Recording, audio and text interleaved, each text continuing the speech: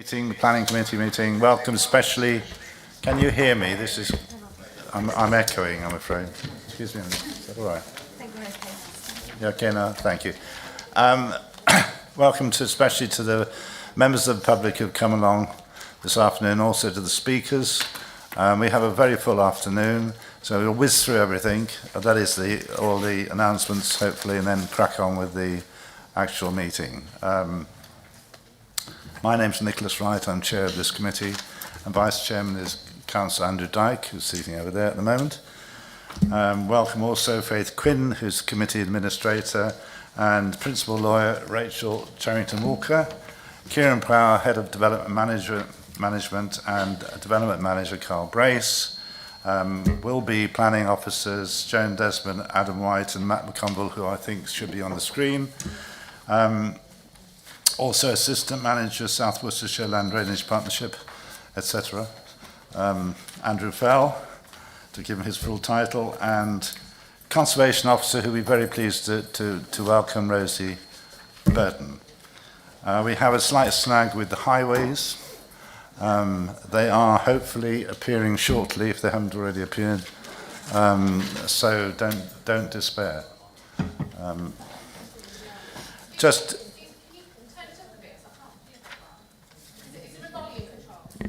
You can't hear me? Yeah, it's not quite loud enough. I'm just turning it up. Right, okay. Can you hear me now? I should shout. That's too loud. How are we doing now? Can you hear me now?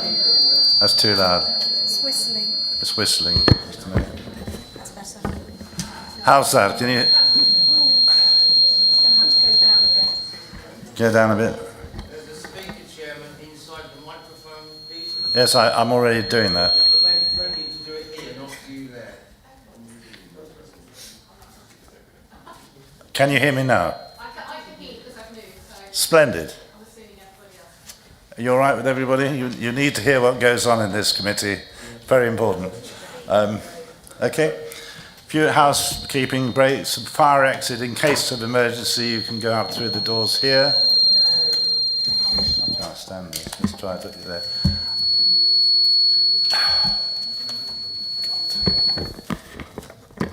And also where you came in on the doors there.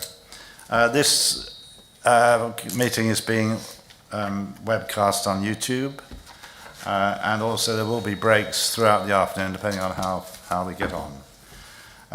For those members, when we do have a break, there's tea and coffee in the shower room for you. Okay.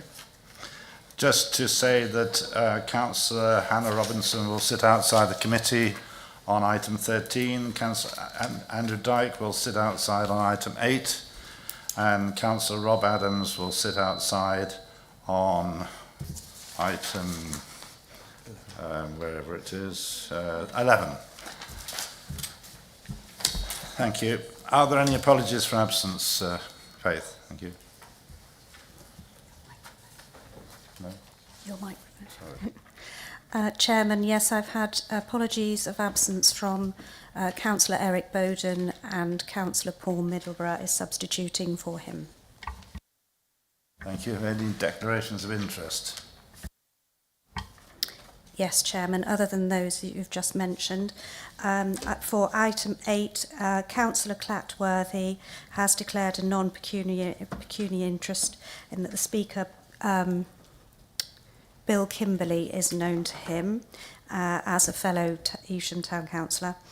For item 9, Councillor John Clatworthy has declared a non-pecuniary interest. The Speaker, Sarah Devereux, is known to him. And Councillor Andrew Dyke for item 9 has declared a non-pecuniary interest. His son lives adjacent to the boundary at Hither Green.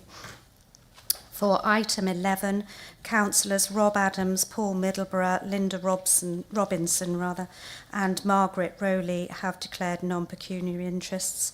The Speaker, Neil Pearce, is a former planning officer of the Council. Councillors Rob Adams, Paul Middleborough, Linda Robinson and Liz Turier have declared non-pecuniary interest. The Speaker, Councillor Janet Butterworth, is known to them. And for item 13, Councillor Emma Kersey has declared a non-pecuniary interest. The Speaker, Wendy Hopkins, is known to her. Are there any other disclosures of interest from the committee members? No? Thank you very much. You will have received the minutes for the last meeting held on the 27th of March. Are there any alterations to be made to these minutes? Can I therefore have a proposal for adopting? Thank you, John Clatworthy. Seconded by, can I have a seconder? Thank you, Councillor Dawkes. Thank you. Item 5, the Conservation Area Review, Stoulton. You must remember that we had discussed this in February 2024, and it's come back, but having been altered and changed. And I'm very pleased to welcome Rosie Burton, who's the Conservation Officer, just to take us briefly through this item.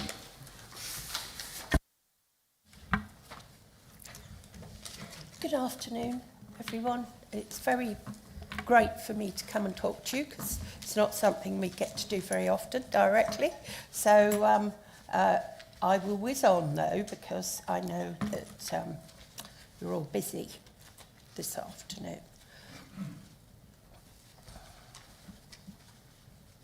So this relates to the boundary review and the results of the public consultation that we carried out late last year. It relates to the character appraisal and a management plan, and then there'll be time hopefully for some questions. Conservation areas come under the 1990 List of Buildings Conservation Areas Act. They're defined as an area of special architectural or historic interest, the character or appearance of which is desirable to preserve or enhance. The Council has a duty to review conservation areas over time. So English heritage, not English, sorry, that shows how old I am. Historic England have produced guidelines which are very helpful relating to how to draw up conservation area designations, appraisals and management plans, and the document that we were using has followed those. We have 64 conservation areas in Wychavon, and we are making our way through from time to time. We have a model format to make certain that there's a robust consistency throughout the authority. This map shows in grey, the grey part is where the original conservation area was. Sorry, moved on.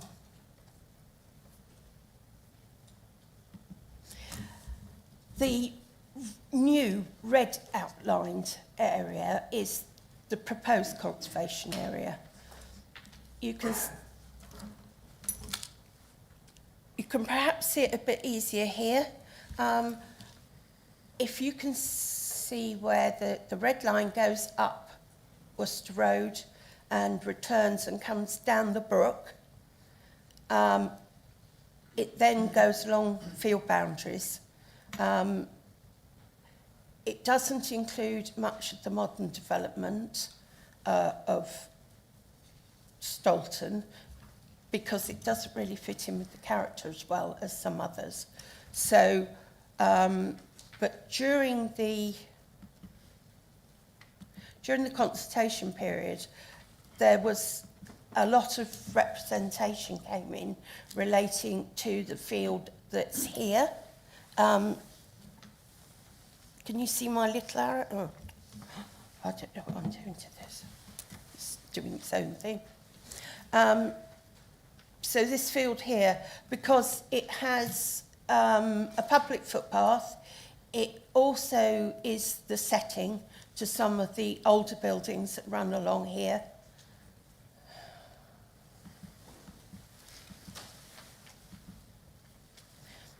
So during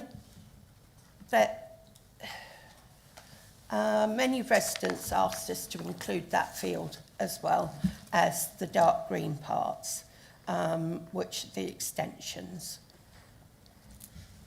So we have to describe what the special interest is, and the summary of that relates to the development of the village as a settlement, historic farmsteads and the immediate landscape. There's an important and prominent connection between built and natural environments and Stoulton, and this gives a very strong sense of place.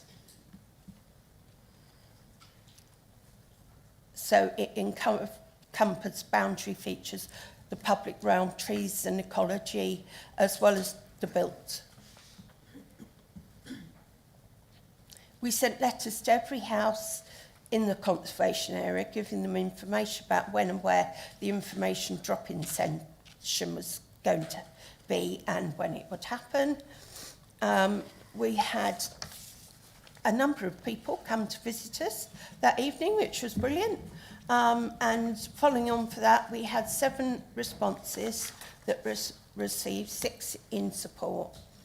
There was one which asked us to remove their building, but their boundary feature was one of the old boundary features. Although it's a modern house, the boundary itself is very prominent and it's right by the church. So I explained to them why we would like to keep it in, and we didn't receive any further comments from them. So I'm asking you to make recommendation to who is it that they goes to? To endorse the review to take forward to full council. Yes, if you can approve that to go up to Cabinet, I would be grateful. Thank you very much. Are there any questions to ask Rosie Burton? No? So the proposal then is to support suggested amendments to the Stoulton Conservation Area boundary, that they be approved, the adoption of the draft character appraisal and management plan as a supplementary planning document. Yes, sorry, were you going to? I'd like to speak as a local member, if I may, Chairman. Yeah, okay, fine, thank you. Shall I do that now? Thank you. Thank you. I was looking at the code of practice, and I was just checking that there was no one here who wished to object or speak in support. Rosie, thank you very much for your hard work on this. The residents have appreciated it, and the reason that they're not here en masse is they're generally embracing it. Very much so. So they're very pleased with your findings and the results, and putting in that little extra bit that sort of rounds it off. So for that reason, I'm happy to propose the application. Thank you. Thank you, Chairman. Thank you. Councillor Middelburg. Thank you, Chairman. Since it's been proposed, I will second the proposal. And can I just say, I think it's been a really good exercise that's gone through in Stoulton, and it's gone through very well. It was about time it was done. We've got more to do, and I know there will be other conservation areas who are jealous of what's actually happened in Stoulton, and I hope we can keep producing them so that we can have them all updated as quickly as possible. Thank you. Thank you, Councillor. Are there any other comments before we just vote on this? I'm sorry I didn't include you, Councillor Robinson, earlier on as a ward member. Rachel, would you like to sum up? Thank you. Thank you, Chair. Members and Chair, if I can just clarify something with you. The proposal is that the Planning Committee recommends that the suggested amendments to the Stoulton Conservation Area boundary be approved, and recommends adoption of the draft character appraisal and management plan as a supplementary planning document. Is everybody happy with that? All those in favour, please raise your cards. 1, 2, 3, 4, 5, 6, 7, 8, 9, 10, 11, 12, 13, 15 in favour. That's unanimous, Chair. Motion is carried. And thank you, Rosie, thank you very much. Item number 6. Most of you will have heard, if you've come to these meetings before, me say actually the same thing every meeting. The applications need a lot of work before they come to this committee, not only by the individual planning application, but we're also, there's a whole list of planning acts, the Town and Planning Act, Country Planning Act, the Planning, Buildings and Conservation Area Act, and other related acts, the National Planning Policy Framework, the Planning Practice Guidance, Waste Course Strategy, the South Worcestershire Development Plan and supplementary planning documents, neighbourhood plans as relevant, and other decisions of the Secretary of State. And the reason why I say this is because a lot goes into it before it reaches the committee, and that some of the decisions you might not like at all. But unfortunately, that's the way it is. I would ask you to respect the committee's decisions, even if you don't like the result. Hopefully you do like the results, but it is in difficult times when we need an immense amount of housing. For those who are public speaking, thank you for coming to speak. Most of you know these rules. We allow 3 minutes for town and parish councils, 3 minutes for those objecting to the proposal, and 3 minutes for those in support of the application. And if there are more than one speaker, you will be still limited to 3 minutes, so you'll have to divide it between you. There's more than one. Most of you know how it works. We introduce the planning item, speakers will come forward, and then the planning officer will go through the application, and then the parish or town council will be asked to speak for 3 minutes, then the objectors, then the supporters, and then you'll be questioned by the ward members, one member, and then the committee. And then it'll be open to debate. That's how it works, hopefully. So we'll briefly move quickly on to item number 8. And this is one which was brought back. It was deferred in, I think, February. Planning application 23/0/16, land at Highfield Road, Evesham, 30 affordable residential dwellings with access via Highfield Road. And we have 3 speakers for this item. Councillor Bill Kimberley from Evesham Town Council, Mr. Stuart Jackson and Ms. Katie Parsons. If you'd like to come to the front and sit in respective seats, thank you.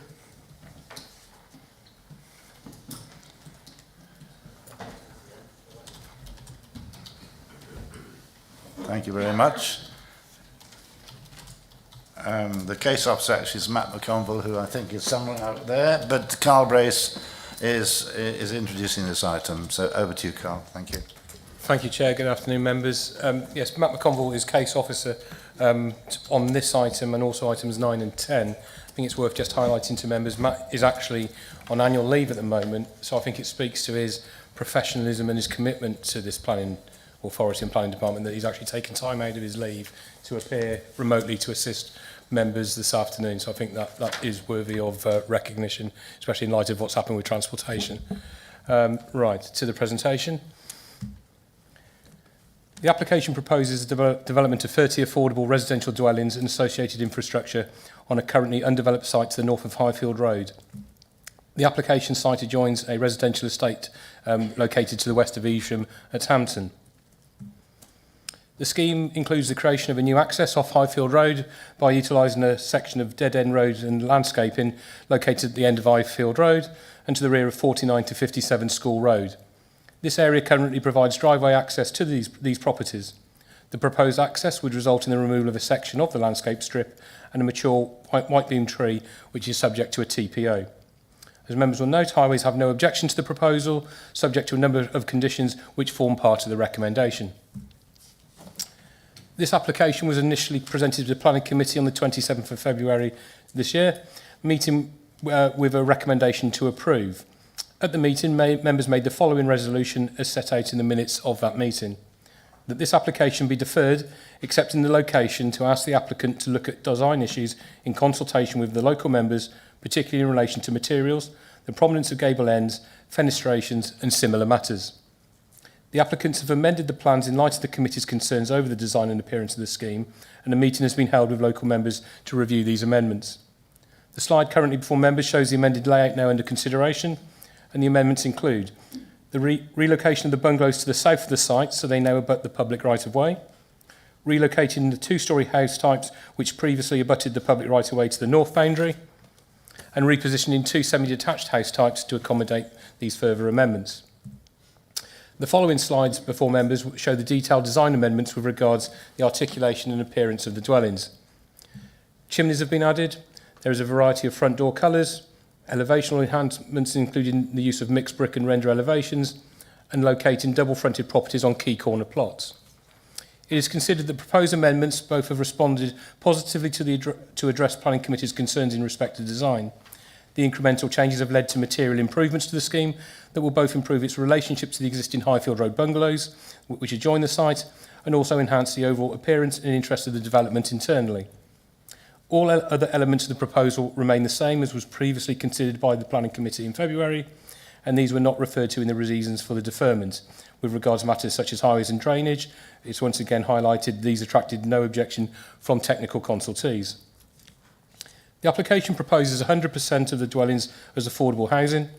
The Council's Housing Department has reviewed the revision and confirmed that it is acceptable. The provision of the affordable units is in accordance with the Council's requirements and will be secured in a Section 106 agreement. Significant weight is applied in the planning balance to this provision, having regard to both the Council's housing land supply position and the wider situation regarding affordable housing provision both in district and nationally. For the reasons set out in the report, it is not considered that any negative impacts of the proposal would be so significant as to outweigh the positive benefits of the proposals, and as such the development is considered to represent sustainable development.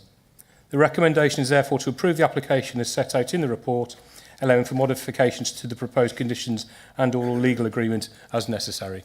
Thank you, Chair. Thank you, Carl. Councillor Kimberley, you have 3 minutes. Thank you. Thank you, Mr. Chairman. Mr. Chairman, committee members, I'm Bill Kimberley from Evesham Town Council Planning.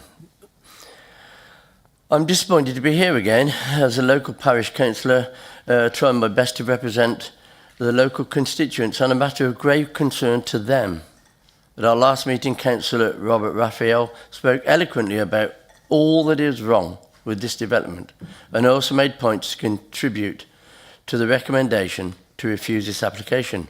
We were sidetracked by a recommendation to alter the look of the houses and to try and stop Highfield Road residents in the bungalows being overlooked and intimidated. The point is, these houses are going to be built in the wrong place with great distress to local residents. We don't want an altered design or a reshuffle of building plots. We want a refusal, as the access road to this development will be inadequate. The extra traffic that will be generated by these houses will overwhelm Highfield Road, which already has some parking problems. This is not NIMBYism. It is just a badly conceived project that does not fit into the local community. There seems to be a glaring absence of county highways in these discussions. Are they just sat in an office looking at the papers, as there has been no report by local residents that a site visit has been completed? As they wanted to comment to the officers that the proposed access is too narrow for two vehicles to pass comfortably. There is, I believe, a policy SWD P21 which states that new developments should not have an adverse impact upon existing neighbours. This reshuffle does not answer that simple problem. Look after your established residents' interests first. I was disappointed at our last meeting when our argument seems to collapse, as we did seem to have quite a lot of support. When members were threatened with legal appeals, and that threatened action should not intimidate the committee. This is not a good plan in this area. Hampton is not against extra housing. Great Hampton has had well over 1,000 houses built in the last few years in what was a small community, and it was all built on horticultural land and orchards, and the whole nature of the area has been compromised. And this is one of the worst proposals so far, because it just does not fit. Thank you. Thank you, Councillor Kimberley. Mr. Stuart Jackson, you have 3 minutes, thank you. Thank you. So, nice to see you again. First of all, I'd like to say to the councillors, thank them for the recommendation of the redesign. If the proposal were to go agreed, the new plan is far more aesthetically pleasing, less intrusive, and would enable more light to the estate and help retain a feel of countryside path footway for all users. However, while this plan may be better, it's still less. The issue of suitability of location must surely be addressed. Here we have a proposed accommodation for people in need of social housing. Researching on government.uk and Equalities Act 2010, people in this group, people with more specific needs, people with disabilities or special needs. Mobility aids such as wheelchairs and walking frames is accommodated by 2 of the proposed bungalows, designated M3, pushchairs and prams, secondary support for external providers such as carers and caring groups, and also ease of access to basic services such as hospitals, local primary school and Riverside. To access these services, residents must need to use the steep hill that is Highfield Road. A report provided by government.uk entitled Mobility, a guide to best practice of access to pedestrian and transport infrastructure, says that the gradient should not exceed 1 in 20. Highfield Road not only has the 3 90-degree angles that we've spoken about before, but also a 30-metre stretch of road with an incline of 1 in 10.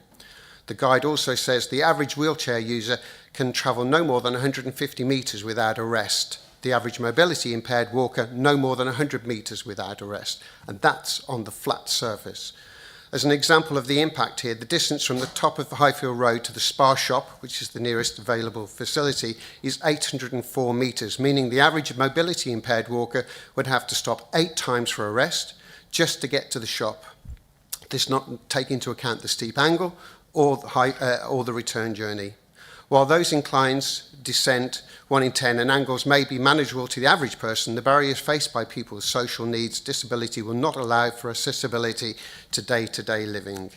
There was a question back in 2010 about, from SDG about confirming that the access for the first 10 metres should be no more than 1 in 20. We've done our own investigation and we believe it is actually 1 in 15, but that doesn't seem to be addressed. In summary, I would hope the councillors will reject this plan on the basis that the location is unsuitable for the very people for whom it is proposed.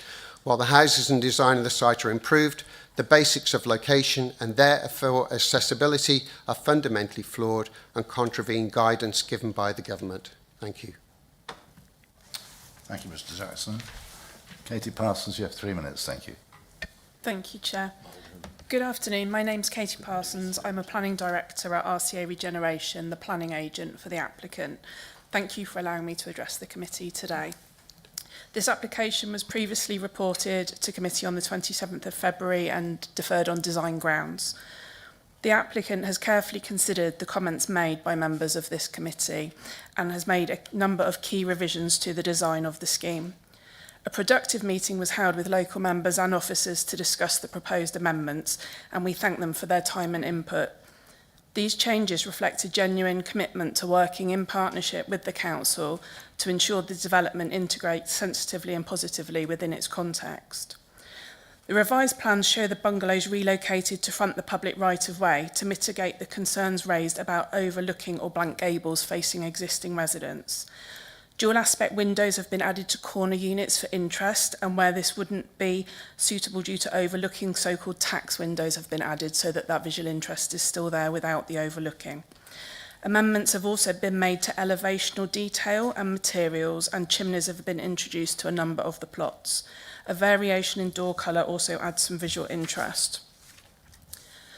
Other than the comments from the planning committee on those design grounds, there weren't any objections from or amendments required by statutory consultees or any outstanding technical matters.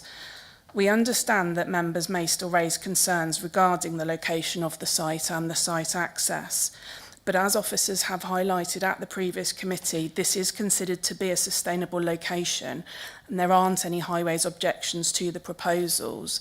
The highway standards have been met as a result of discussions between the Highway Authority and the Highway Consultant. There were a number of amendments to make sure that the proposals met their required standards. The only reason for deferral, therefore, was design, which has been addressed. This is a sustainable location and this is a well-designed scheme providing a range of much-needed affordable homes for local people. We have worked positively and proactively with local members and officers to ensure that all of the design comments made previously have been addressed, and we hope that members can now support this application. Thank you. Thank you very much. Board members for this area are Councillors Raphael, Dyke and Clatworthy. Have you questions for the speakers or to the case officer? Robert Raphael, thank you. Thank you, Chairman. It might not be a question, it's a question for Katie, if I may. I appreciate you might not be able to answer, and it's not particularly a planning issue, but could you tell me who the applicant is?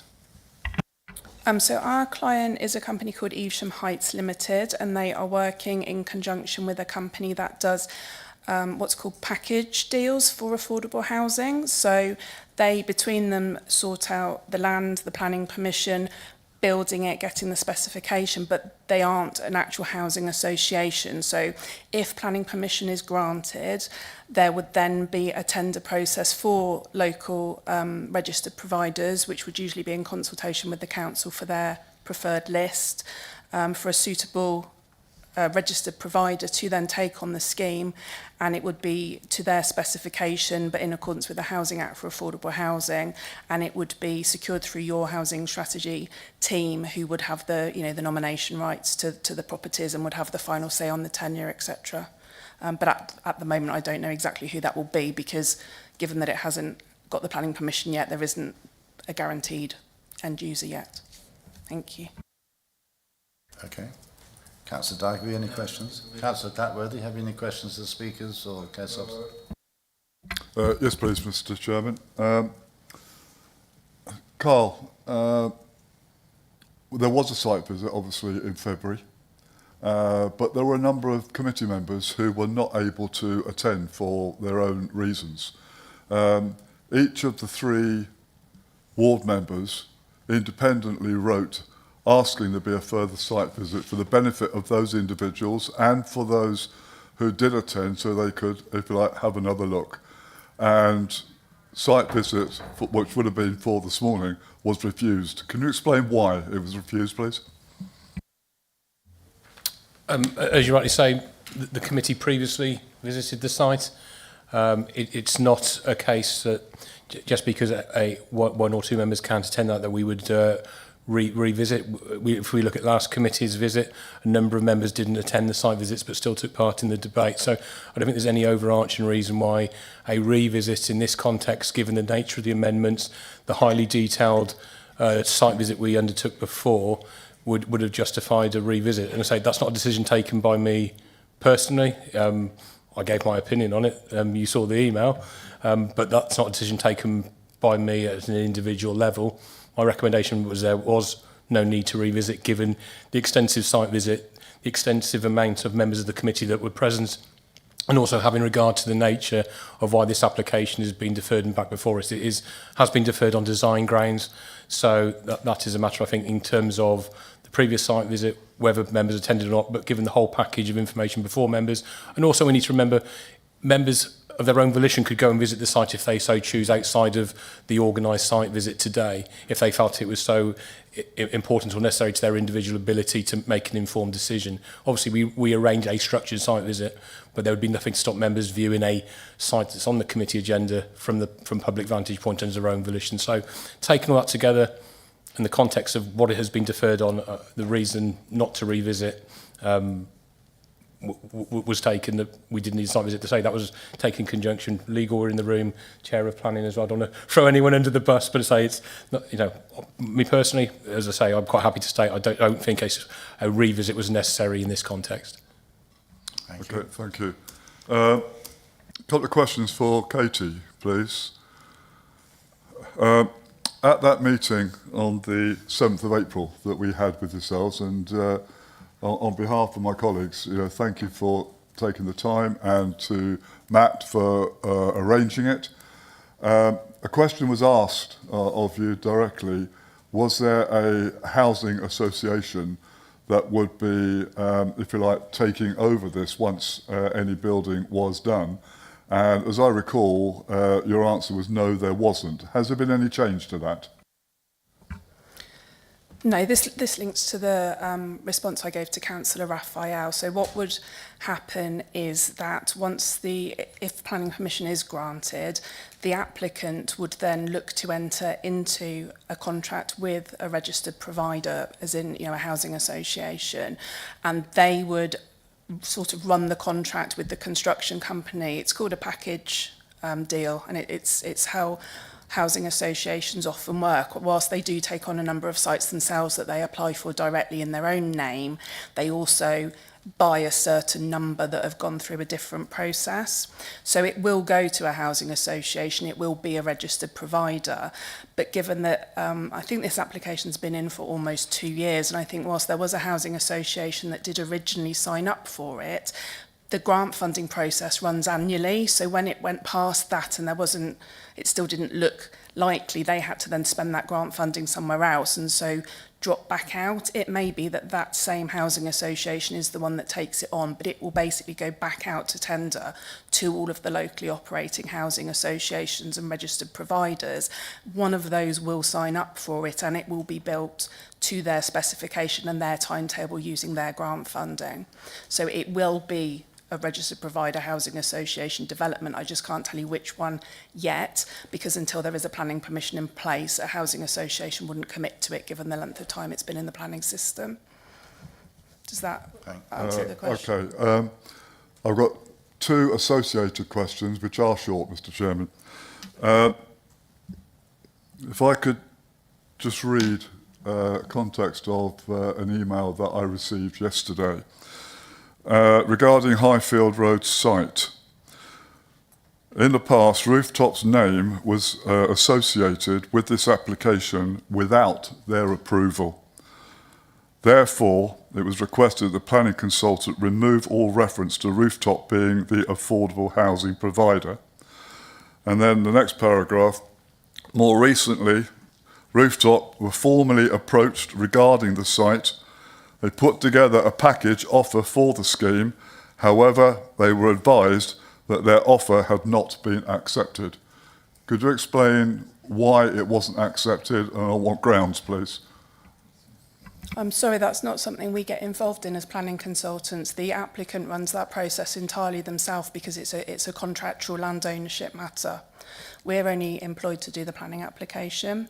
So whilst I know what the process is, we're not actually involved in it for our clients. So I don't know. I mean, obviously it's something that I can find out, but it's who the end user's going to be isn't pertinent to the planning application. No, I think, can I just butt in here? I don't think that's a planning question, John.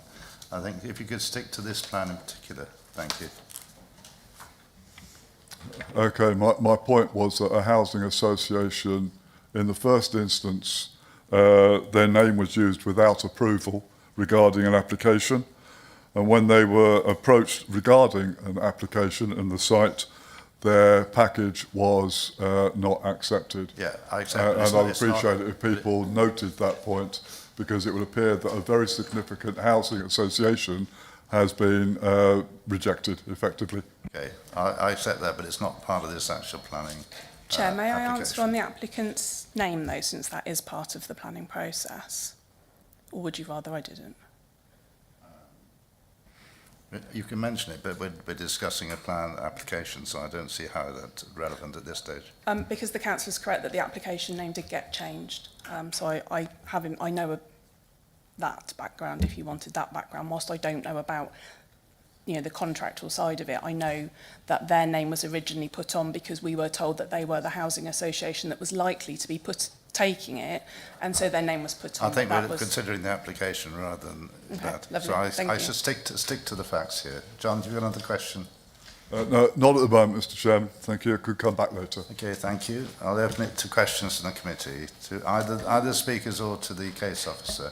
Councillor Turrier, followed by Councillor Sims. Question to Matt, please.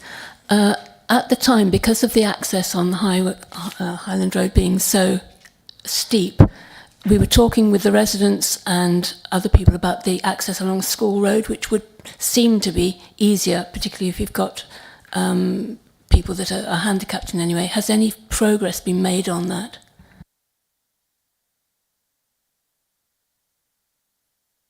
Matt, are you there? You're on mute. Hi. Hello, can you hear me? Hello? Hello? Can you hear me? Yes. Oh, great. Thank you. Yes, so in terms of that access along School Road, that land's owned by, well, partly owned by the properties, the School Road properties along which abut it really. So there's a multiple number of sort of third party ownerships across that land.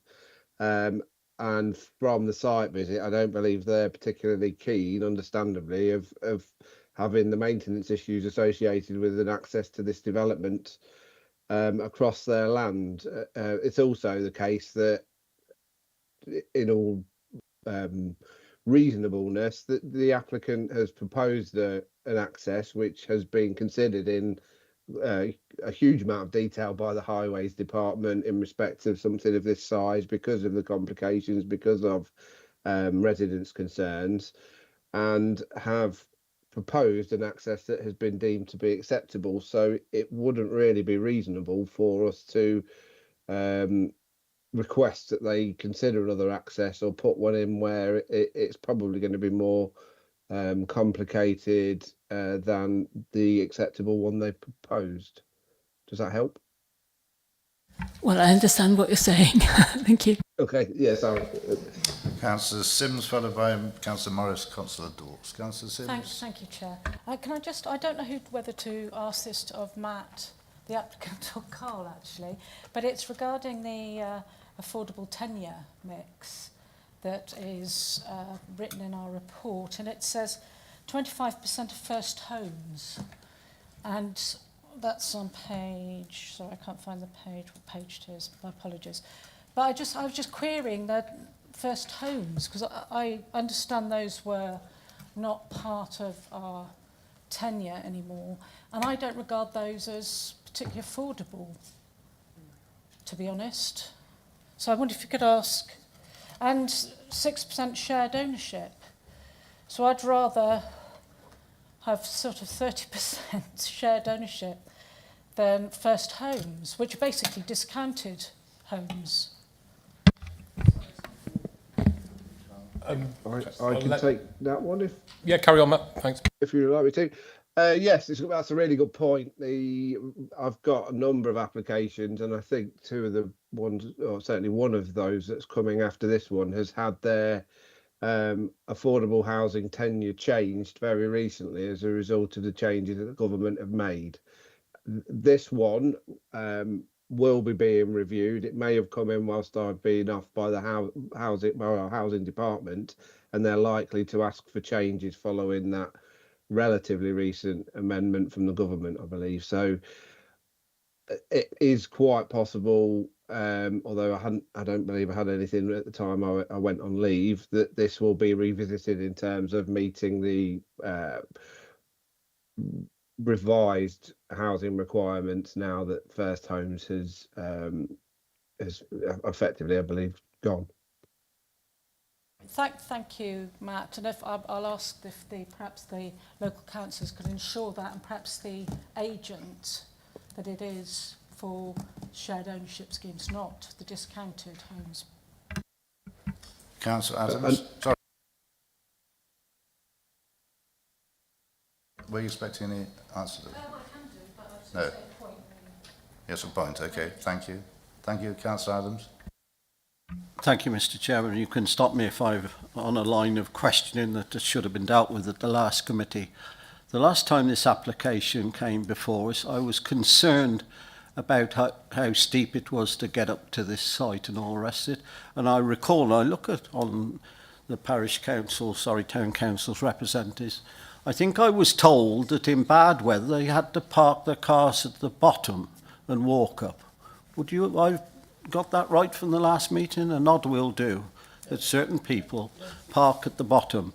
So thinking that, and it's access this, I would like, thinking that there's going to be another 30 dwellings up there, or could be if we pass it today, then is there any way we can help a little bit by this highway salting this up there, or doing something with that under bad weather? Because if a number of cars are being parked in bad times because how steep it is, and then you add another 30 cars to it, by Jove, it's going to clog the whole area up, isn't it?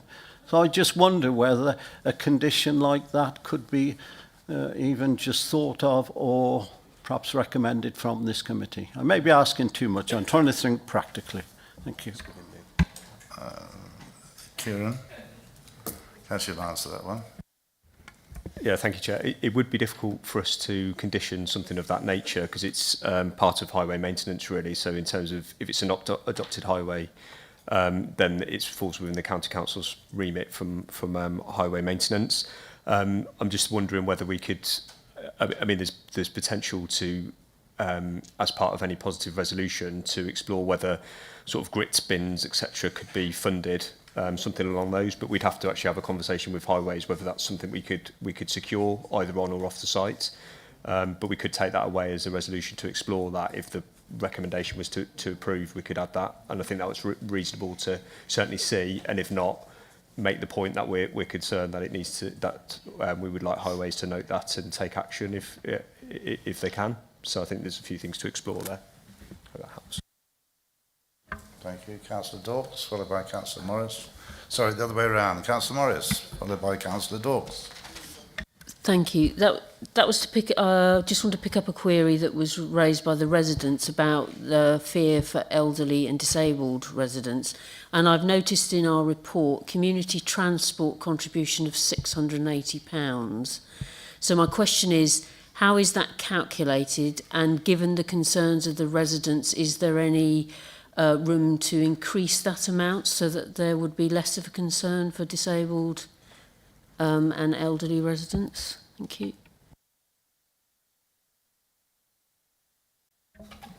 I believe it's calculated through sort of per dwelling, so it's based on a formulaic way in which they deal with it. Then it essentially goes into a pot to support community transport within the area. So it's dealt with it in that way. I think it would be difficult, really, the way that it works in that sense, that it's not necessarily that it improves traffic or community transport directly to door, although of course that could be part of it with the Worcestershire On Demand service, etc. But I'm not sure what the coverage for that is either, as you'll appreciate. It's slightly outside my remit. So, thank you, Councillor Dawes. Thank you, Chair. I'd just like to ask the local ward members if they're happy with the changes that have been proposed since the last deferral. Well, we'll come to you in a minute, ward members. Are there any more questions from the committee for the moment to the speakers? No? Would you have any more further questions, Councillor Raphael or Councillor Dyke? Councillor Clatworth, do you have one, do you? No? Not at this moment.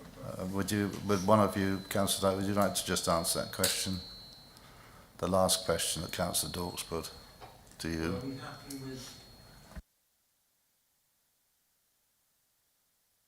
that there? It's significantly better than it was before.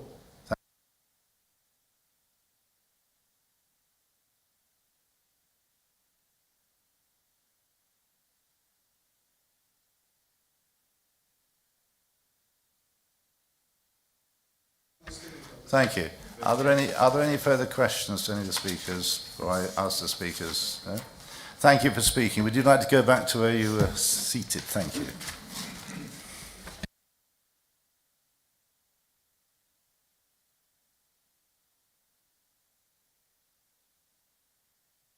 to ask the board members to address the committee. I think, Councillor Raphael, were you going to address the committee first, then followed by Councillor Dyke, then followed by Councillor Clatworthy? Councillor Raphael. Chairman, may I firstly add to my colleague's disappointment that this application was not included on this morning's site visits. Despite a unanimous request from all 3 ward members, I want to echo my colleague's sentiments on this point. The absence of a site visit sends the wrong message to our residents. It suggests a lack of seriousness in how we consider applications that affect their daily lives. Last time this application came before us, I recall that 3 members of this committee were unable to attend the site visit, yet still voted. Let me be clear, that's not a criticism of those members. Rather, it underscores why including this in today's site list would have demonstrated to the public just how committed we are to transparency, fairness and local democracy. I can only assume, Chairman, that the decision not to hold a site visit maybe had something to do with the awkwardness of driving a minibus up the steep incline and weaving between the traffic parked in Highfield Road. It's just a thought, but I'll leave it there. Chairman, when I last addressed this committee on this matter, I said that the application had 2 fatal flaws: location and location. And although this design has seen some improvements, the core issue is its location, which remains unchanged and is unchangeable. Let me explain why I still believe this is the wrong location. This site lies atop one of the steepest residential roads in Evesham. Despite no objection from Highways, their own streetscape design guide clearly states the importance of designing streets that are accessible and safe for all users, including pedestrians, cyclists, and those with mobility issues. GPS data confirms this road has a 1 in 10 incline. Walking or cycling here is a challenge for the physically fit, never mind the elderly, the disabled, or parents pushing buggies. We already know it is treacherous during ice and snow. This proposal is for 100% social housing, bungalows, maisonettes and starter homes. That means it's likely to house vulnerable groups, older adults, people with disabilities and young families. So I ask you, do we really want to put those residents at the top of a hill that becomes dangerous in winter and is difficult all year round? Do we really expect parents with toddlers and shopping bags to climb this slope every day? And what of the impact on the existing community? Highfield Road and School Road already struggle. Water pressure is unreliable, the sewer system is overburdened, parking is chaotic with multiple car holders lining narrow streets that were never designed for this volume of traffic. This development will only make matters worse. The proposed access point through a hedge between 57 School Road and 47 Highfield Road would remove a TPO protected tree and push a public roadway right up against the back gardens of homes on School Road. The applicants themselves have admitted that number 57 would lose vehicular access to his property, something enjoyed by the householder for the past 55 years. That's not progress, that's disruption. My council colleagues made an important point that if this were a commercial development, no one would buy a home here. So I ask you, if it's not good enough to sell, why is it good enough to build? Members, I urge you, refuse this application. It is fundamentally the wrong site. And should this design go to appeal, which we've already heard is possible, I am confident that any planning inspector who climbs Highfield Road, looks at that access, sees the strain on local infrastructure and considers the well-being of future residents will support your decision. Please do the right thing for Hampton, for Evesham and for Wychavon. Reject this application today.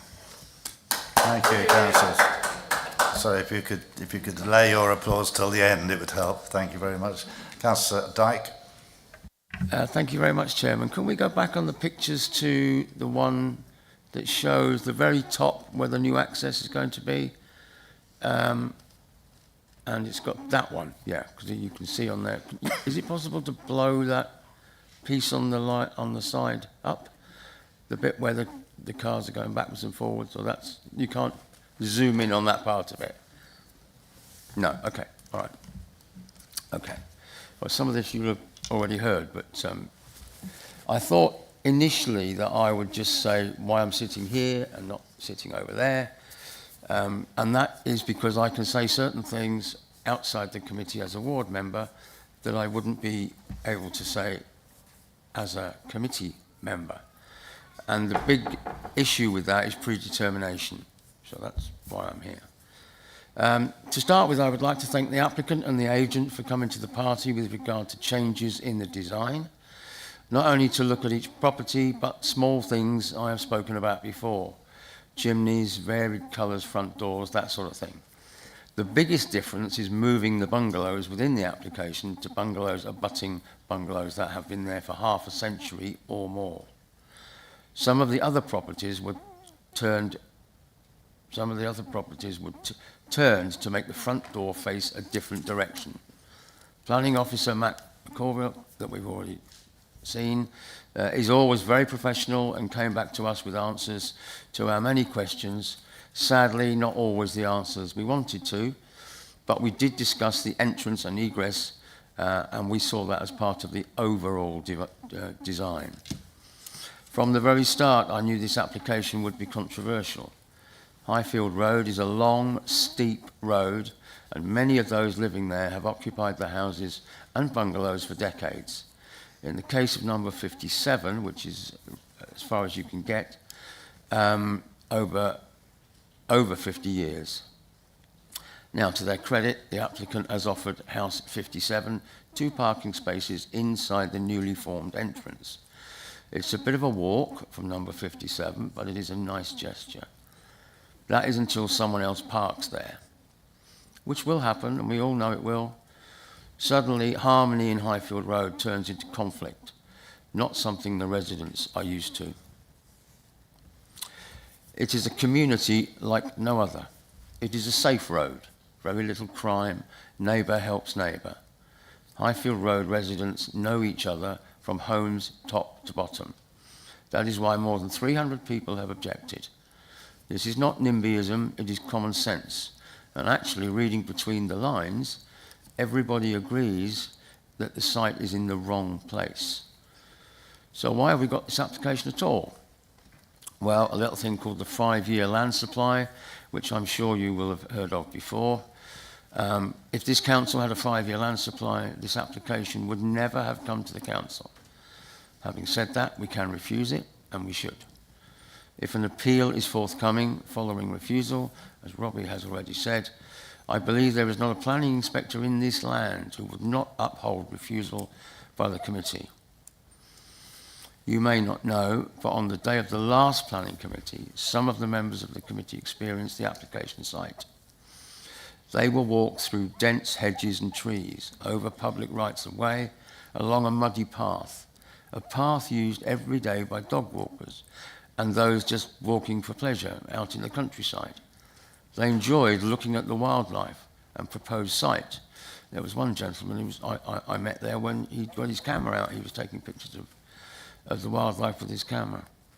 Apparently, muntjac deer have been sighted. The wildlife is an important part of the countryside. I wonder where the muntjac will go when houses and tarmac cover their home. This application is outside the boundary, so in open countryside, which means it conflicts with SWDP2. Not all committee members were able to attend the site visit, but the ones that were looked at the very field which is going to be destroyed by this application. Every screw and nail, every brick and cement, every piece of wood, large and small, come into the site through a new widened gap in the hedge. The entrance has to be completed first. That means tarmac and all the smells and loss of air quality that comes with it. The committee saw how close to the entrance and egress some of the residents will be living. They saw the well-established, large, lovely tree, which you can just see on the left of it up there, which is coming down to widen the area suitable for cars, lorries, huge, big diggers, the list goes on. One of these residents has been parking his car outside his house for around 50 years. Not anymore if this application is approved. Think of your own situations. Where do you park? Where does your family park? Now, overnight, think about somebody, you move your vehicle somewhere else, maybe a long way away, along a steep hill. Now add a disability or two. Add someone that walks with a cane. Add a mum with 2 children, one in a pram. Add snow and ice. You're now getting the picture. You're now getting the picture. I've learnt something today. I didn't realise the Highfield Road was 1 in 10, I think was said earlier. I asked for that information, but couldn't get it. So 1 in 10 is a steep hill.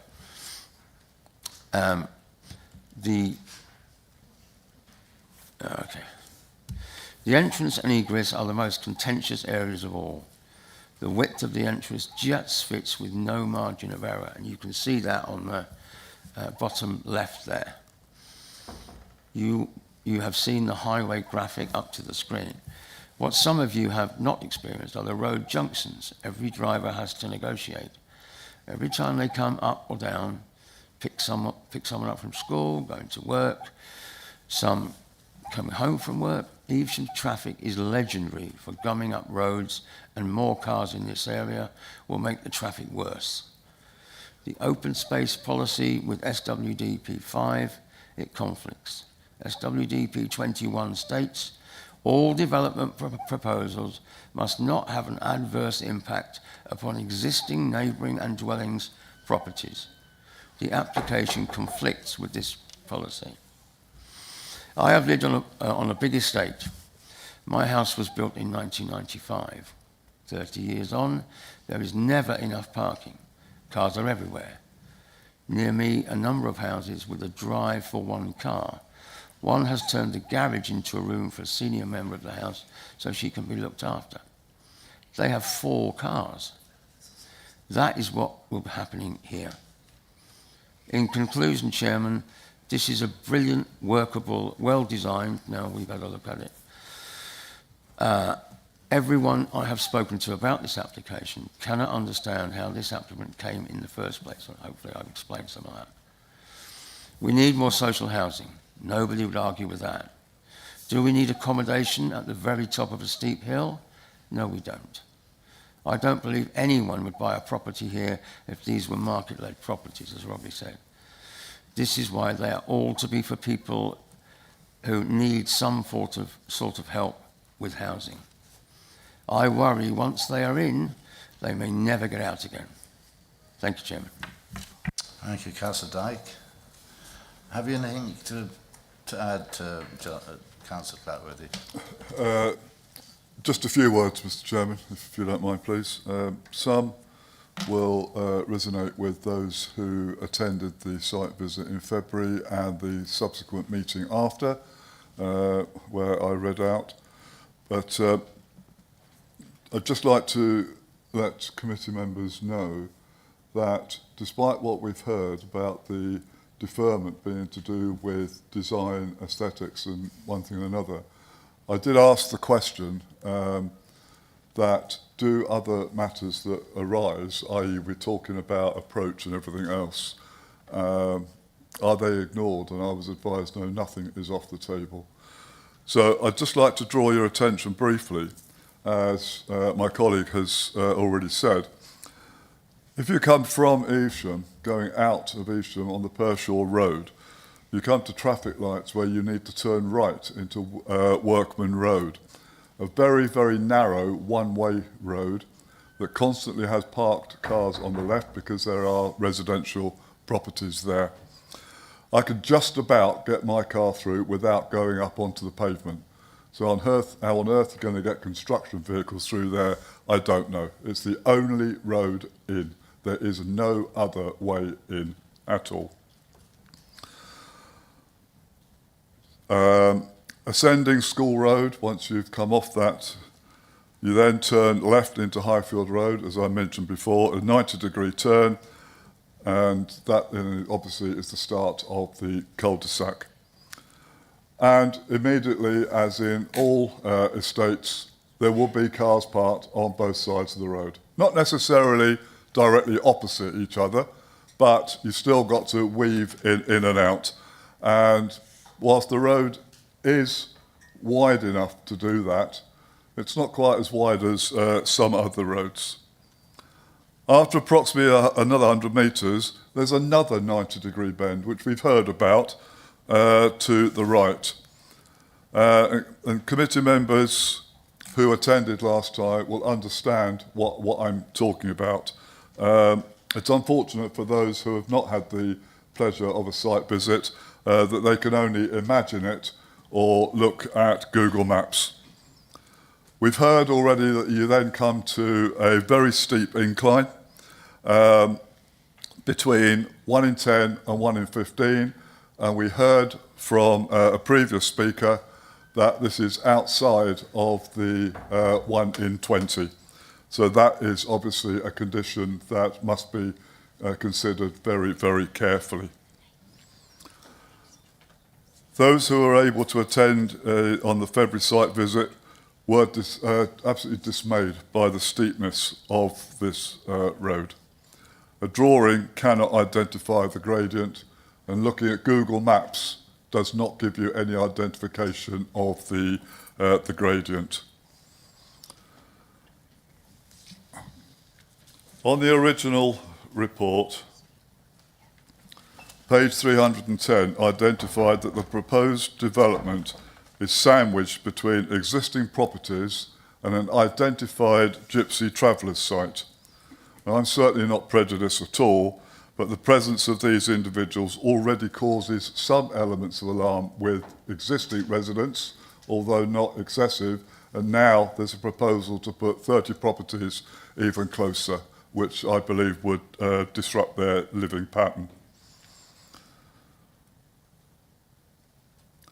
As has already been identified, if this proposal is agreed, page 310 identified that the proposal would limit the ability of number 57 to park on the access track outside of its plot and gates.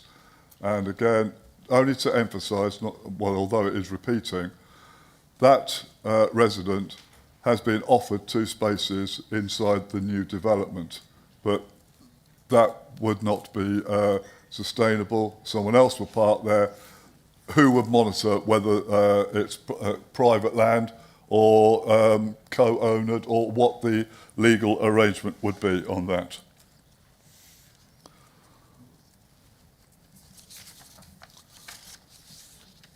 Importantly, and there's only a little bit been said in the latest report, and I did raise this at the last meeting, but with very little response from anybody. But on page 318 of the original report, identifies a significant Middle Iron Age, early Romano-British occupation that's been identified. Evidence from the evaluation has thrown light upon prehistoric agricultural practices. I've since learnt, following the meeting that we had with the applicant and the team on the 7th of April, that there would have to be an archaeological survey undertaken, and I believe it's in the conditions of the current report that there would have to be scans, there would have to be digs, trenches, evaluations made, reports made before a single spade could go in the ground anywhere near the proposed development. I go on now to... Can I just interrupt you? Are you going to be ages, John, doing this? Because I need to open it to debate shortly. About a minute. A minute. I'll keep 30 seconds. Okay. Early years schooling. In that report, updated 2022. Well, we're now in 2025. Page 320 identifies that there will be insufficient spaces for middle school children, just over £52,000 to be used for the provision of educational facilities. Is this based on 2022 estimates or current estimates, or what? It also then talks about the public right-of-way being diverted. Well, those who have seen where it is, I'm not quite sure where it will divert to. I'll now listen to other members' comments before possibly returning, but at this moment in time, Mr. Chairman, I would formally propose refusal of this application. Thank you, Councillor Clatworthy. Kieran, could you just outline the condition attached to archaeological procedures? Yeah, thank you, Chair. There is a condition, condition 6, which is our... sorry, it's not condition 6, is it? Sorry. There's an archaeological works, condition 10, requiring a written scheme of investigation and a number of triggers, which is our standard approach for archaeological investigation on sites where there's it's normally where there's low but some potential to investigate that prior to works. So that's on there to address that point.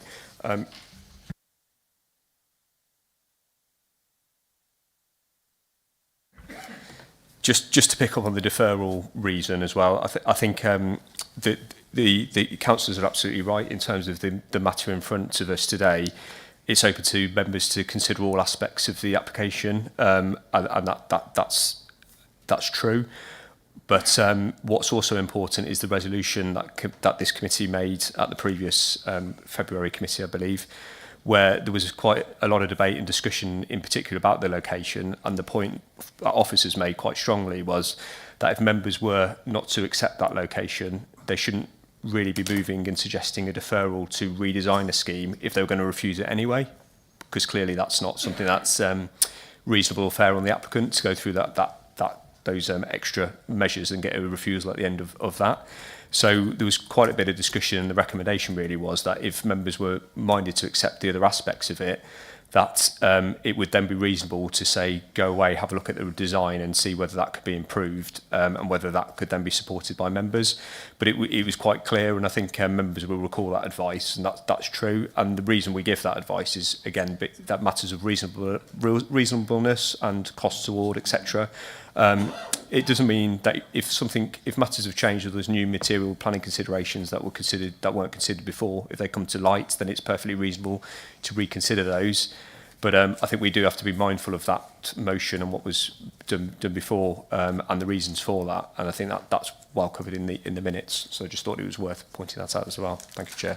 Thank you, Kieran. Just to say to those people who've come from the Hampton that you have 3 councillors who are very thorough. We've heard from all 3 of them in a very professional and thorough way, but thank you for speaking. Before I open it to committee, just to welcome Nigel Gorski from Highways.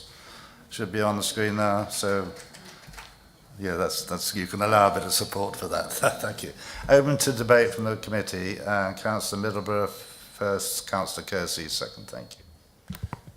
Thank you, Chairman.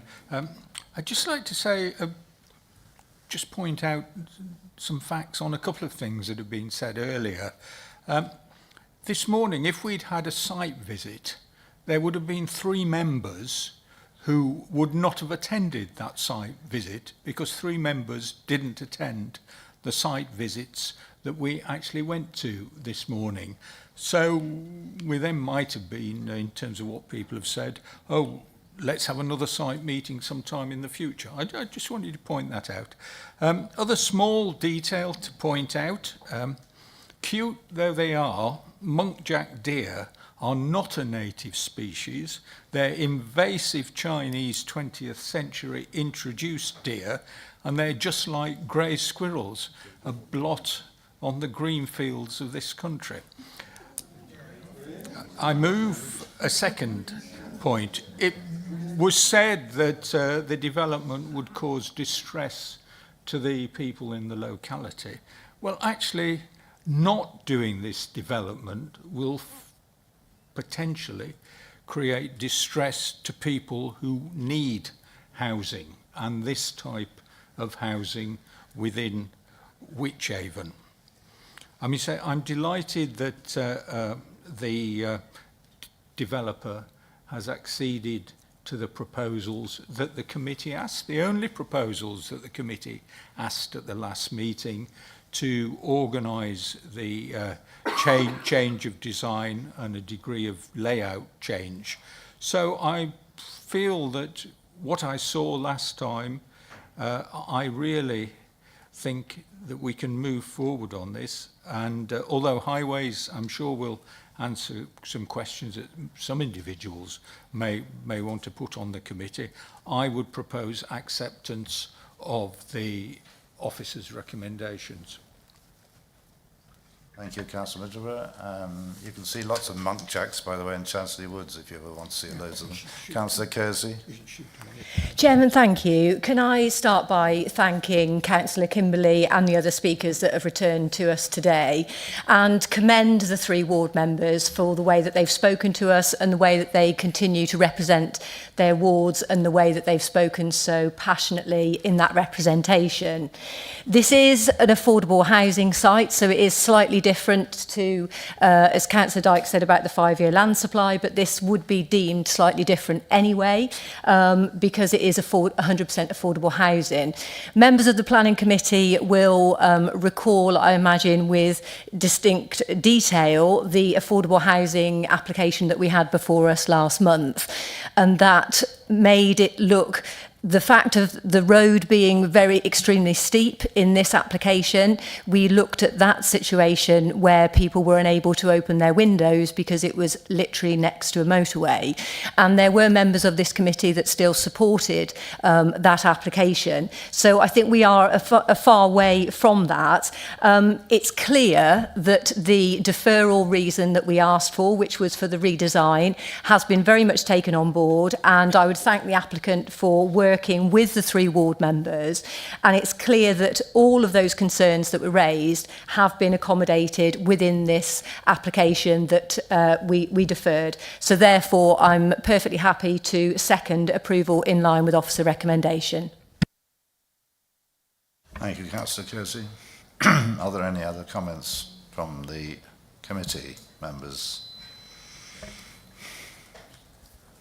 No? Okay.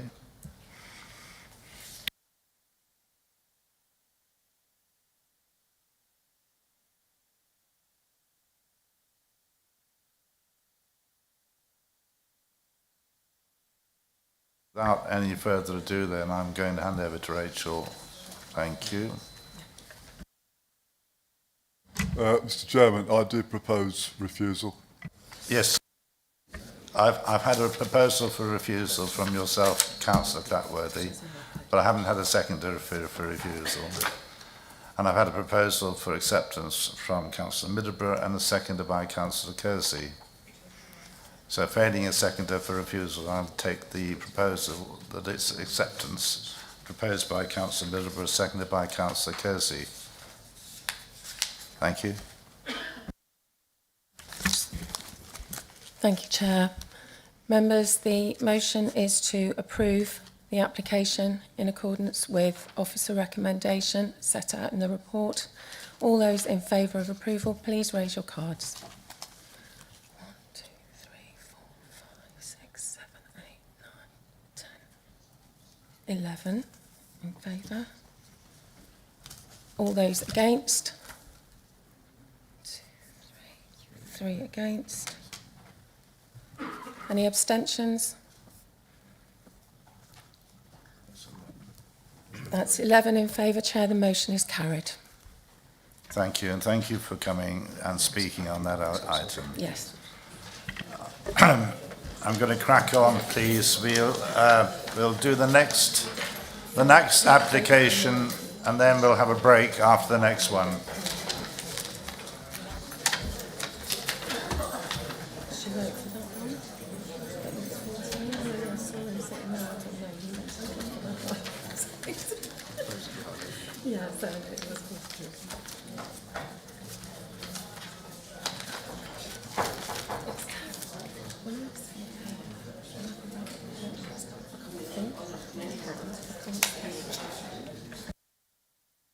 Thank you. If you could settle down and we'll carry on. Thank you.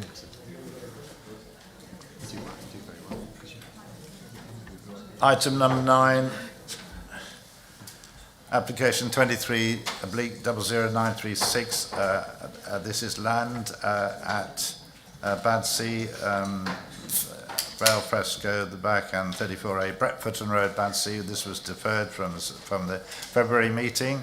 Outline application with all matters reserved for up to 90 residential.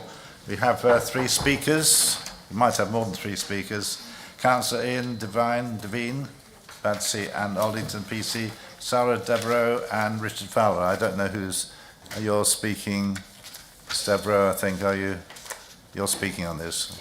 Well, welcome again. And Mr. Eric Pagano and Mr. Ian Painting. You're both here. So you have, it's all right. So you have 3 minutes. Right. There's objectors. Okay. All right. So you, just to recap, you only have 3 minutes between you. Is that all right? Yeah. 3 minutes between you. Okay. Thank you. Planning Officer, again, is Matt McConville, but Carl Brace, I think, is taking this on. So over to you, Carl. Thank you. Thank you, Chair. The application proposes the erection of up to 19 dwellings and associated infrastructure on a 3.92 hectare partial brownfield site located towards the north edge of the primary built-up area of Badsy, located to the south of Bretforton Road. The application is in outline form with all matters reserved except access. The application was initially presented to Planning Committee at the 27th of February 2025 meeting with a recommendation to approve. At the meeting, members made the following resolution as set out in the minutes as follows. This application be deferred in order to seek up-to-date information on air quality and noise, and also to seek a review of the highway information and to look at the density on site. This presentation is intended to provide an update on the progress made since the Planning Committee's decision to defer the application for further consideration of air quality, noise, highways impact and density, and should be read in conjunction with the previous committee report, which is attached as Annex A to the committee report from the April committee in front of you. This includes the policy context, principle, landscape impact, heritage impact, ecological impact and flood management.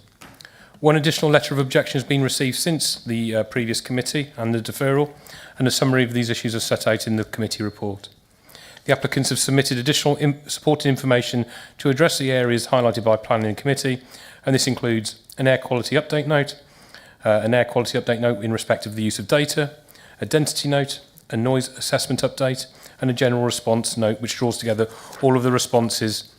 The additional information reviews the conclusions of the assessments originally submitted and supports their findings. The indicative master plan remains as previously considered, and I'll present that slide in a moment. Turning to the additional information and taking members through the deferred items in order. The latest air quality update note supports the findings of the original assessment submitted with the application and the subsequent update to take account of the access arrangements. The report and note concluded, air quality conditions for future residents of the proposed development have been shown to be acceptable, with concentrations well below the air quality objectives throughout the site. The assessment has demonstrated that the changes to traffic flows on the local road network are below recognised screening. The overall operational air quality effects of the proposed development are judged to be not significant. The air quality impacts of changes to the junction due to the development will not cause a significant air quality impact, and the overall air quality effects of the proposed development are judged to be not significant. A second note clarifying the use of 2019 data to assess the impact is still reasonable and robust. At the time the application was submitted, the 2019 data was the most recent year not affected by the COVID pandemic, and a worst-case scenario was used. Furthermore, the DEFRA published pollution concentration data shows that backgrounds for 2025 are even lower than previously predicted. The potential for the development, including the new junction, have been fully assessed in accordance with policy and best practice and has been found not significant with regards to air quality. The scope of the assessment has been agreed with WRS, who upon receipt of this assessment confirmed that they have no objection on air quality grounds. Turning to density, the density note confirms that within the development site the proposal would deliver an approximate 38 dwellings per hectare. A justified increased density above the policy compliant 30 dwellings per hectare is supported by officers with the following observations. The site is located close to the existing centre of the village and its services. The proposals would provide appropriately generous and immediate adjacent areas of open space. The indicative site layout would ensure efficient use of land. The development would provide a range of housing types and tenures that address the wide spectrum of local need, and the density and scale is appropriate to this location. Officers emphasise the application is in outline at this stage. Therefore, a fully detailed reserve of matters will be the appropriate point for the submission and provision of an appropriate layout, which secures adequate levels of amenity and functionality. In addition, the allocated sites delivering more than their indicative quantum of housing can be viewed as a positive benefit. It increases the planned housing delivery numbers from allocations. It enables stronger resistance to speculative development on greenfield sites, and it will provide a higher housing contribution of housing units during the first part of the new plan period, important to ensure an at or over 5-year housing land supply position. Officers conclude in light of this, and with particular regard both to the site's context and our current housing land supply position of 1.1 years, there is no grounds to resist the density of development proposed. Turning to noise, the noise assessment update clarifies the level of noise assessment that has been undertaken to date, comprising 2 submissions, a full noise impact assessment and an additional supplementary report. The report concludes that ambient noise surveys have been undertaken to determine the levels of noise from Bretfordton Road are acceptable and acceptable internal noise levels would be achieved. Noise from the nearby plant nursery is not significant and therefore likely to have low impact for the proposed site. The proposed changes to the junction would be unlikely to create any significant change in noise impact to the existing residential properties located near the junction. The report states that the potential for development, including the new junction, to give rise to noise disturbance has been fully assessed in accordance with policy and best practice and is found to be acceptable. Turning to highways, Highways position has been reviewed and it is confirmed that the Highways Authority is satisfied that the applicant has tested a full range of reasonable future scenarios. The Highways Authority has also reviewed the design of the junction and has not identified any unacceptable highway safety issue with the design of the proposed signalised junction. And the Highway Authority is satisfied that proposed development will not have a severe residual cumulative impact on the operation of the highway network, consistent with the requirements of paragraph 115 of the MPPF. The site comprises an open, undeveloped field with an element of brownfield land previously used for commercial agriculture purposes. The brownfield element currently includes a number of unused large greenhouses. The development will be accessed via a new vehicular, pedestrian and cycle access from Bretfordton Road and the Birmingham Road. The access would extend northwards approximately 300 metres from the development to Bretfordton Road, passing properties sited off Kingshurst Gardens. An additional point of access is to be provided through Hither Green for emergency access, pedestrian and cycle access only, and new pedestrian cycle links will be provided across to the adjacent site to the south of Brewers Lane and Old Post Office Lane. The indicative plan submitted with the application shows the property set to the north with the open space set to the south abutting the brook and the other potential development site. The indicative layout demonstrates the site is suitable for the development of a number of properties, and the final number would be determined at the reserve matter stage once a proposed layout is received and reviewed. The planning obligations set out in the February report attached as Annex 1 remain the same, other than the tenure change requested by the Housing Department. These would be secured in the final Section 106 agreement. In summary, the proposal would deliver much needed market and affordable housing and would contribute to the Council's housing land supply. The submitted information, both with the application and following committee's deferral, is considered by your officers to have adequately demonstrated that the highways proposals and impacts are acceptable and safe. It would not be reasonable to refuse the application on the grounds of 38 dwellings per hectare at the outline stage, and the proposal would not materially harm the amenities of the area through noise or air pollution. The conclusion set out in the February committee report is therefore still considered robust and valid. It is considered the proposal constitutes sustainable development and, on balance, the significant benefits of the proposal outweigh any perceived negative impacts. It is also emphasised that the proposal would deliver residential development, including affordable housing, in the face of evidence needs and shortfalls, necessary improvements to infrastructure, and new and improved green spaces which are individually and collectively afforded significant weight in the planning balance. The recommendation is therefore to approve the application, subject to the appended conditions and obligations set out in the report, allowing for any necessary amendments. Thank you, Chair. Thank you. Councillor Indevine, you have 3 minutes. Thank you very much. Thank you, Chair. Me again, sorry. The Parish Council has 4 major objections: school, air quality, highways safety and our residents' rights that seem to be overlooked. One obligation of the local authority is to provide education for all residents. On the 1st of April, Worcestershire Children First submitted a report in which they state, and I quote, "The potential for expansion of Badsy First School has been assessed by building surveyors and they have confirmed that it is not feasible to expand the school any further. There are no related schools and the relative safe walking distance, and therefore we cannot mitigate the impact of first phase pupil yield from this development. Accordingly, we have no other option than to object to this application. WCF use two figures from developments totaling 121 houses. They recommended refusal on that. The true figure is over 450 houses. This are new builds and relate to over 114 new pupils. The Education Authority's U-turn on the acceptability of this application and others is based on a document referred to as a feasibility study, which it says confirms the expansion of Badsy First School is achievable. This is currently not a publicly available document. Since such a crucial document, which the Parish Council and residents have not been able to scrutinise, the Parish Council have submitted a Freedom of Information request to County for a copy and asked the committee to defer a decision on this application and the next one until a copy of this document can be provided and reviewed. It is the PC's view that to make a decision to approve this application today without sight of this important document would not be reasonable. Deferral or indeed refusal is the only outcome of this hearing. The committee asked for updated air quality information. In response, the applicant paid for another expert opinion who basically told the committee that the old figures are good enough. The air quality, the vibration and the noise increase both during construction and when occupied will be unacceptable, let alone the effect of the massive amount of standing traffic at the lights. Another huge concern was highways safety. In a response dated January 25, County seemed happy to be guided by a consultant in the employ of the applicant, possibly the same one that suggested a roundabout many years ago. This consultant suggests bus laybys for safety and visibility. It is important and it is impossible to understand, and anybody that knows the road layout, that cannot be made. There is no room for layouts. You must refuse this application on highway safety. 450 new builds in total in our village would ring the death knell for the village of Badsy.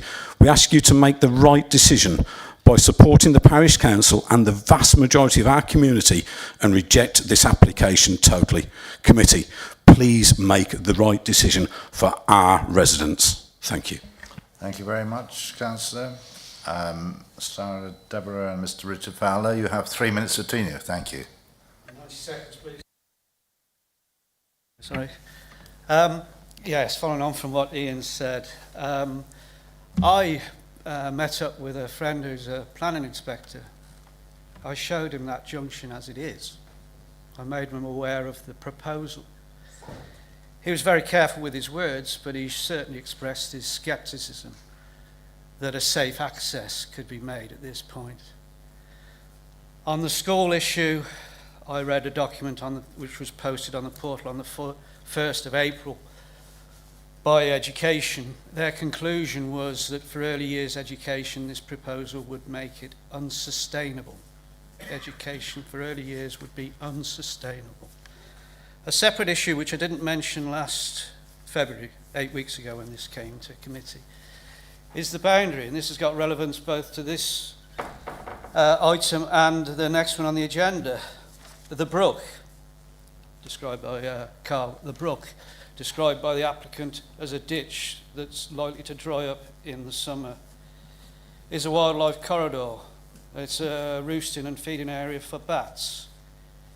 The idea of putting a cycleway and a footpath, which serves the sports centre, it's claimed that it serves the centre of the village. No, it doesn't. There is an existing public right-of-way that goes from Hither Green, down the side of Green Lays, Old Post Office Lane, through the Lankits, Chapel Street. You've had 90 seconds. To the church and to the school. It's duplicating what's already there. Okay, I'll tell you when I'm ready to go.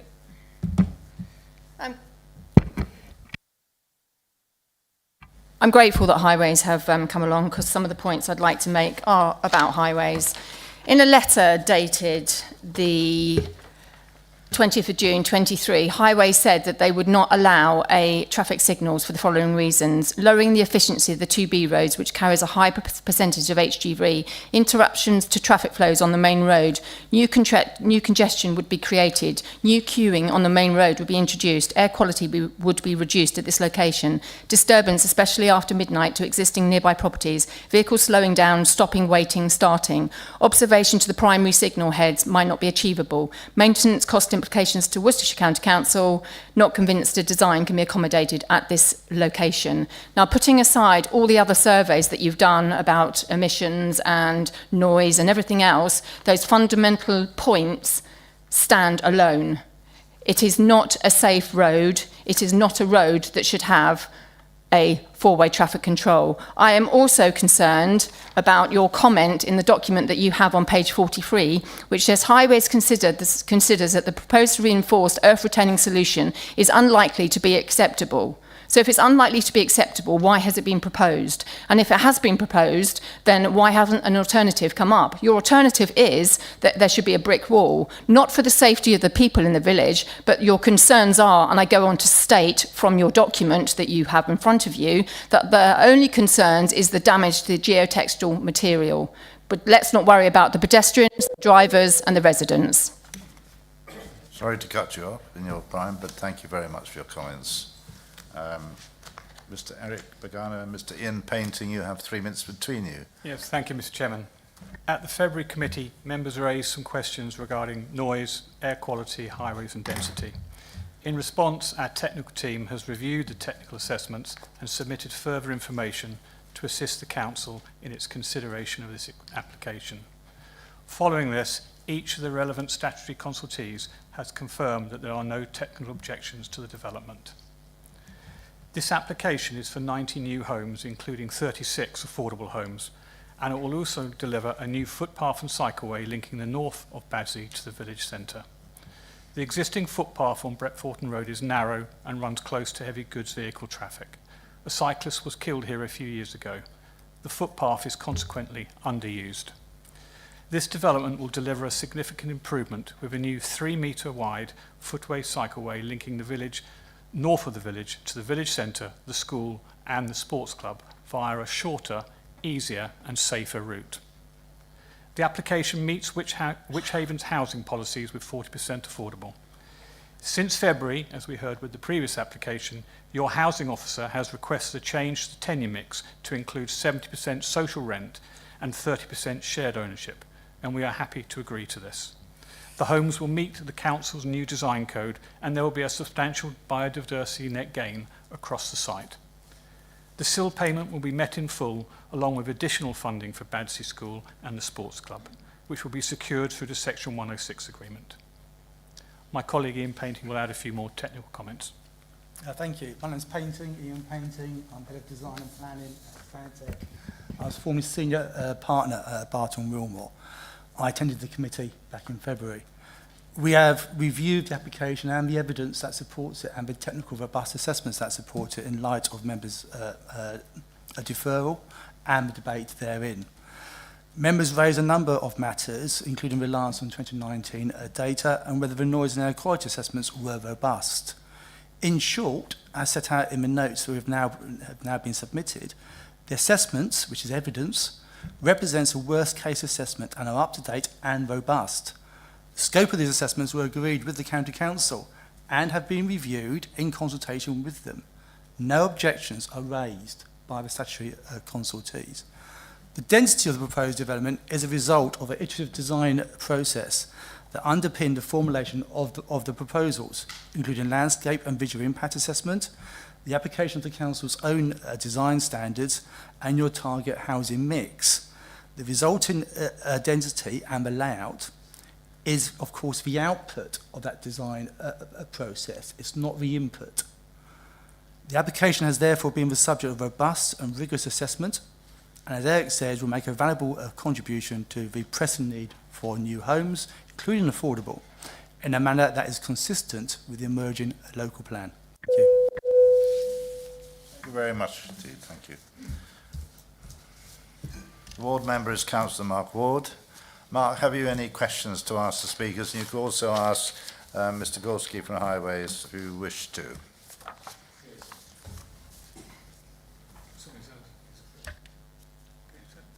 Thank you. Yes, thank you, Chairman. I have questions of both the applicant and also the Highways officer. You mentioned air quality data from 2019. I wasn't present at the previous application due to ill health, but as far as I remember, the deferral was for new air quality measurements to be taken. Have they been done? No, they haven't, because they're not necessary. The test is to assess the impact. But wasn't that that was a reason? No, was it not? I will let officers refer and read out what the resolution was. To answer your question, Councillor, new updated assessments were not necessary and are not necessary. The assessment is based on 2019 data. That is because that data represents a worst case scenario than would occur now, in that there is no change to the background growth, and therefore the assessment in front of officers and therefore the members is therefore representing a robust and worst case assessment. Can I come back on that point? You say worst case scenario based on 2019 data. That is 6 years old. A lot of development, both industrial and residential, has taken place since that robust data. You could not forecast the amount of growth locally within the businesses using the Forshore Road and residential development. So it's hard to know how you forecast the worst case scenario, not knowing what the growth would be. I understand. Maybe I could just point to some figures which were in the submitted bundle that the Council have considered. In 2019, if you just take nitrous oxide, which is one of the pollutants from vehicles, the background figure is 7.4 micrograms per metre cubed. This is not my subspecialist subject, by the way, so forgive me. In 2023, the background at nitrous oxide level was 6.6, i.e. a decrease. That's across Wychavon district, including Badsy. Just let me finish, if you don't mind. And in 2025, the figure is 4.4 micrograms per metre cubed. In other words, the background data against which our site is assessed has decreased, meaning there's an improvement in the overall pollution level of the site. So therefore, that's why when Ian says 2019 is valid and robust and the worst case, you're taking a higher figure to which you add figures 2. Does that make sense? Are you specifically relating to the actual Forshore Road? Sorry? Are you related to the Forshore Road site? Can we have one question at a time answered? I'm just trying to clarify it was actually not a general discussion. Site, the actual location of the development. And then, so to just finish your point about the impact or relationship to forecast traffic growth, there is updated traffic data that shows no net increase in background growth to 2019. When did you do that? 2025. Again, you can't answer. Please don't ask the questions. Can you have one? Excuse me, I'm going to butt in. Sure, sorry. Could we have one question to one speaker answered and not people butting in? Thank you. I hope that's clarified the air point. The air's got cleaner over that period, but we've taken the higher figure. In order to make our assessment, we've taken the higher figure, hence it represents the worst case. So that's at that particular site, is that correct? Yes. Yeah, okay, all right, just to clarify that point. And in terms of background traffic, we've got measurements over the last 10 years, and the traffic trend is downwards slightly over that period. I cannot agree to that, I don't think. Well, these are not my figures. So, sorry, these are measured figures. You live there, you know the traffic's increased. These are measured figures. So if you've got any other measured figures that contradict those, then we can discuss those. Anecdotal figures are perhaps less reliable. That might not answer your question, but I think we've exhausted that. Can you put your question to Highways, Mark, please? Yes, thank you very much for that. Okay, thank you. Nigel, thank you for joining. It is regard to the four-way traffic lights that is proposed at this site. In your on the application documents, document 9A, your version 2 of the highways response states that the four-way lights would not be recommended at this particular site. Subsequent to that, you've changed your point of view. And I'm curious to what's changed in terms of the proposal to change from refusal of that four-way traffic lights.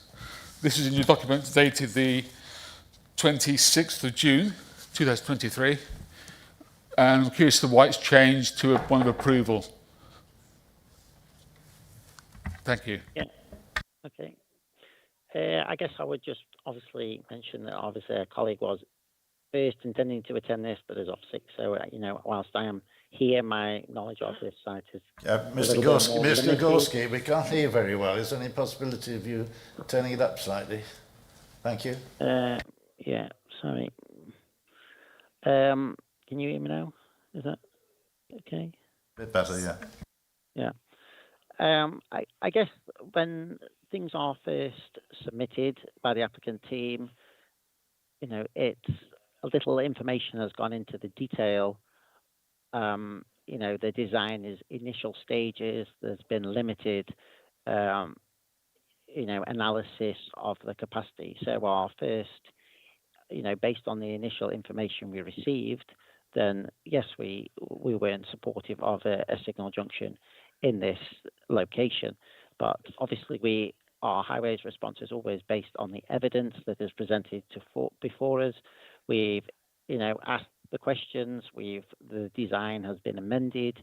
More and expanded data has been provided, and based on that data and the current design, we are confident that the junction is now acceptable and is safe.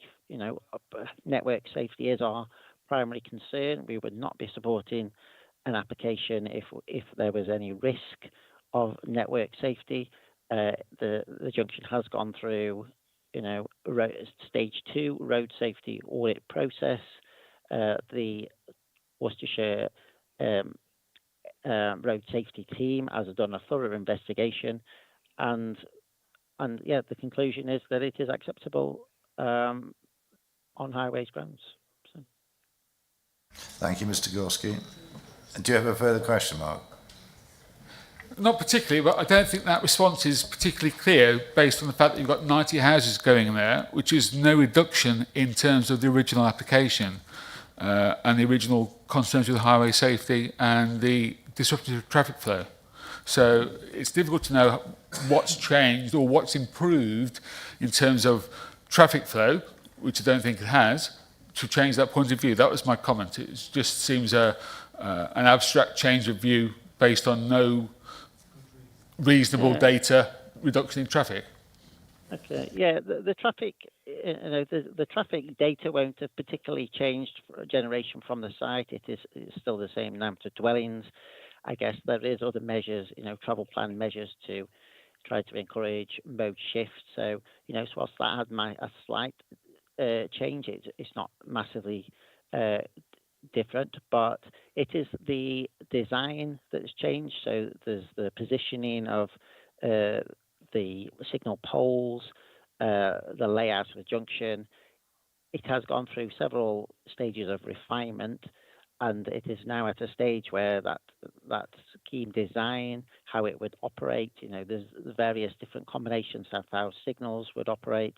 There's now, pedestrian movements incorporated into the junction. They're based on the current design and the operation of the junction. The safety of that junction and its operation is now acceptable. In a situation where there isn't a signal junction, there will always be obviously some slight delays to queues introduced. It's a relatively free-flowing road at times with a priority junction.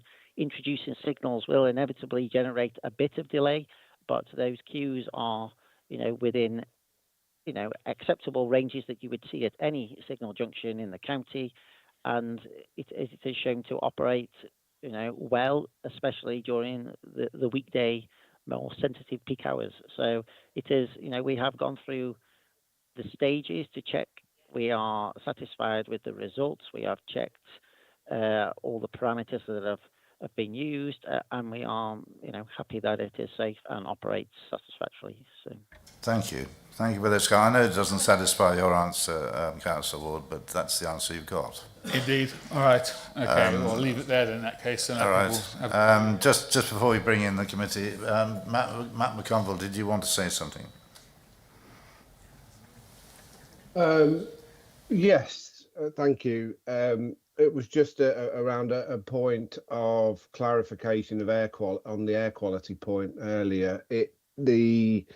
There is additional new, more up-to-date information that DEFRA publishes that has been reviewed by WRS in their assessment of the air quality assessment that the applicant submitted, and that more up-to-date information suggests that air quality around Badsy is 50% below the sort of standards of determining when it is there is a high level of air pollution. So in the comments of WRS, they were fairly clear that this proposal is acceptable in air quality terms, both based on the 2019 information and the newer, more up-to-date information that DEFRA releases. So they have, WRS certainly have looked at it in a fairly robust way. Thank you. You can come back afterwards, Councillor Ward. I'll open it to other questions from the committee. Have you any questions? Councillor Morris, followed by Councillor Kersey, followed by Councillor Dyke. Thank you, Chair. I just need to get this completely clear in my mind, because I think the data that we've been given as new data is exactly the same as the table in the initial report, page 18. It looks to me as though that's exactly the same table, and this table is entitled Estimated Annual Mean Background Pollutant Concentrations in 2019 and 2023. So my understanding, because this was the point I picked up on at the last committee meeting, is that we do not know, factually, we do not know what the level of pollution is at the site. My question is, am I correct in thinking that factually we do not know what the level of pollution is? That's for the developer. Thank you. Well, I'm not sure I understand the meaning of the estimated there.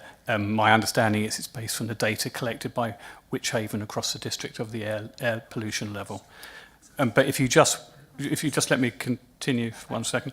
If you look at the figure for 2019, which I said earlier was 2.4 micrograms per meter cube, the actual objective is 40. So it's not even close to being where the objective is. It's way, way, way below that. Did you direct that question also to Matt McConville? Yeah. Can I just, am I misreading that? An estimate is an estimate. Yes. Yes?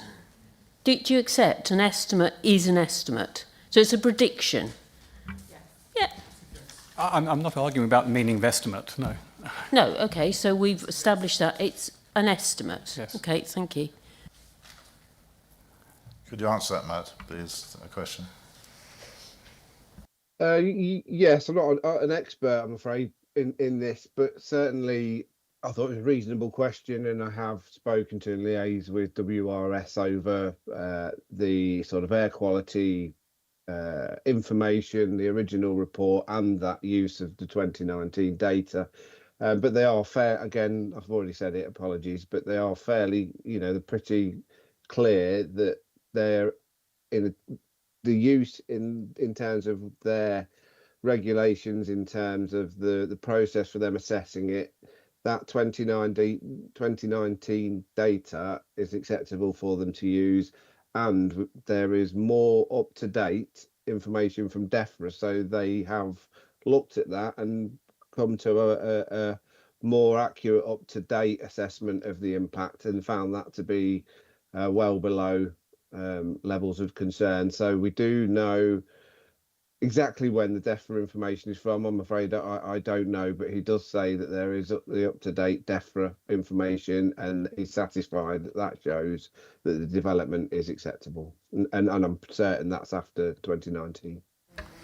Thank you, Matt. Councillor Kersey, followed by Councillor Sims.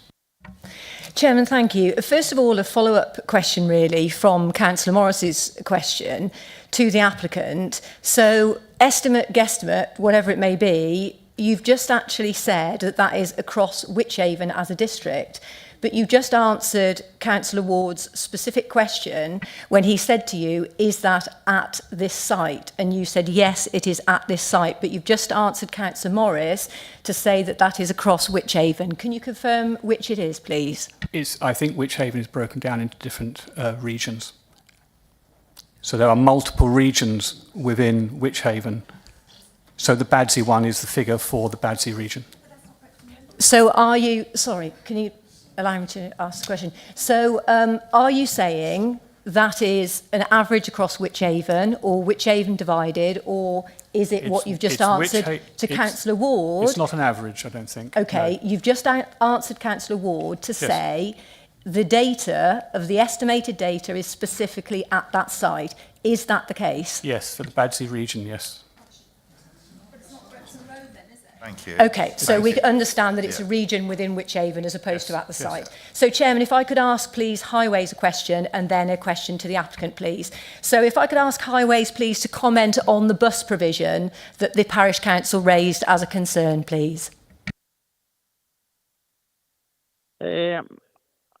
My knowledge of bus provision on this site is limited, unfortunately, but there is obviously a travel plan conditioned, which will, obviously include measures to encourage bus travel at the site, be it discounted ticketing, and obviously other measures as well. There's information to how to access the bus, where the timetable information, where the bus stops are located. I don't believe there's any changes to the proposed bus service. Chairman, can I help Highways? Sorry, perhaps I didn't word my question correctly. I wasn't referring to the provision of the amount of buses and the timetable. I understand that you wouldn't be able to speak on that. It was more for the fact of the provision of a bus pull-in that would need to be provided for the bus stop. Okay. Yeah. I'm aware that there's obviously, concerns over this and the potential for, the visibility of the traffic light signal heads to be, it might block visibility of them signal heads. It has been designed. Obviously, we've accepted a prelim drawing of the scheme. It has gone through road safety audit. It has been accepted by the county road safety team leader, and so we are accepting of that. But I guess with any scheme that is put forward at a planning application stage, it does go through further refinement at a more detailed detailed design stage. So there may be some slight tweaks to the design, and obviously we will always seek that road safety is a primary concern in anything that comes forward and is being built on the highway network. So, but yes, I am aware that there has been some concerns over the design of the bus pull-in, but we have investigated in detail, and they are satisfactory. As I've said before, we would not accept something knowing that it would cause a road safety issue to the general public. It would only get our recommendation if we deem it to be safe, and that is the conclusion we have reached on that. Can I make a comment to Mr. Gorski? Thank you, Mr. Gorski. You've come in at the very last moment, and it is important to this committee that we have people who are experts who know something about the site. And I feel very sorry for you that you've been landed with a job this afternoon, but frankly, you ought to know a bit more about what we're talking about. And I hope that in future highways will provide somebody who actually knows the sites we're discussing. Do you want any more comments to make, Emma Kersey? Yes, please, Chairman. A question to the applicant, please. The committee deferred the application from the previous committee, one of the key reasons being density. Notwithstanding the rewrite, if you like, of the justification of the density, can I ask you, please, the exact same question that I asked you at last committee, but you were unable to answer, and that is why you're proposing a density in keeping with the density of a city in a village, please? I won't answer the point about the character of a city. What I'll answer by reference to the drawing you have in front of you is the density, as I said, you don't start with a number. What you start when you design a scheme is you assess the scheme, landscape and visual, you assess the character of the area, you apply the council standards. We've applied the council's mix, the housing mix, and the net developable area is determined through the iterative process. If you took your way, councillor, you would apply an arbitrary number without evidence and say the number's too high. If that number's too high, if the density is deemed to be too high, then the issue is what evidence of harm against councils adopted and emerging policies is infringed or identified in evidence in that layout. We have reviewed it in light of the debate back in February, and it's a compliant scheme. It's a fully assessed, justified evidence layout. And to reduce the density, in my view, would be an arbitrary act without the basis of evidence to support. Others in the room may well say no, they'd rather see 12 large detached houses. What I would say to you is every reduction in housing on this site without evidence of harm not only reduces the contribution to housing and land supply, it reduces the contribution to affordable housing and land supply. So the density of a site isn't subject to be sort of worked up in that abstract way. The density of all sites, which I'm sure you see month after month here, all go through this iterative design process. And I'm confident, the design team are confident, that the output, the density number as the output, is the appropriate number. This is... thank you, Chairman. I'm happy that planning policy is not abstract, so that's fine. Yeah, thank you. And also, this is an outline planning permission, so let's be clear about that. And when it comes to reserve matters, we'll be able to discuss in more detail. I think I left Councillor Dyke out. Councillor Dyke, followed by Councillor Sims, followed by Councillor Dortz, Councillor Miliband. Mine's a very quick one, Chairman. I don't know, I've got a bit confused with all this. I don't know who said what to who. But if we're talking about the junction at the very top of the picture there, the four-way junction, did I hear somebody say that a roundabout was looked at and decided that four-way traffic lights would be better than a roundabout? Is that right? A roundabout's never been part of our proposals. That may be something that predates our involvement. Well, just quickly, Chairman, I think somebody should look at a roundabout rather than traffic lights. But anyway. We'll look at that. Do you want to say anything about that? Yeah, thank you, Chair. I mean, in terms of the... So going back to the original highway comments, I think that's probably useful. They did recommend deferral on the matter, and they did raise some concern with the junction, and essentially they concluded saying they're yet to be convinced, essentially, that they've evidence that that's an appropriate highway solution. That was back in 2023, I believe, their initial response. There's been a lot of work in the background to get to where they are now, into a point where highways are accepting of the highway solution on the table. So I think that's important to clarify that yes, they have changed their initial view, but that's because there's work gone on, and equally they set out quite detailed at that point of additional modelling, safety audits, etc., that they would require to convince them. So that work has happened. We've now got this scheme in front of us, which is this traffic signalised junction. The Highways advice that, again, it's been detailed in terms of what's been looked at. I appreciate the highway officer today doesn't have first-hand knowledge of that, and that's not his fault. Unfortunately, his colleague wasn't well today, so he stepped in. But ultimately, the assessment has been made that it's an appropriate solution.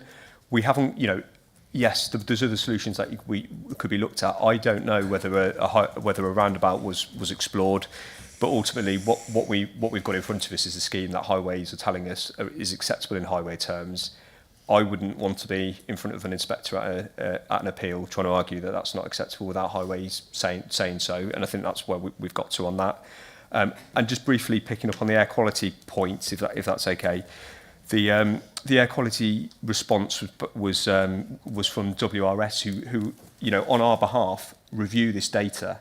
They assess it for its robustness and ensure, and they should give us the confidence as experts that has been properly done.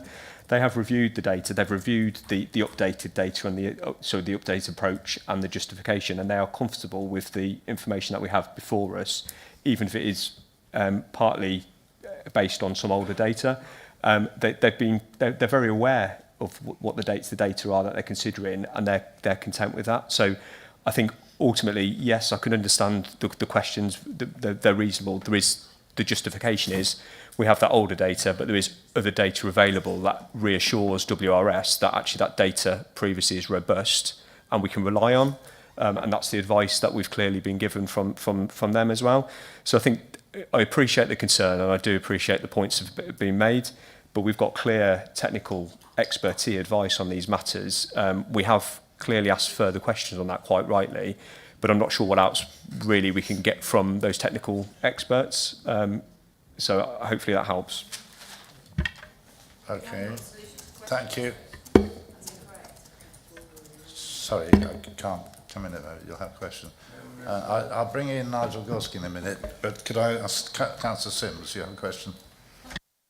I mean, I appreciate this as outlined, but I am concerned about the education system, and the parish council have stated that potentially, so out of the 90 homes that are proposed, around 200 people living in those homes, 114 of which children will not be able to attend the first school. And what are we doing, building mass developments, if we cannot provide the education in the village for those children? So I would like to know how this is going to be accommodated, please. Carl, would you like to answer that, please? If I can come back to answer your point. The first point to make is, obviously, as you'll be aware, this is an allocated site in our emerging plan. So what you're fundamentally saying is on the basis of this, you could potentially be undermining our plan going forward if you wanted to resist this site. All our allocated sites have gone through an exhaustive process of consultation that would have included education. So this site in Badsy would have been well known to education as a consultee during that process. So that's a starting point. And that also applies at a higher level, that being an allocated site, there would have been a high level of assessment when it comes to things like highways, air quality, and all these matters at a high strategic level. An initial assessment has been done. Obviously, before us today, we're looking at a development management at a bit more detailed level, but there's a high level of acceptance of this site in general terms, having regard to a full range of considerations, including highways, including education, who would have been a consultee. As you're well aware, that we had that very recent Badsy appeal, and that's a situation where we originally advanced refusal on the basis of education's objection on what you're hearing here. At literally the 11th hour, education changed their position and left us in an appeal where effectively we were completely exposed to costs. But through some negotiation and work, we withdrew ourselves from the appeal and basically effectively supported the appellants in that the application should be approved, and it was. And that was on the basis that education said that the school could actually be expanded, and that there'd been work undertaken, and that developer contribution would go into expanding the school. So that's a decision that was earlier this year. So the most recent position we have is the school can be expanded, and that was education's position face-to-face with an inspector. So our position is that in terms of education, whether it's on site at Badsy or not, This is an allocated site that is effectively acceptable and education have inputted into that process. Thank you. I appreciate that, Yep. absolutely, and I'm not going to argue with you because I couldn't. What I'm saying is it can be expanded. Will it be expanded? And how is it going to be? Well, I don't yeah, no, expect you sure. to I mean, answer that now. no, I mean, all I Because- can tell you is there is Section 106 money in place to help fund the expansion. They would obviously have to make a planning application. There is a document that I believe is under either the county's jurisdiction or it's the school's jurisdiction that I don't have access to. The inspector didn't have access to, but it was discussed in that appeal hearing that there is an evidence base that shows a school can be expanded. And as I say, there is Section 106 money from a number of applications in Badsy that can help deliver that expansion project. Okay. Thank you, Councillor Timber. Before I bring Mr Gorski again, Councillor Dawkes. Thank you, Chair. I think a question for probably Matt. The reason for deferral, that this application be deferred in order to seek up-to-date information on air quality and noise, and also to seek a review of the highway information and to look at the density on site. Do we feel that that has been addressed, what we requested?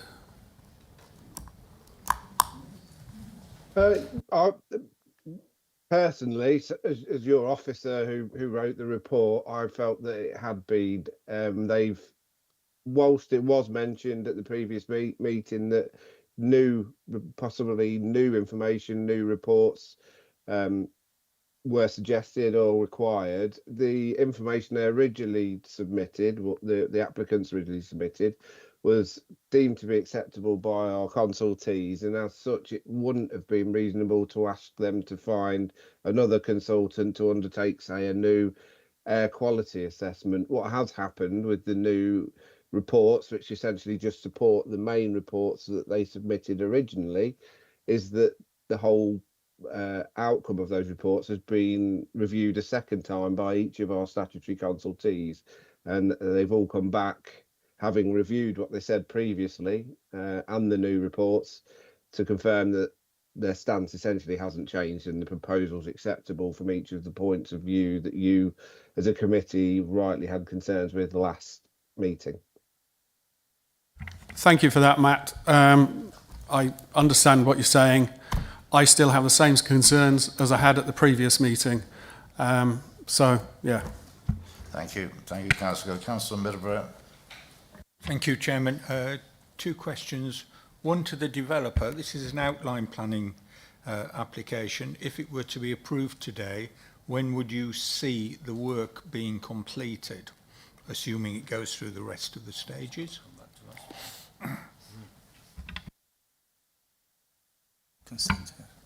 Well, part of that gift lies in your hands, sir, and come back for reserved matters, but could be on site within 12 months. Okay, thank you. Thank Build you. out over, what, 2.5, 3 years, perhaps? Thank you for that. Okay. And a question to the parish council. Are any members of the parish council members of the Gloucester Learning Alliance who manage the school?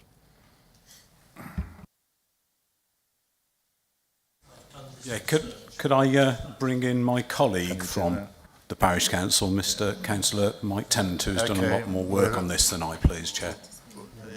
What? It's just a straightforward question, Sorry. yes or no. I'm sorry to say, hang on a minute. Councillors. Excuse me a minute. You're not registered to speak. Is it my discretion to allow him to answer the question? Can I? Can I use my discretion? Mr. Chairman, I think it's a question, not needing a reply, really, is it? Chairman, I was expecting a reply, yes or no. Oh yes, we just. Sorry, yes or no. in that case, if you're asking, do any of us work for the GLA? No. Okay, thank you. That's the answer to that question then. Thank you very much. Before we have any more questions, Mr. Gorski, do you want to come in, because I rather sort of left you on your own there. Okay, it was just the question a while back. why a roundabout was potentially ruled out. I guess I don't know the full details specific to this site, but sometimes a traffic signal junction is a better alternative in some cases, just because it's a more compact junction. Traffic can be better controlled, and it's better. A signal controlled junction is better to incorporate pedestrian and cycle movements. You know, pedestrian crossings can be built into the signal junction to provide safe movement of pedestrians, whereas a roundabout, you know, typically takes up a larger area in terms of space. So it might be a constrained area that potentially couldn't fit a roundabout, but then crossing pedestrians is also more difficult at a roundabout. So that just might be a reason why a roundabout was not considered and a signal junction was brought forward. Thank you. Are there any more questions to speakers before we carry on? Thank you. Thank you, speakers, for coming, and could you like to return to your seats? Thank you. And I'll ask Councillor Ward if you want to address this committee in a minute when everybody's sat down.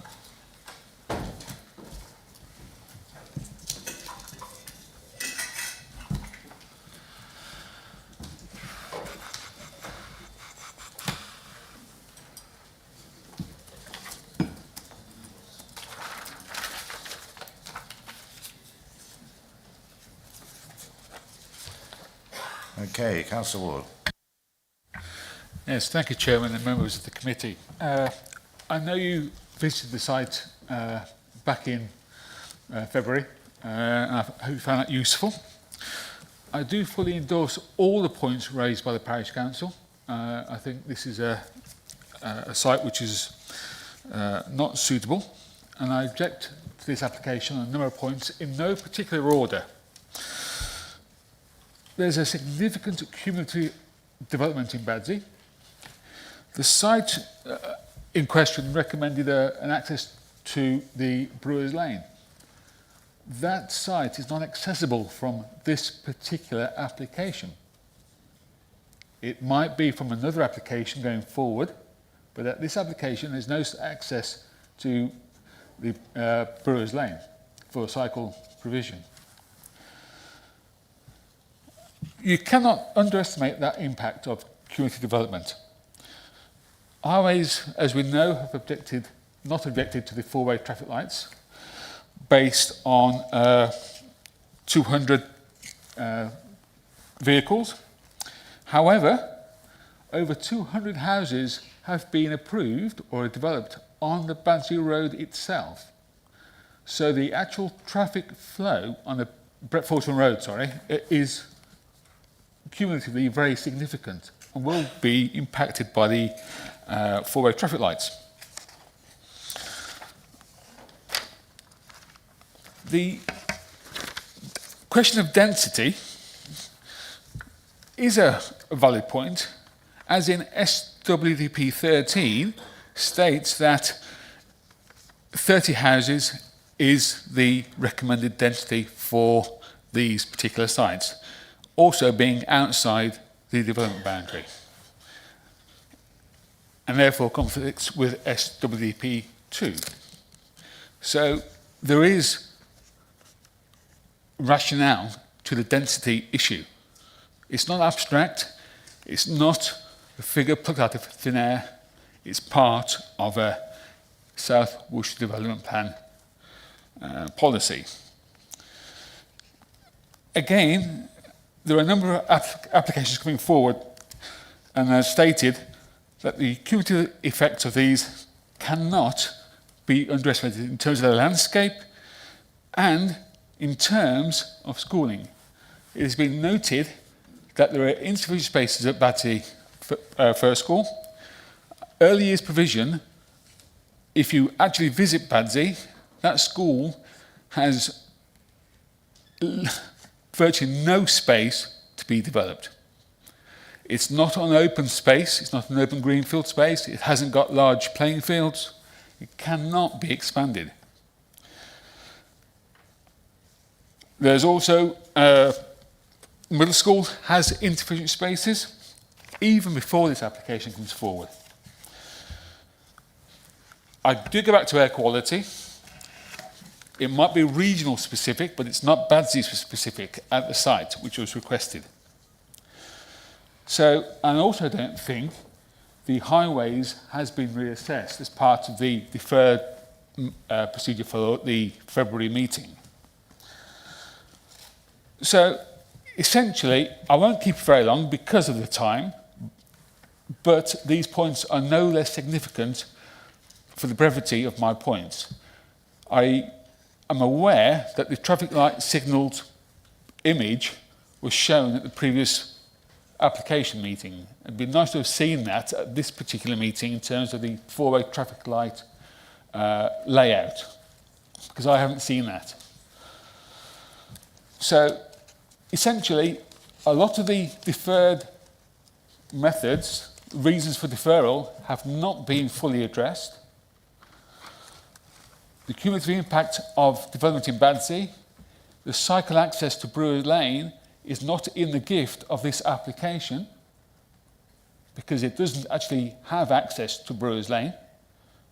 So there are issues with that application. Although it is an outline, it doesn't necessarily detract from the fact that you can't access that cycle pathway. So for those points, I don't think we've fully addressed the reasons for deferral at the last meeting. And I would recommend that at the very least deferral for the actual reasons raised at the February meeting. Thank you. Thank you, Councillor Walker. We don't mind your brevity because you made all your points quite clearly as far as I can see. I shall open it to debate for the committee. Have we anybody who'd like to speak? Councillor Morris, thank you. Thank you, Chair. I think this ties in with Kieran's point, actually. There is a map. There is a map, and I have looked at the map. It's quite an extensive map. It's quite difficult to download. So you can actually look at the air pollution statistics in your area. And I think on that basis, we have to accept that WRS have probably done their job correctly. And really, as that was the point that I was the most concerned about, I think, you know, we have to base our decisions on evidence. We also have to base our decisions on expert opinion. And that would appear to be their expert opinion. And having sat here and looked at it, anybody in this room can look and get this data. So I think we have to accept that in all probability it is correct. That's all the point I wanted to make. Thank you. Thank you, Councillor. Councillor Midwell, followed by Councillor Kersey. Thank you, Chairman. We have heard the professionals, and in a way, sometimes when we're working as councillors, perhaps outside the quasi-legal formality of this committee, we do question some of those professional people. But we're in a different committee here. It's not a political committee of the council. We're here to undertake a quasi-legal process. And I actually believe that the reports put forward and the explanations by the highways professionals and the WRS professionals are the ones that we have to take.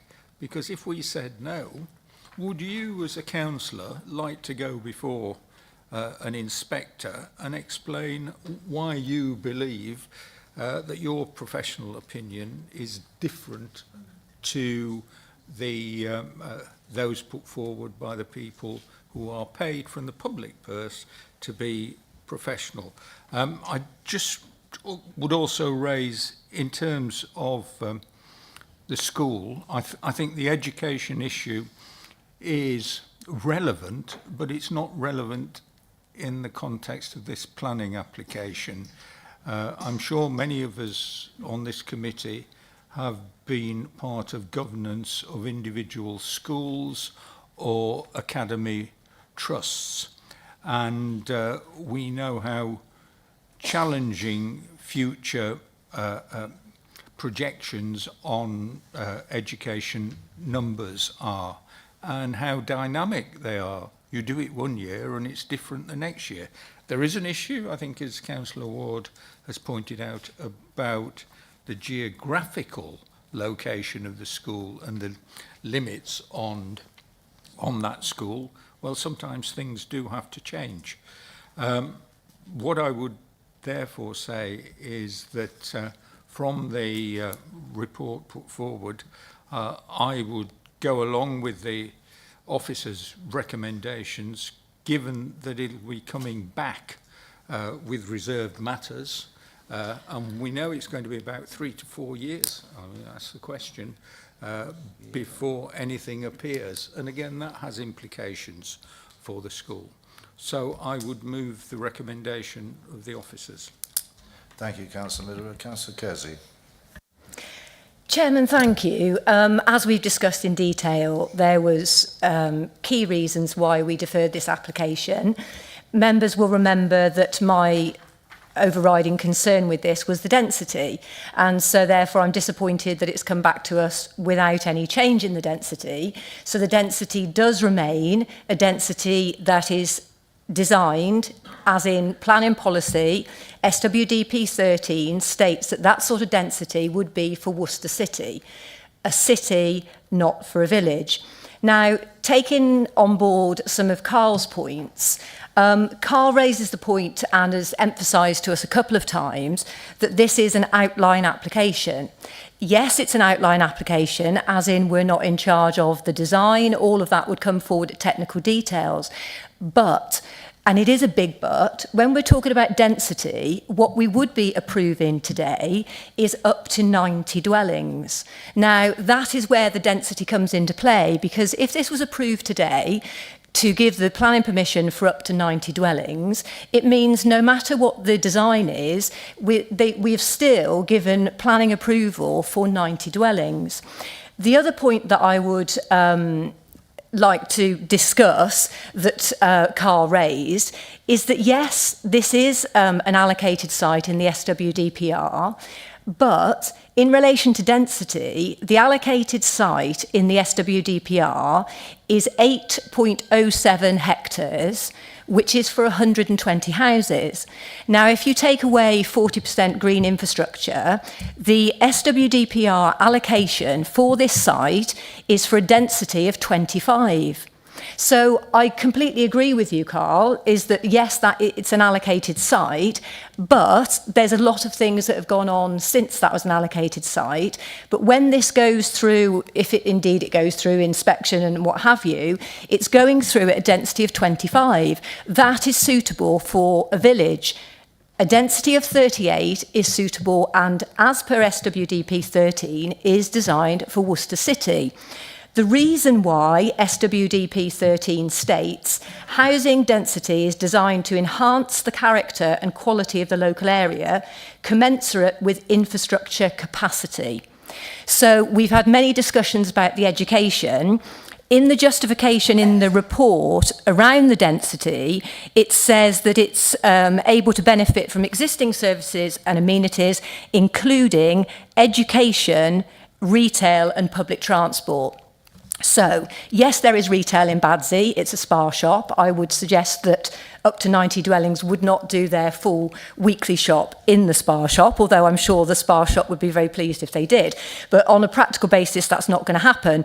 But Badsy does not, as it stands now, provide education, because we know that, yes, the funding has been expected to provide up to £1 million to provide further education. But as it stands today, Badsy, as a Category 1 village, does not provide education for the people that would be in these up to 90 homes. So I think it's really the joined up thinking here. Yes, it's an allocation. Yes, we have a 5-year land supply, all of that shenanigans. But I think we need to look at it in the reality. It's an outline application, but if we approve that today, we are approving up to 90 homes. It's a density of 38, which policy-wise, thank you, Councillor Ward, not abstract-wise, I completely agree. Policy-wise, that is designed to be Worcester City, not for Badsy Category 1 village, but within that village, to even accommodate that density, SWDP 13 states that it has to have the benefit of education and retail. And I do not believe, because both schools, the first school and the middle school, are both oversubscribed, it means that as of today, Badsy does not have the benefit of the education. Therefore, Chairman, I would propose refusal that this application does not comply with SWDP 13. Thank you, Councillor Kersey. Just to clarify density, Kieran, would you like to say anything about this one? Yeah, I think sorry, the sun is right in my... I shouldn't complain because it's nice to see a bit of sun, but yeah. So, I mean, obviously there is an emerging allocation on this site and the adjacent site, which we know. There is limited weight afforded to that at this point, given where we are in the plan process, so we need to be aware of that. You've all been involved in terms of the plan process and actually looking at the sites and essentially endorsing those sites as a council to put forward to a planning inspector. Clearly, at the planning stage, we do have more detail, and we can consider that. But I think it's important that if this came in as a speculative development without the allocation, we'd have to consider it on its own merits, and in some respects it's better to look at it in that approach when we're looking at it in the current plan. SWDP 13 does talk about densities. It talks about broad densities and sets that out quite clearly. There is some flexibility within that there always is and there needs to be, because different areas, different densities are appropriate, and to just draw an arbitrary line isn't appropriate. And I think going back to the point really that the applicants have made on this, the indicative outline to us and to the, obviously from the applicant side, but from officers' perspective, is demonstrated that up to 90 could be achieved on that site, and that's what we're asked to look at this point in time from an outline stage. Once we get more detail, if it was approved today at the reserve matters stage, we would clearly be able to have a fixed layout. We'd be able to ensure that that is appropriate. And what we don't have the housing mixes. So again, I think I've talked to this committee before about you could have a significant number of one beds which have a smaller land take and have a much smaller impact on education provision. We don't know what that mix is because we're at outline. So really, it's whether the additional dwellings that have been secured, whether they make that unacceptable in planning terms, having regard to the additional amount we're talking about, but also weighing against the benefits, the lack of 5-year supply, the additional affordable housing that we have as a result, the fact that it is an emerging allocation which has limited weight, but there has been a significant amount of technical details put into the plan making process. So I think there's a lot to observe there. In terms of densities, the figures within the development plan, whilst they are figures that say what we expect, they're not necessarily fixed. And again, if a scheme comes in with for slightly more, that we wouldn't necessarily say that's contrary to that policy as and when that comes forward, because if a scheme demonstrates itself to be acceptable within a development plan and within the site allocated, and it provided slightly more, I think Cole touched on it earlier, it could be a benefit in terms of delivering more housing, because ultimately we're going to have to find more housing, and if we're making best use in an appropriate way to existing allocated or potential allocated sites, or any sites that we choose to release, then we're essentially saving further greenfield land being released later on. So we need to look at the bigger picture as well, not getting away from the fact we have to be comfortable that it's acceptable, and just to reiterate the point that it is an outline planning permission that is going to have to come back with details. And if it was overly dense, if there were larger properties crammed in, then clearly we're going to have the detail to assess that. I think it would be difficult to rule out up to the amount today without that detail. Thank you, Chair. Yes, Councillor Kersey. Chairman, thank you, and thank you, Kieran, for the clarification. I think really from my point of view with SWDP 13, yes, it's best use of land, but the key thing there with regards to the density, and the reason why density is different in different places, i.e. a village of Badsy versus Worcester city centre, is because of the services that are provided. So more so than the design, because as I say, if we approve this today, then there is planning permission for up to 90 homes, and yes, they could all be one-bedroom homes or whatever. But my point around the density is that SWDP 13 really talks about the facilities that are available and the actual effect on the infrastructure and what would be available to those people living in those homes. And I think as the detailed discussions that we've had, you know, those facilities are not available currently in Badsy because of the extent of the growth. And therefore, I still believe, I take on board your point about design, but I'm not seeing this as density as an issue about design, because if it was, we could deal with it at the technical stage. I see this as an issue that the services that are due to be provided or should be provided under SWDP 13 to have a much higher density are not present in Badsy as of today. Thank you. Can I come in, Chair? Sorry. I think on that point, it is worth going back to that February appeal decision. What the inspector made it very, very clear that there is no spatial policy which puts a ceiling on housing numbers at any particular settlement. So that does play into that density argument. I mean, we know, and we have great sympathy for Badsy. We've got Drake's Broughton on this agenda, and we're all sympathetic to what is the amount of development that's gone there. But with our housing land supply position, I don't need to reiterate all the appeal decisions that we've had on major applications. You've only got to look at not just in district but national decisions under this current government in terms of this 1.5 million housing target the government has, with combined with our housing land supply position, to try and advance in our position an argument of refusal on a site that's in an emerging allocation on a density argument which is basically number driven rather than anything really relating to character or context. I can write the appeal decision response for you now, to be quite honest with you. Whilst it is an uncomfortable situation for members, and I appreciate that, if you are so minded that you want to proceed down a route of refusal, you do need to have it front and foremost in your mind, how would that be reasonably and credibly defended in light of A, our housing land supply position, and this site being an emerging allocation. So members are absolutely free to make whatever decision they wish to make today on this site and all the other applications before you. But those 2 points in relation to this site and others that are in the emerging allocations, you need to have that really forefront in your mind. How, if you want to advance refusal, how are you going to credibly defend that in front of an inspector, most likely a public inquiry under cross-examination? Thank you. Thank you, Carl. Councillor Adams. Thank you, Mr. Chairman. I was sat here hearing what's being said, and we're starting to go round and round in circles here. But what comes clear to me, and the way you know I deal with planning applications, trying to balance one thing against the other, ready to hold my hand up for approval of this outline application. And then I heard Councillor Kersey speak, which really knocked me off balance in my scales, about density and that sort of thing. So I appeal to our officers now, and Kieran, you use the word flexibility, in that if we were minded to approve this afternoon, this outline application, which we know will come back, can we have some words that there would be flexibility to discuss this matter further? Yeah, well, would you like to? That's a difficult one for you to answer. Well, I think the proposals in front of us is up to a number.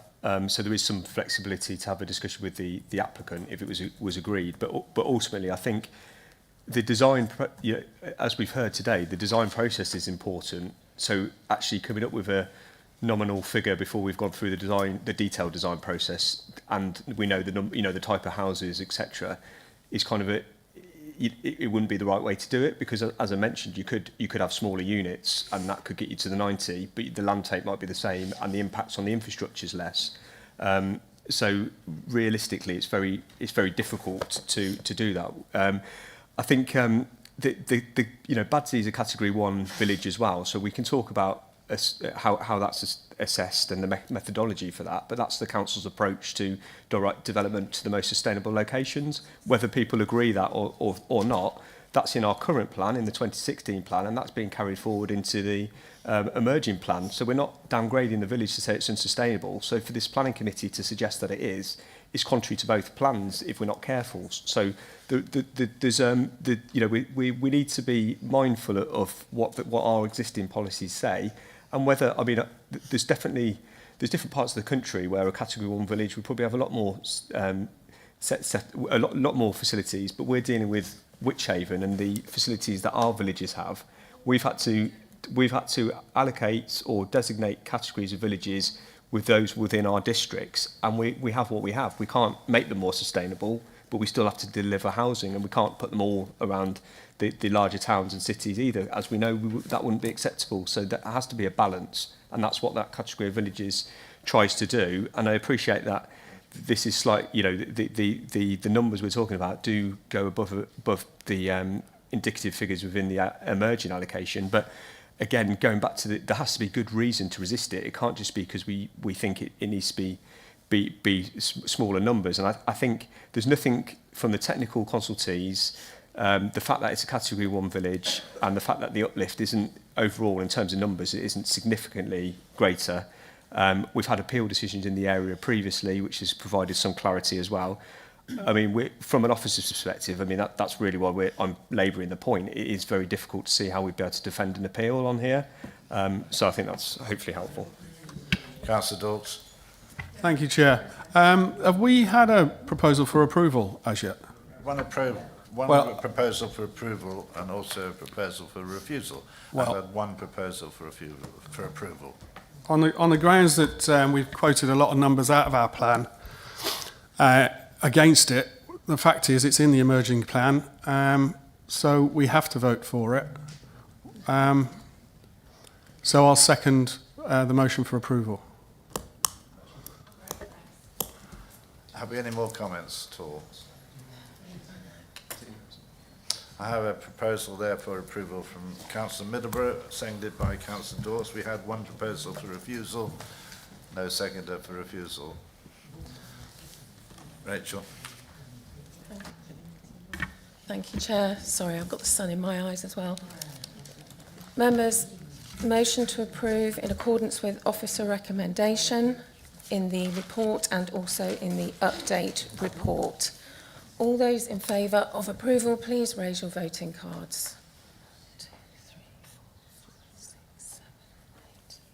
4, 5, 6, 7, 8. Sorry, can you raise your cards again? Struggling here. 1, 2, 3, 4, 5, 6, 7, 8. 9. Thank you. It's 9 in favour. All those against? 1, 2, 3, 4, 5. Abstentions? That's 9 in favour. Chair, motion is carried. Well, thank you for coming to speak. We'll have a 10-minute break and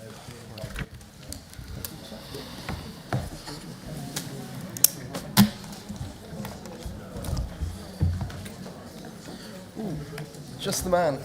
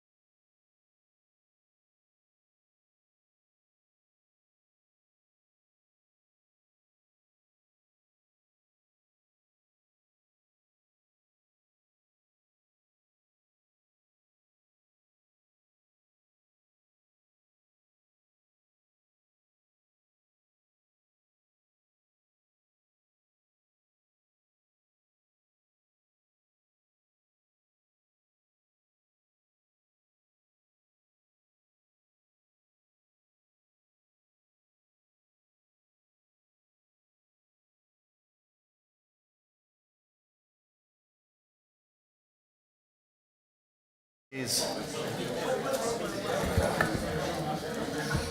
is this one? Brewers Lane.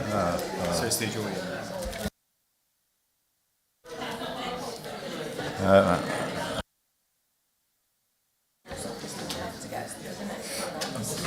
Are we? Emma, who are we missing? Rob Adams. Emma Sims. Emma Sims, yeah.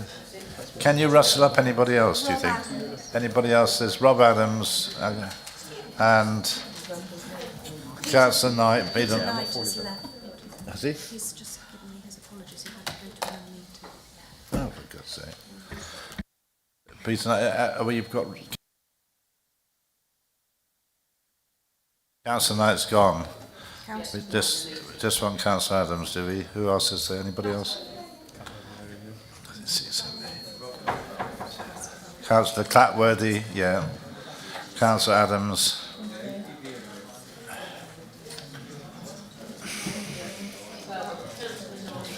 6, 7, 8, 9, 10, 11, 12, 13, 14.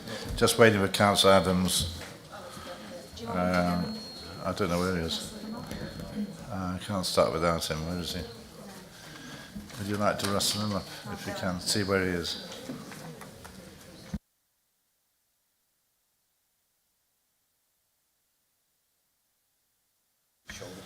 Right, has he? Right. Moving swiftly on in a minute. That's it.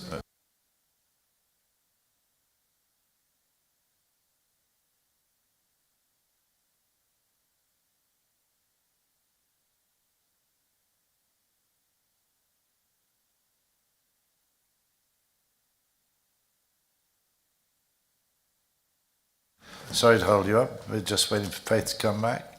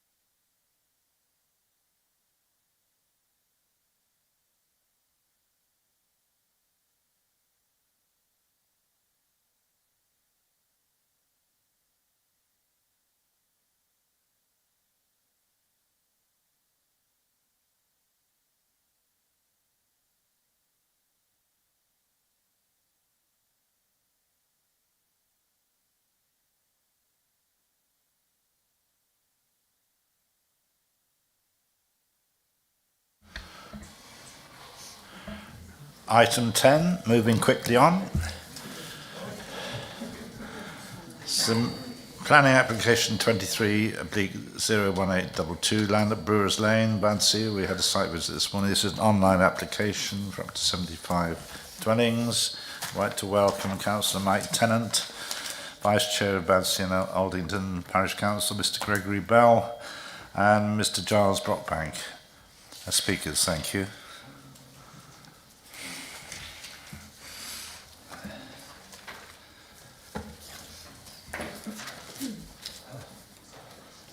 Thank you very much, and I think this is another one for Carl, who's going to introduce this application. Over to you. Thank you, Chair. Just to begin with, regarding the the unadopted section of road further to the site visit this morning, just wanted to, for clarity to members, there's no certainty the unadopted section of highway would become adopted. That is something that hasn't been clarified at this stage. However, as part of this application, it would be required to be upgraded to a minimum width of 5.5 metres. So I just wanted to clarify that point further to the site visit this morning. So the application site seeks outline planning permission for the erection of up to 75 dwellings on a 3.5 hectare parcel of land located towards the southeast edge of the settlement of Badsy. All matters are reserved except access. Badsy is a Category 1 village and has a good range of services and facilities, as well as some access to public transport. Given its location and designation for housing development in the emerging plan, it is considered the site is suitable for residential development and is in a sustainable location. The application site comprises 2 existing agricultural fields located towards the end of Brewers Lane on its north side. It sits outside of the current development boundary and is therefore classed as open countryside in the current development plan. The north boundary of the site runs alongside a brook which is identified as being susceptible to flooding along the north edge of the site. Combined with the parcel to the north which members have just considered, this site forms the proposed allocation under emerging policy SWDPR 63 for residential development in the Regulation 19 Draft Development Plan Review.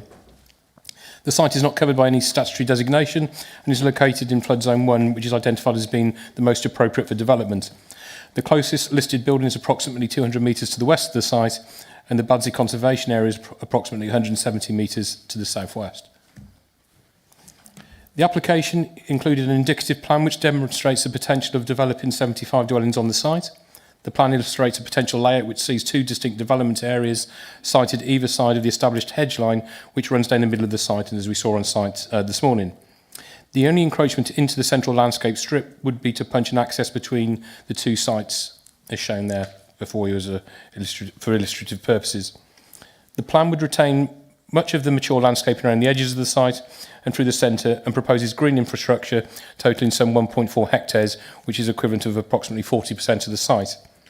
The main vehicular access to the site will be from Burrows Lane to the east of the central hedgerow within the site, which is where we stood this morning. On the basis of the information provided in the assessment of the proposals and site itself, there is nothing to suggest that a scheme cannot be brought forward as part of the Reserve Matters approval, which incorporated good placemaking principles in line with the requirements of policy and the design code. In terms of the principle of development, the site is in a sustainable location with regards to consideration of the Council's housing land supply position, and noting the site is allocated as mentioned in the SWDPR. Given its allocated site status, this does confer a degree of acceptance with regard to its development in respect of highways matters, landscape impact, heritage impact, and so on. So at on a high in principle or strategic level, there would be no point allocating a site that was heavily constrained or unlikely to come forward and deliver its planned housing numbers.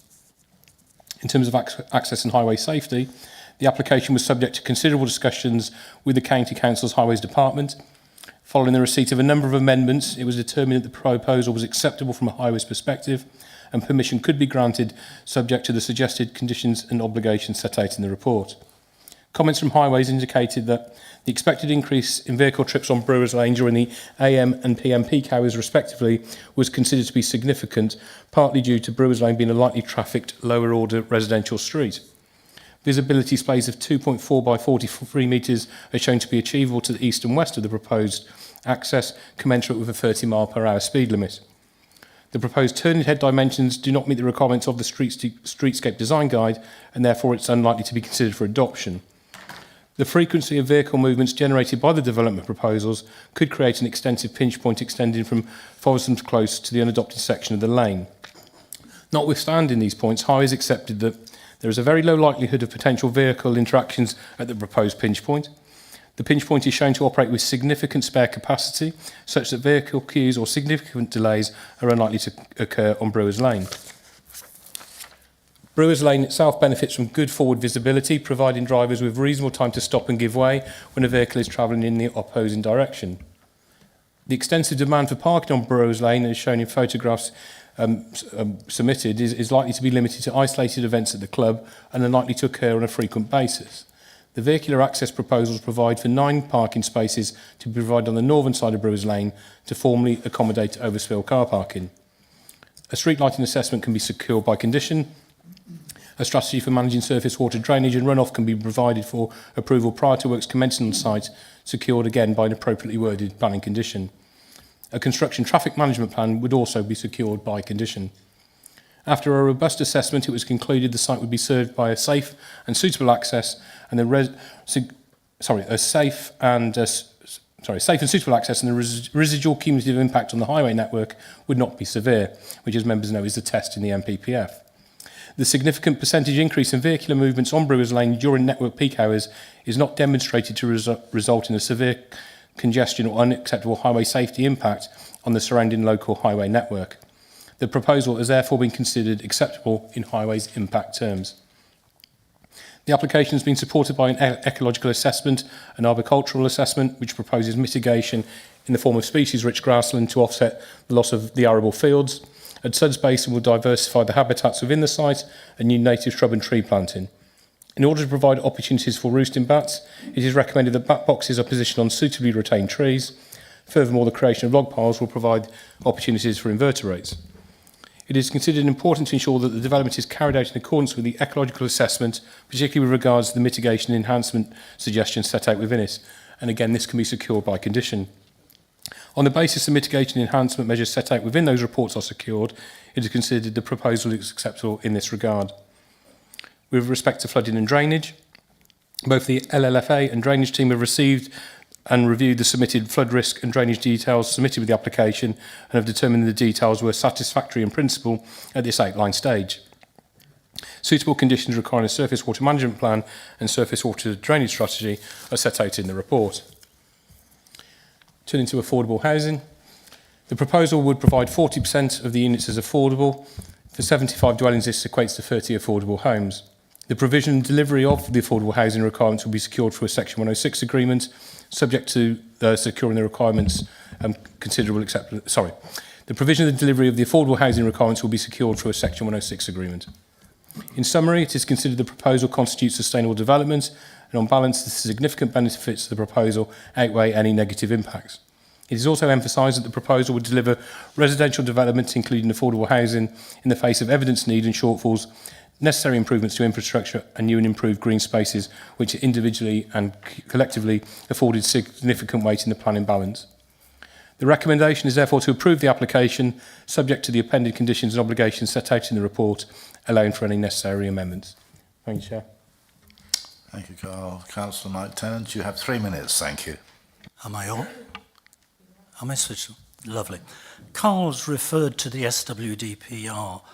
Can I just draw your attention, councillors, to the proposal in the SWDPR was for 120 houses on this proposal and the one you've just approved, where 90 will be erected, just to get that clear. There are already 376 houses, since you've just approved 90, recently completed, under construction or approved in Badsy. Today's application would add another 75, bringing the total to 451. Highways have previously said that with this site, if there was no exit to the north through the other site you've just approved, then it would only be suitable for 20 dwellings, not 75. What's changed? Brewers Lane, which is only 4.6 metres wide where the road becomes private with no footways, many dog walkers and other pedestrians, is not suitable for the traffic from 75 extra houses. Between Fothers Way and the proposed development, there are 20 houses with 29 cars, plus visitors. Many of them have to park on the highway. They don't have drives. Almost all the traffic from this development, if approved, would come along the narrow lane with its many parked cars, pass through the conservation area and the historic heart of the village to reach the B4035, adding to the chaos on our high street. At the B4035, they would seek to join the traffic from the you've approved another 90, the 337 houses on the Bretforton Road to the east, which are also travelling towards the A46. Having turned onto the B4035, they would then shortly be joined by the traffic from the 95 houses that were approved north of the Bretforton Road. Most of those cars will be attempting to turn right. It's not good, is it? How is this seen as rational or acceptable in any terms? We also strongly disagree with the assessment of Badsy First School's capacity to educate so many more pupils. And as has been explained before, you seem to have missed this, we have made a Freedom of Information request for sight of the feasibility study document. That we haven't seen. Please ask me questions. We probably will. We probably will in a bit, so don't worry about it. Mr. Gregory Bell, you have 3 minutes, thank you. Am I on? Thank you. I live in the 1930s bungalow at the far end of Brewers Lane, which is actually on the plan you have up on the screen, is the small property with quite a long garden on the bottom left hand, just to the left of that red line. I have the pinch point directly in front of my property where the narrow unadopted section of the road begins, and it's impossible for two cars to pass each other safely.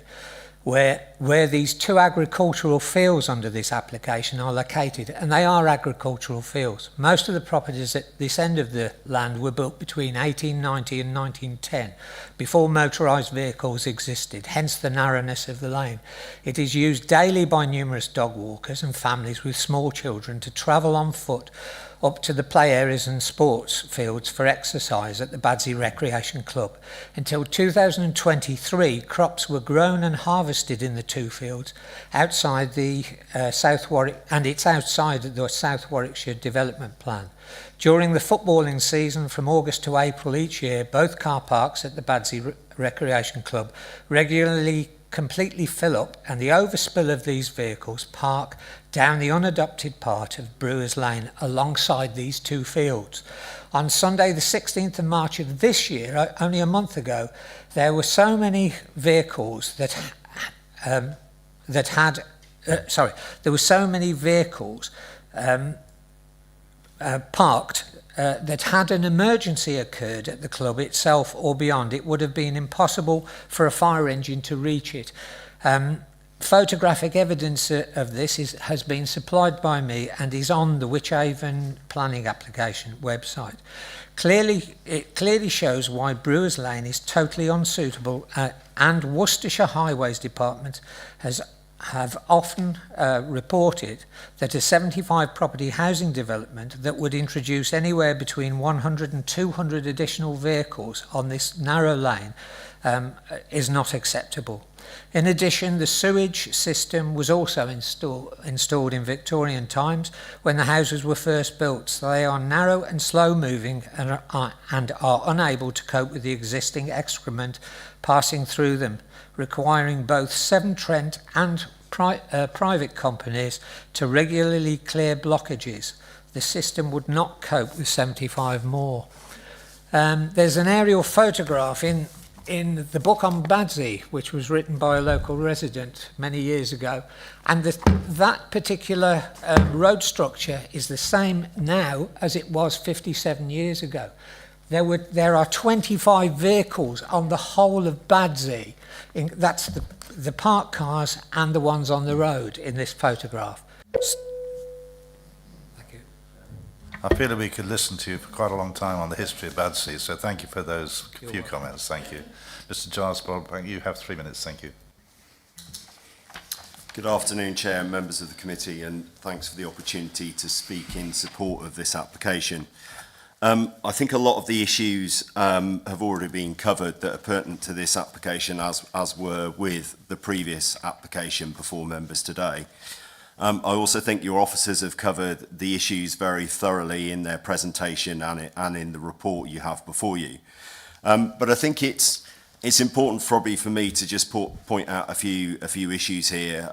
This is an application which has been in since September 2023, and we have worked tirelessly to ensure that what we do bring forward does fit in with the character and appearance of the area. Now, we've looked at this from a landscape point of view to understand how development on this site will come forward and how it will sit in situ with what's around it. in the same manner that the council have to consider it as an appropriate site as an emerging allocation in the SWDP. Coupled with that, we have undertaken numerous highway survey works along Brewers Lane and the wider highway network to understand what impact the development will have on the surrounding area. Now, that has included not just traffic surveys, but it's also included, given the nature of Badsy Lane, a road safety audit to understand if there are any highway safety issues in play, and several parking surveys. And some of those surveys have been repeated to account for busy times at the sports ground, and they have been repeated when there were bad weather conditions and the highway network was perhaps not in as much use as it would be normally. So we have looked at that very thoroughly to understand what the situation will be with these properties, and crucially, Highways have accepted the work that's been provided and have raised no issues from a highway safety point of view.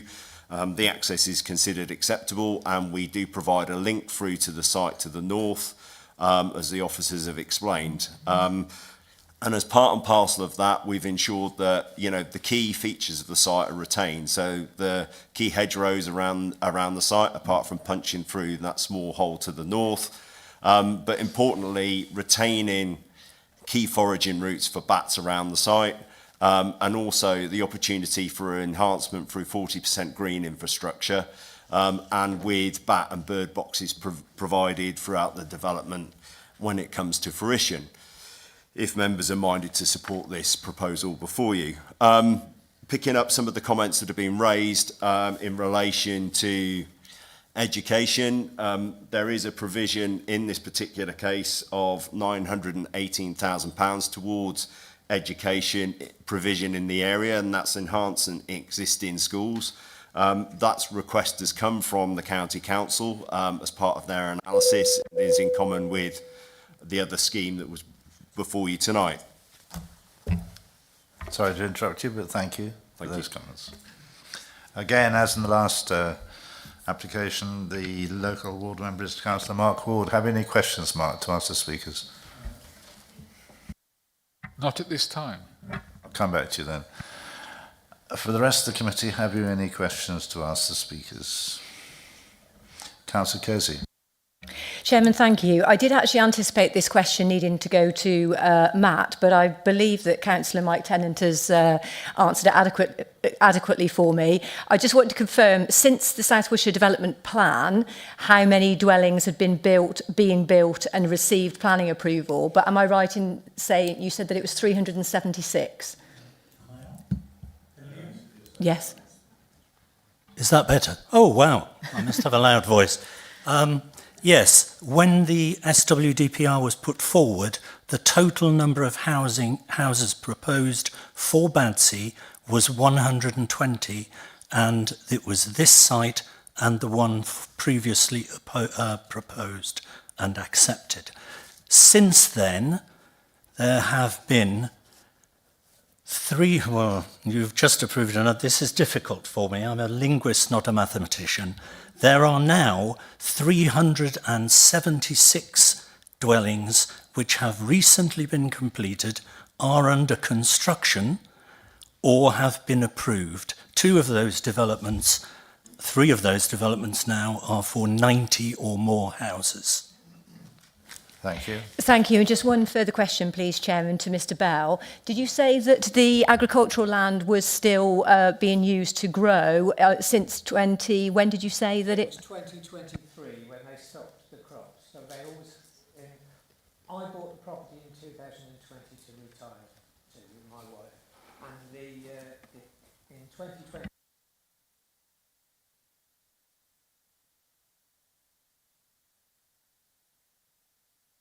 Thank you.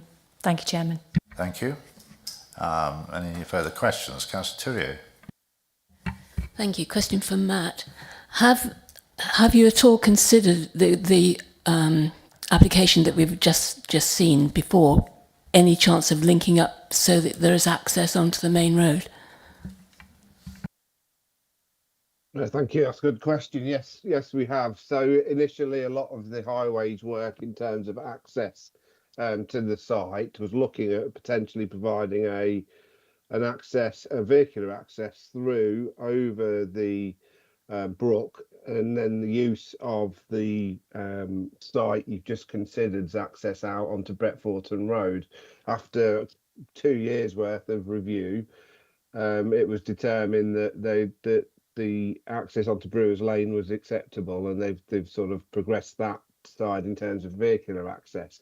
But both applications, the one that you've just considered and this application, have a requirement in the section 106 that will ensure that the developers work together to provide a pedestrian cycle access over that brook. Obviously that'll need a bit of engineering works, so that there is a pedestrian route through from Brewers Lane over the brook through the development you've just considered out onto Bretforton Road. Councillor Morris, followed by Councillor Sims. Thank you, Chair. As a general rule, is it unreasonable to expect that driving to a new development, cars would be able to pass down the road side by, two-way traffic? I'm struggling to understand. I don't know whether this is a highways question. I would have thought that was kind of like a principal technical requirement, that you would be able to drive to a new development without having to necessarily give way to someone because the road isn't wide enough. Sorry, it's quite a basic question. For highways, that is. So it is a question for highways. Mr. Is that Gorski. not sort of like a given that should automatically be one of the criteria for any new development, that you can basically drive to it without having to stop to give way to a traffic coming the opposite direction? Mr. Gorski, can you answer that one? No, it isn't a requirement. Obviously, it's ideal if there's no obstacles in a road, but there's many residential roads where vehicles park on the carriageway, and there isn't just a free-flowing road. There's often that you will have to manoeuvre around other part vehicles. So there isn't a requirement for two-way access. It's just there has to be you have to be able to ensure that the access is possible. If we had looked at Brewers Lane and there was so much parking that vehicles physically couldn't get down, there was often problems, then obviously we wouldn't be supporting this. It's in this case, we have done extensive a review of the vehicles parked on Brewers Lane. It has been modelled in terms of an actual corridor traffic model to look at what the spaces are, and the volume of traffic that would use it. And yes, while it's not an ideal situation, it is acceptable, and vehicles can access safely and will continue to do so through the design changes that have been made. So. Sorry, I wasn't very clear. I'm not talking about the parked cars. I'm talking about, isn't there a width of a road that is required to allow two cars to pass safely, one going in one direction and one going in the opposite direction? Isn't there a standard road width? Yeah, the design guide states that 4.1 metres is effectively the minimum width of two cars to pass. So that is, the physical width of the car with the wind mirrors, and and a very small gap for two cars to physically pass. But this obviously is much wider than that measurement. And what about a pavement? Does that doesn't include a pavement? No. No, that is just. So again, my question is kind of a new development. So one would think, a layperson would think, you have a road that two vehicles can pass down safely, 4.1 metres, and then you have a footpath, presumably, a pavement. So what would their width then need to be? If a new build site, ideally a carriageway would be 5.5 metres with a 2-metre footway. There's not always the possibility to achieve that. Obviously, Brewers Lane is an existing carriageway. It isn't a newly designed road. We are just, making do the best we can with what is provided. And there is some widening to Brewers Lane that is being made within the unadopted section into the site. But yeah, they are effectively the measurements. That's it.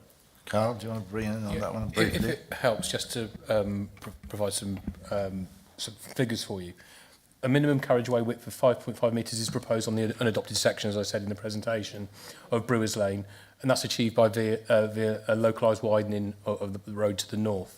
At the adopted section of Brewers Lane, adjacent to numbers 45 and 32, a carriageway narrowing is proposed to a minimum width of 4.68 metres, which is above the minimum width you heard there, and that is in order to provide a 1.5 metre footway adjacent to number 45 for approximately 10 metres to tie in with the existing footway provision on the north side.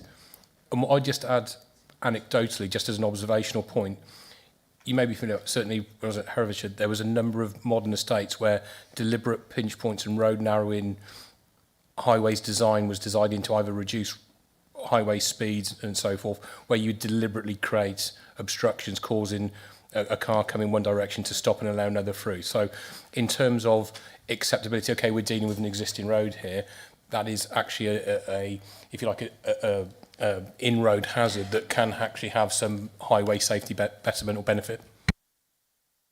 Councillor Sims, followed by Councillor Rowley. Thank you, Chair. Carl, I just wanted to go back to the unadopted lane bit. So you've got part of an adopted lane, unadopted lane, adopted lane. Who is going to maintain, do you know, that part of the unadopted lane, and who's going to pay for that? Is the developer, going to pay for that? I might pass over to the agent, but in normal circumstances, it wouldn't be the public purse, i.e. it's not adopted highways road, so that would normally come under the occupiers, sort of normally for a management arrangement on the unadopted bit. As I say, as it's set out in the report, it's unclear at this moment in time whether or not we would ever adopt that currently unadopted section. However, what is clear and is set out is that improvements to that unadopted section are required and do form part of this proposal. Sorry, just to come back. So would that come back as a formal proposal to look at address that? That would be that is part of what's before you, because it is outlined with access. That would form part of the access details, but also in terms of anything relating to the highways, there's obviously the section 38 and the section 278 processes as well. So thanks very much. Thank you. Councillor Rowley. Yeah. Also on a highways matter, there's only one access to the entire site, as far as I see, and one vehicular access. It's just pedestrian to the north. I mean, is this acceptable? I thought there always had to be an additional emergency access for vehicles in case one was closed or inaccessible for some reason. I think the very simple short answer is we in this committee have permitted schemes with a singular access that are of a far higher number. So again, highways have reviewed this in regard to one vehicular access and consider it acceptable. Is there a number of properties limit or on this? I would defer to highways on that. I'm not necessarily aware of one myself. There isn't, the design guide doesn't specify an exact number. It is, some developments are slightly different, but as a guide, it is approximately about 250 dwellings can be served off a single access. That's just in terms of both capacity and, and yes, at a point, there is a benefit to having a secondary access, but for this number of dwellings, off a single access is not a problem, and it's as well. There's many sites with that many dwellings that is established for many years with no problem. So that isn't a concern to us on this site. Thank you, Councillor Kersey. Chairman, thank you. A question possibly to the applicant and maybe the Parish Council and Mr Bell. Within the planning obligations, there is a request for school transport contribution of £63,568. Bearing in mind the extensive conversation that we've had, that obviously the developer believes that children can be educated in Badsy, and also the belief that obviously Badsy School is already oversubscribed and not going to be able to be expanded anytime soon unless it goes up in the air. What is anybody's expectation? So I guess to start with the agent, what do you envisage that 63,000 being required for if there is education provision within the village? Thank you. That is for enhancing school transportation, which is a specific item that has been asked of us by the county council in this particular case. As well as the education contributions directly, that's for enhanced provision for transportation too. So it's a combination of direct contributions towards enhanced education, but also public transport improvements as well to get children to and from schools. Okay. Right. Chairman, can I just follow up on that? It's just that if we're saying that children are going to be walking to the primary school and then they only need to go to Blackminster for the middle school, I mean, £63,000 is a significant amount of money. That would be an awful lot of transport. So why would £63,000 be stated that is required when you've got children, so say, walking from this development to Badsy First School and then just going to Blackminster Middle School? I think in fairness to the applicant, we rely on education as a consultee on applications like this to tell us and inform us in terms of what provision is in the area in terms of the levels of subscription or availability within the nearest school, but also then on the back of that, what Section 106 contributions they are seeking that are reasonable and relate to this development. So in this case, education have provided these figures. We've presented them to the applicant. The applicant has said, in principle, they are agreeable to these. So therefore, it's considered that these are reasonable requests from education. So we're almost like the facilitator of education to secure these monies to help provide these facilities, whether they're on-site and improvements to the school or to deliver, in this case, the transport element, which might be contributing to pupils going wherever within district or out of district through transportation means. So that's part and is a standard method of mitigation. If we come back round to some of the debates we've had about over subscription and community facilities and things like this, this is an accepted approach, and this, has been tested many times, both at appeal and no doubt through the courts as well. This is an acceptable form of mitigation in this regard, in regards of the education provision in relating to the needs from this development. So the fact that it is a high sum of money and the applicant or the developer is willing to pay that ought to be seen as a good thing, I would suggest. Chairman, I think the Parish Council and Mr Bell would like to, if they can comment. Are you asking him specifically the same question? Yes, because I wanted to just really hear the practical situation. Okay, well, I can tell you exactly how people get to school in Badsy. First school pupils who live reasonably close walk with their parents. First school pupils who don't live reasonably close are driven in by their parents. All the parents who live down the Bretforton Road, of which we've spoken, in the new developments, 247 which are on their way up, 347 which are being built, all of those will be driven to school. There's no safe walking route. What you were told in the previous application is nonsense. Nobody walks. It's dangerous to walk along that road. The middle school pupils who go to Blackminster go by bus or are driven by their parents. A lot of pupils do go to high school. We're not just country bumpkins. And the ones that go to high school bus into Evesham to TDMS, the De Montfort School, or to Prince Henry's High School. Some pupils are driven by their parents or by some magical bus system are got up into the Cotswolds, into Gloucestershire, to get to Chipping Camden, some go to the high school there, some go to primary schools up there. But there is a need for transport. But this is, Emma, it's a number they've snatched out of the air.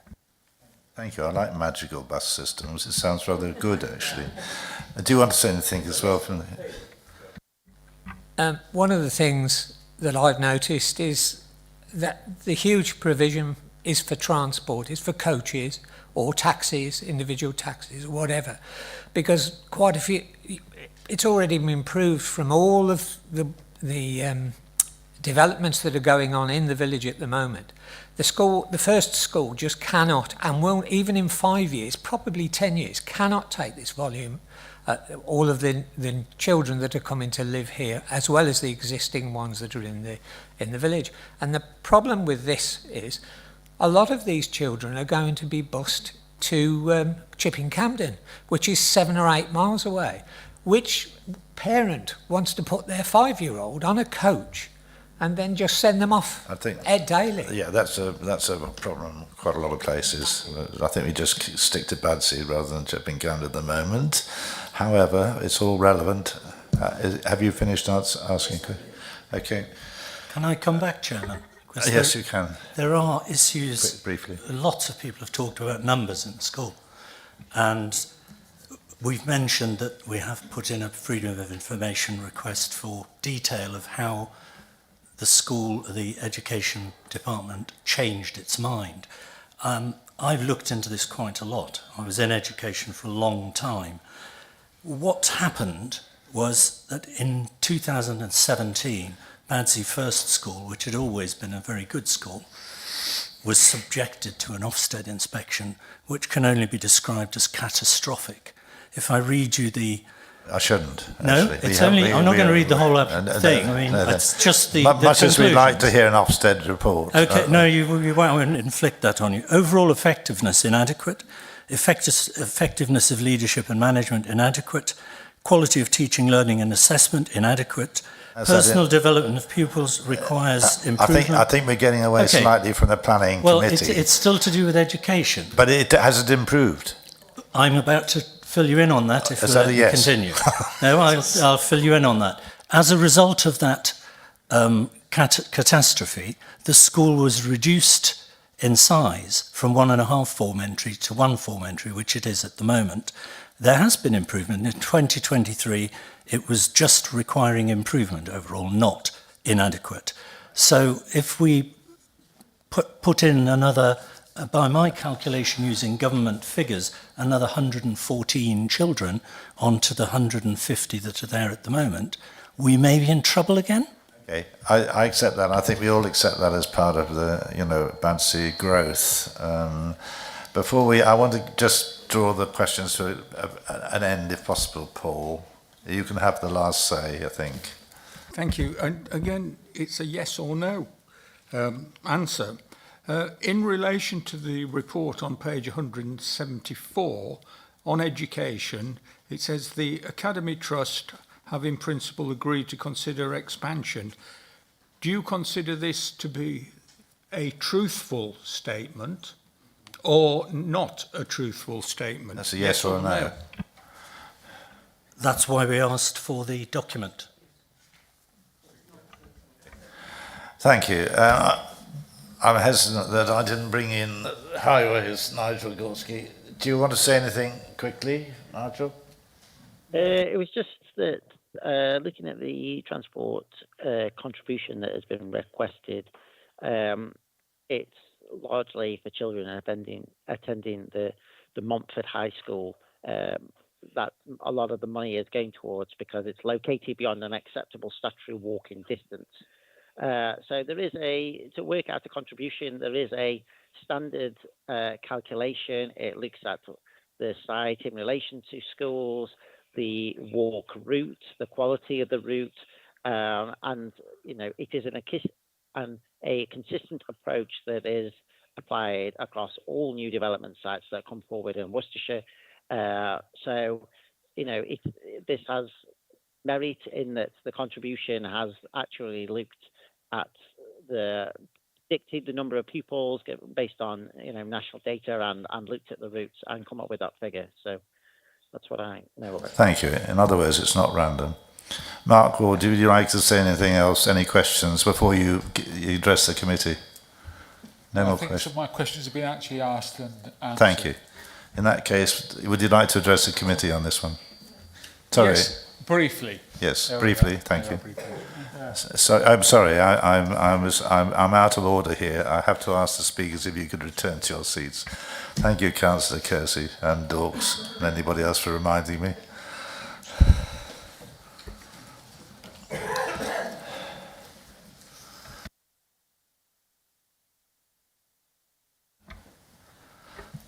All right, Councillor Ward, over to you.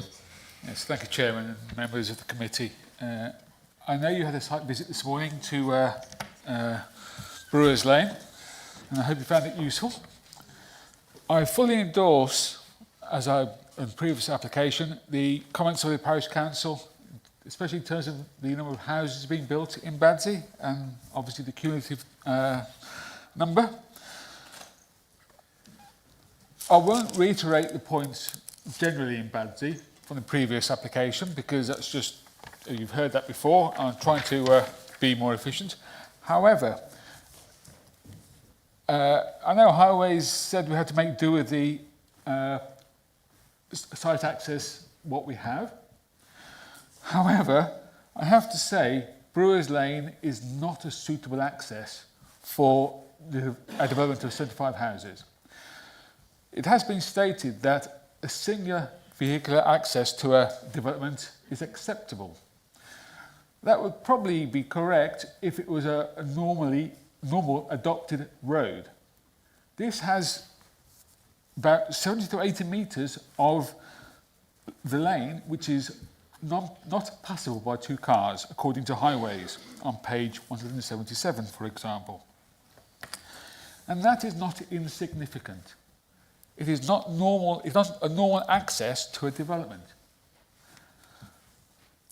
I do worry, and I would find it very difficult to square access to the site by either refuse lorries, emergency services, and they can occur at any time of the day or night, irrespective of a quiet period. It could be when the sports centre, the sports field is fully occupied, and parking is all over the place.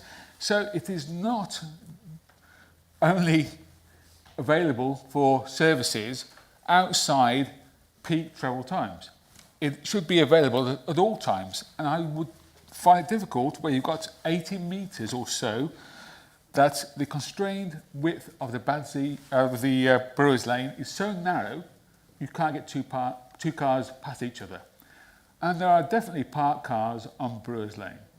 The housing around the area has increased, and also parking provision for existing dwellings is insufficient, and people do park on that road.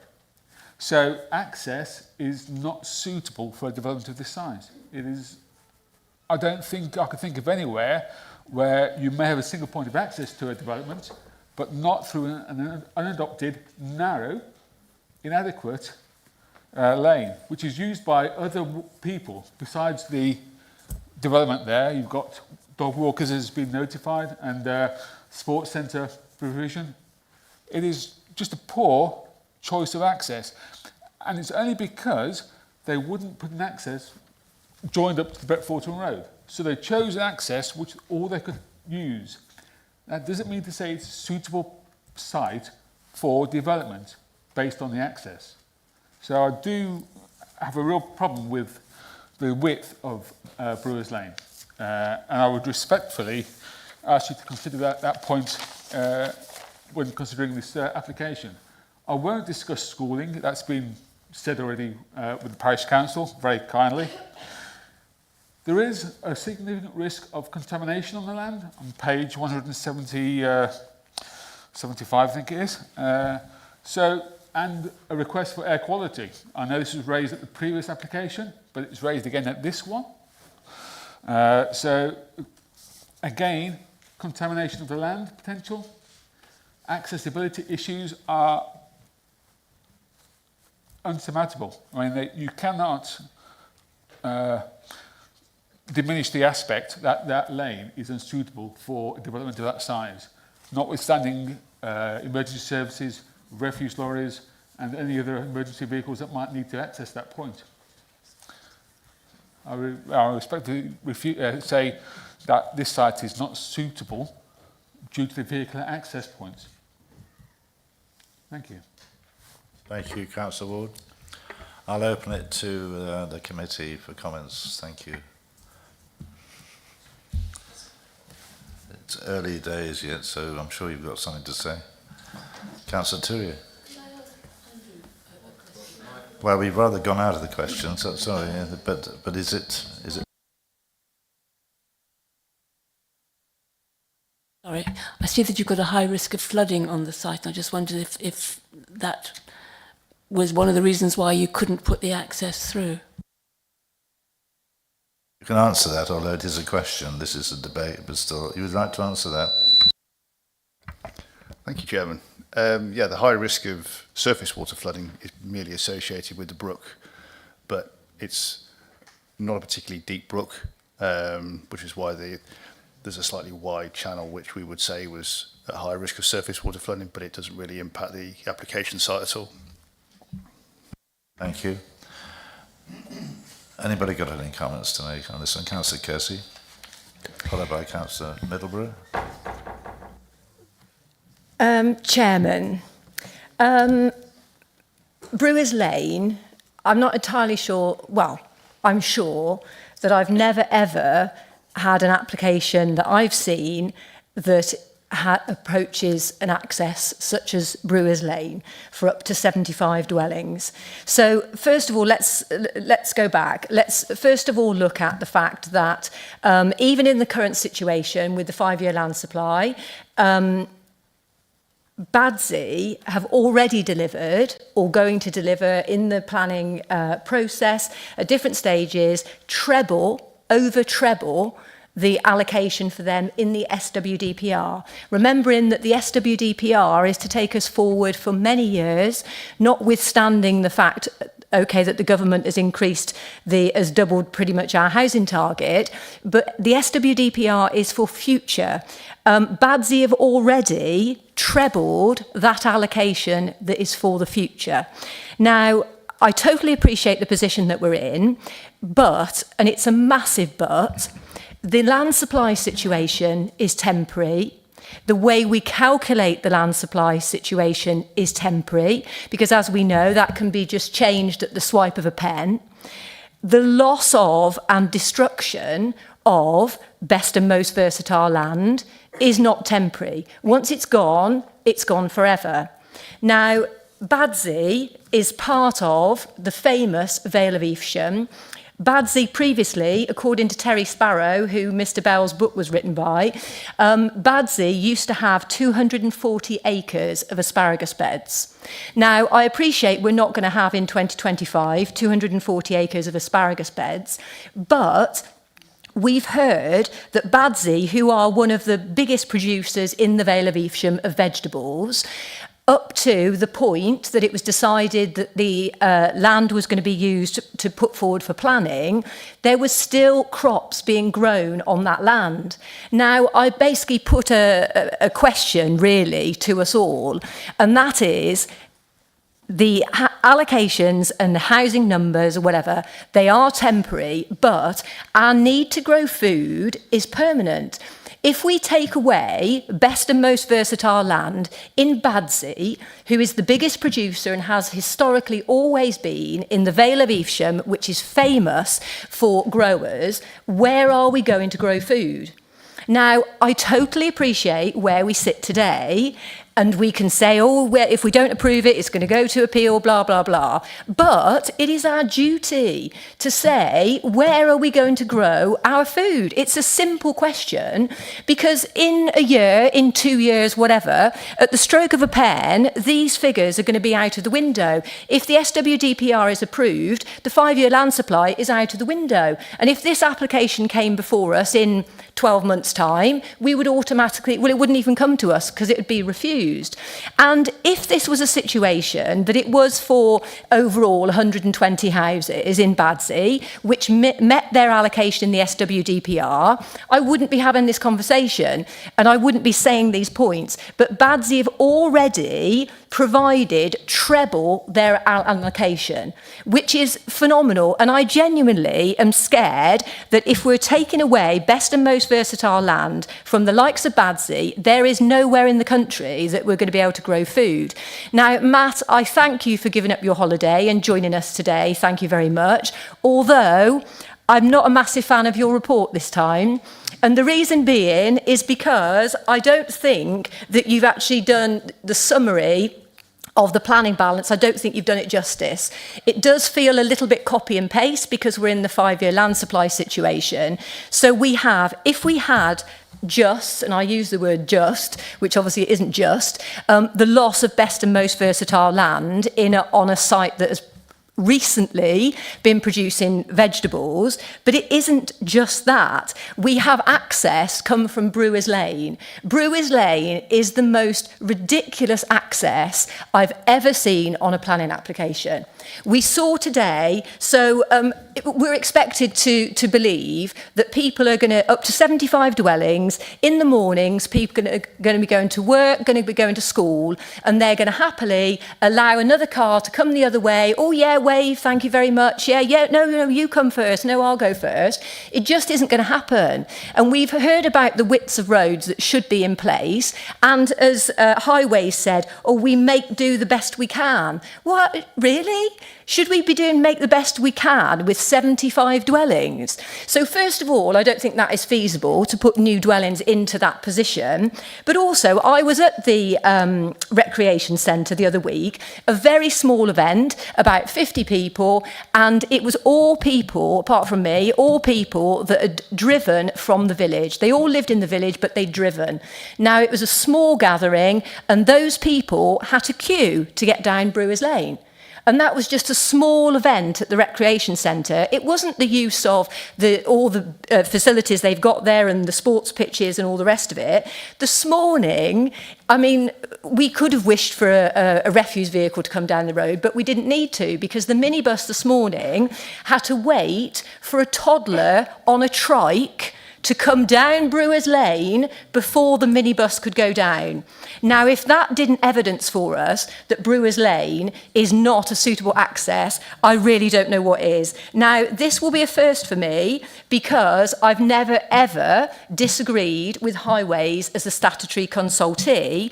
But I don't actually think it is a first because fundamentally, Highways do not agree with Brewers Lane being an access. They've said all along that the access to this site should come from the Bretforton Road. Now, we are always told in planning that ownership of land is not a planning consideration. The fact that they can't agree over the ownership of the land to have access from Bretforton Road is not our problem. It's not acceptable to us. So that's something that, but something that I've never ever seen before is that Highways basically don't agree with the fact that Brewers Lane should be used as an access, and then it's as if they've just laid down and said, the Highways Authority accepts that there is no other viable or achievable vehicle access to this site.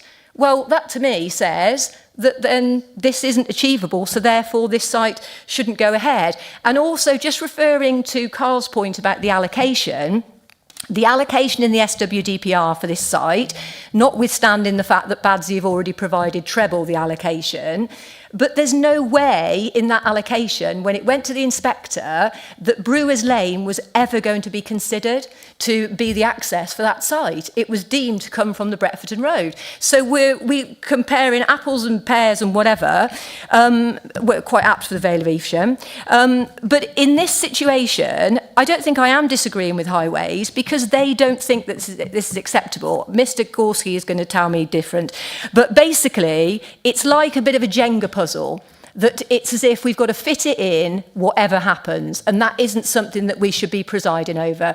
So, Chairman, I'm going to propose refusal, and I'm going to hand over to Kieran and Carl for them to come up with, but I mean, obviously there's a massive selection that we can come from, but SWDP 4, 13, you know, take your pick. But I'll leave it over to you to put the actual policy numbers in there. But those are the key reasons why I think that absolutely the idea of using Brewers Lane as an access is preposterous, and I most certainly do not want to preside over it. Thank you, Chairman. Thank you. Thank you, Councillor Kersey.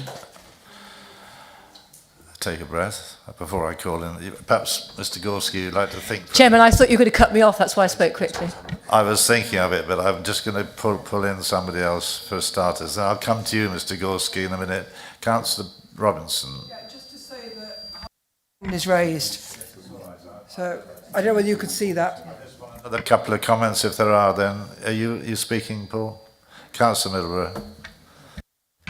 Thank you. I mean, say my heart agrees with a lot of what Councillor Kersey has said, but actually my heart doesn't matter for much when it comes into this matter, unfortunately.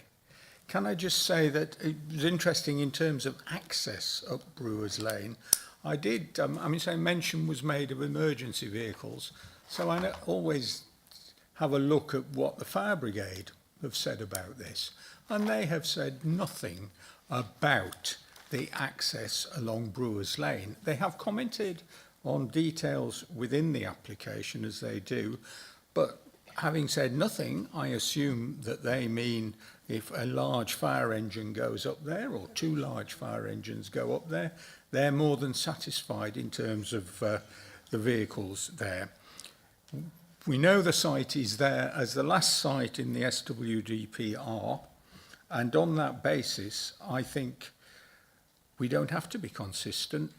I think I'm being consistent, putting my heart to one side, that I would propose acceptance in line with the officer's recommendations. Yeah, thank you very much. Would you like to come in, Nigel Gorski, now? Thank you. Yeah, obviously, Brewers Lane is obviously a concern. It's, I guess, for the unadopted section, it is wider. It is a 5.5 metre width carriageway, so that is typical of any new, residential access road that would be provided. We do accept that there is cars parked along that road at the time associated with the sports club. There is, I think it's 9 spaces that are being built into the site boundary, which you can sort of see along on that plan. So there's effectively spaces been designed in for them spaces, for them cars park in those locations, should it still be required.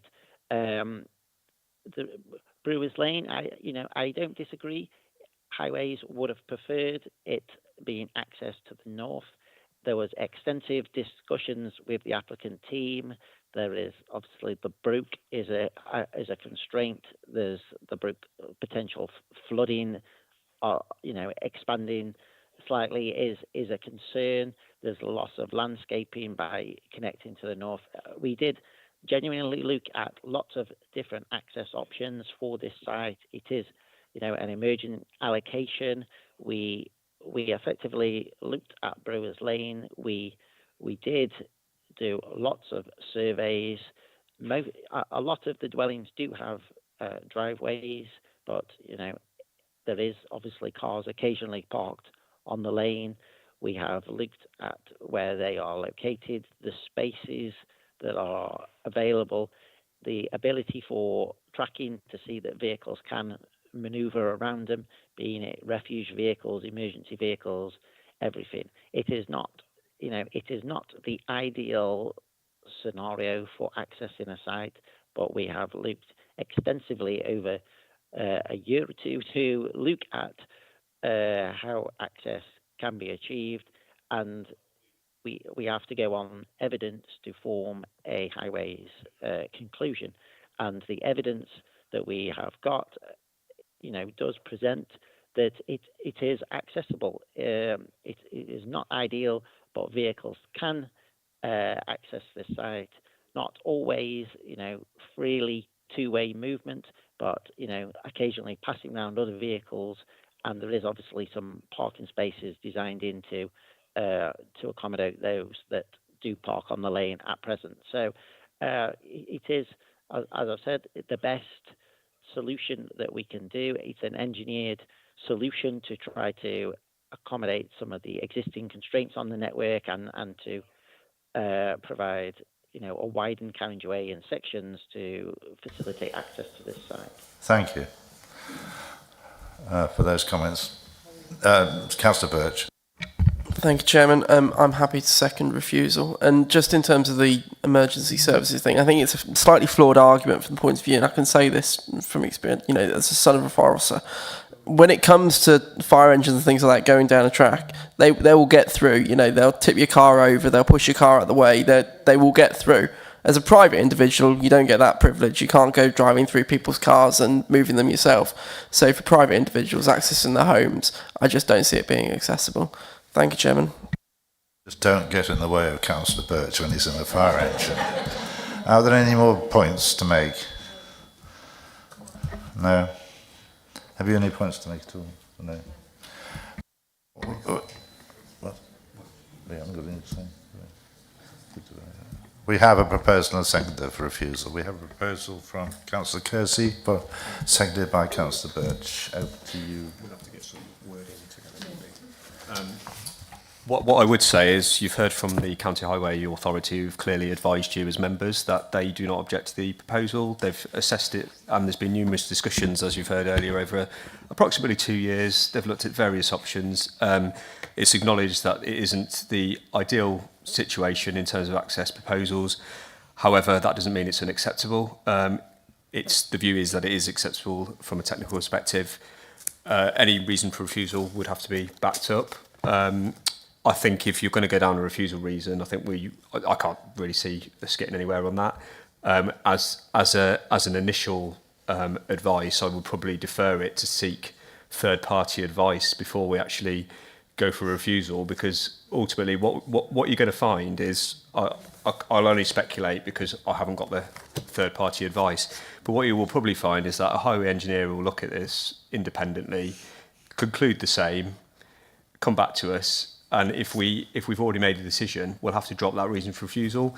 Then we'll be left with a BMV proposal on something that we've actually is emerging in our allocation as a site that we're releasing.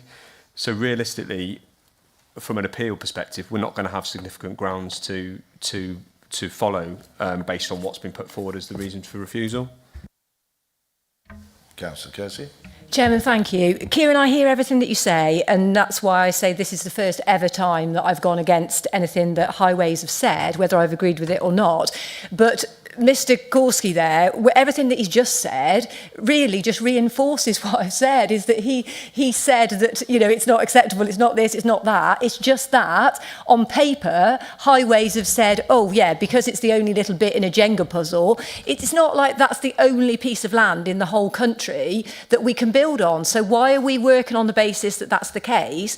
But I think, yes, if we went to appeal and then if we had to take away the Highways grounds, but I think for me it's bigger than that. We need to look at it from the whole planning balance. And the planning balance is we've got a most atrocious access in addition to use of best and most versatile land, all the services, etc., but we're not necessarily saying we're just refusing it on that basis. We're saying that this is a terrible access, adding all those things in there. But I hear what you're saying, and you know how much I love to take your advice, but if we defer this for technical opinion, I don't see that we're going to get anywhere. We've heard from the applicant, we've heard from Carl how long this has been in the making, we've heard from Mr. Korski about how much they tried to get the access from the Bretforton Road. So what is the point of then delaying this to then get somebody to say, oh no, it can't be from the Bretforton Road, to then come back again? I just think that it's probably futile. I hear what you're saying about an appeal, but sometimes it's just a step way too far, and that's what I feel this application is. Councillor Dyke. Thank you, Chairman. I would like to second Councillor Middleborough's proposal, please, for acceptance, in line with the applicant. Councillor Sims.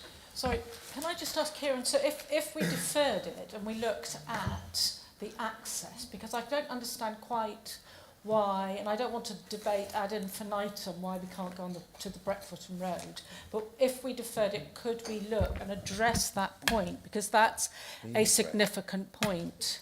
It hasn't really. It hasn't really been significantly addressed, though. That other access point, the reason we have come, or the application has come to this Brewers Lane access, is that has been explored, and ultimately the Highways Authority have accepted that that route can't come forward, isn't feasible. So that element has been, if you're looking at it from the applicant's point of view, they've gone through that process with the Highways Authority. So if we take that to the context of appeal, or deferring it, they've already gone through that process. That's why it's taken 2 years. And if I can just come on to the other proposed refusal points, this is just to give you a red flag. Members are free, as you know, to do whatever you want to do. But I would caution you against refusing on BMV, given we've allocated this site for residential development. I mean, even in terms of... Sorry, can I interrupt you? Could you not talk? In terms of, as I say, this is a draft allocated site, so therefore we have considered at a strategic level it's acceptable to release this land regardless of its BMV value in terms of the overall housing context. So that as a refusal reason will be considered by the inspector to be wholly unreasonable. If we turn to the cumulative impact, we had cumulative impact at Badsy tested in February by an appeal inspector at a hearing, and as I've repeated many times to this committee, the conclusion of that is there is no policy cap on housing, and that mitigation through either no technical consultee objections, Section 106 contributions, conditions to mitigate, or statutory undertakers like Severn Trent or Education not objecting, means that there is no real substantive reason why that cumulative amount can't be accommodated. So again, given that's been tested at an appeal hearing level, again, that exposes us to quite a considerable cost risk on unreasonable behaviour, again, aligned to the fact that this is part of an allocated site. Kieran's already covered highways, so I would just be very mindful and cautious that if you do proceed to refusal, my professional opinion is we're not going to be able to defend that, those three appeal reasons. We're also facing quite a substantive cost claim as well. I know that doesn't necessarily factor in your decision making, but you need to be very clear the agricultural land element and the cumulative impact element in terms of amount of development will be wholly unreasonable reasons for refusal. I would like to bring this to a debate to a finish. You can have the last word as long as it's brief. Yeah, as long as it's refused, no joke. So the other thing that I would add in is the SWDP 13, because again, on the allocation, it's down as 25 density, whereas this is 36. But it's all about the planning balance. It's not about one singular thing with this application. It's about the whole lot put together. And if we're looking at one single thing, but equally, in 12 months' time, this may not, be the case that we're in the 5-year land supply situation. But it's wholly, there's so many reasons, but it's the cumulative effect, but of the overall planning balance. Failing anybody else's comments, we have had a proposal. We take the refusal first, proposal and seconded for refusal, then a proposal and seconded for approval. So could you outline the reasons for that? You've just said one of them for refusal, as we have it, Kieran. Yes, so I think the final wording would need to be delegated to the Director of Planning and Infrastructure. The reasoning relates around two or potentially two policies. One relates to the access to the highway, and I think essentially the suggestion that that's inadequate. And then the second aspect in relation to density of the development, as well as loss of BMV, which is the same policy, SWDP 13. So I think the highway policies was 4, but I think there's possibly 21 as well, which is SWDP 21. But as I said, that would be finalised with officers. So the 2 points are, there's two main policies, but that's essentially what's required. And then any technical reasons, such as a Section 106 secured as well, would be the reasons for refusal. Obviously, you've heard the officer's comments on highways and the likelihood of success there. So I'm not sure there's much I can really add. But there you go. I'll leave that to members to decide. Thank you. So, Rachel, we have a proposal for refusal from Councillor Kersey, seconded by Councillor Birch. Members, the motion is to refuse the application based on the reasons that Kieran's just summed up, including a technical reason, lack of 106 agreement. All those in favour of the motion to refuse this application, please raise your voting cards. 1, 2, 3. That's 3 in favour. All those against? 1, 2, 3, 4, 5, 6, 7, 8, 9, 10, 11. It's 11. So that's... Now we take the approval, don't we? Yeah, so that motion is carried, Chair. So, Sorry, defeated. I'm so sorry. That motion is defeated. So now we you need to take the- move to... Yeah, you had a proposal from Councillor Middleton, followed by Councillor Dyke, seconded. So, members, the motion is to improve in line with officer recommendation. All those in favour, please raise your voting cards. 1, 2, 3, 4, 5, 6, 7, 8, 9, 10, 11. 11 in favour. All those against? 3 against. The motion to approve is carried, Chair. Thank you very much, and thank you, speakers, for coming to that. We've got... Being bullied by these men who we employ, by the way. Wrong. Thank you for your comments, but perhaps we'll make them outside. Thank you.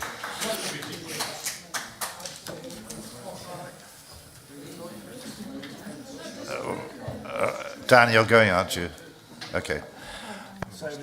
Move quickly on. I realise it's 6:15, so I'm afraid this isn't going to go on for some time. We will have a quick break after the next item. We're looking at 7:15, 8:15. We're looking at nearly 9 o'clock to finish tonight, I'm afraid. If you're all fit for that, we'll continue, please, on item 11 once everybody's gone. If you want to stay, by all means, we'll have a break after this item for 5 or 10 minutes.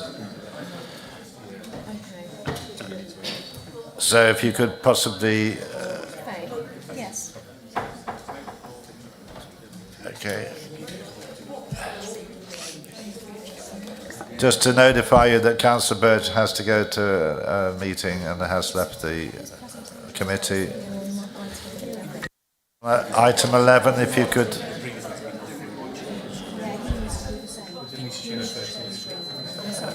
If you could quieten down a bit, we'll make a start.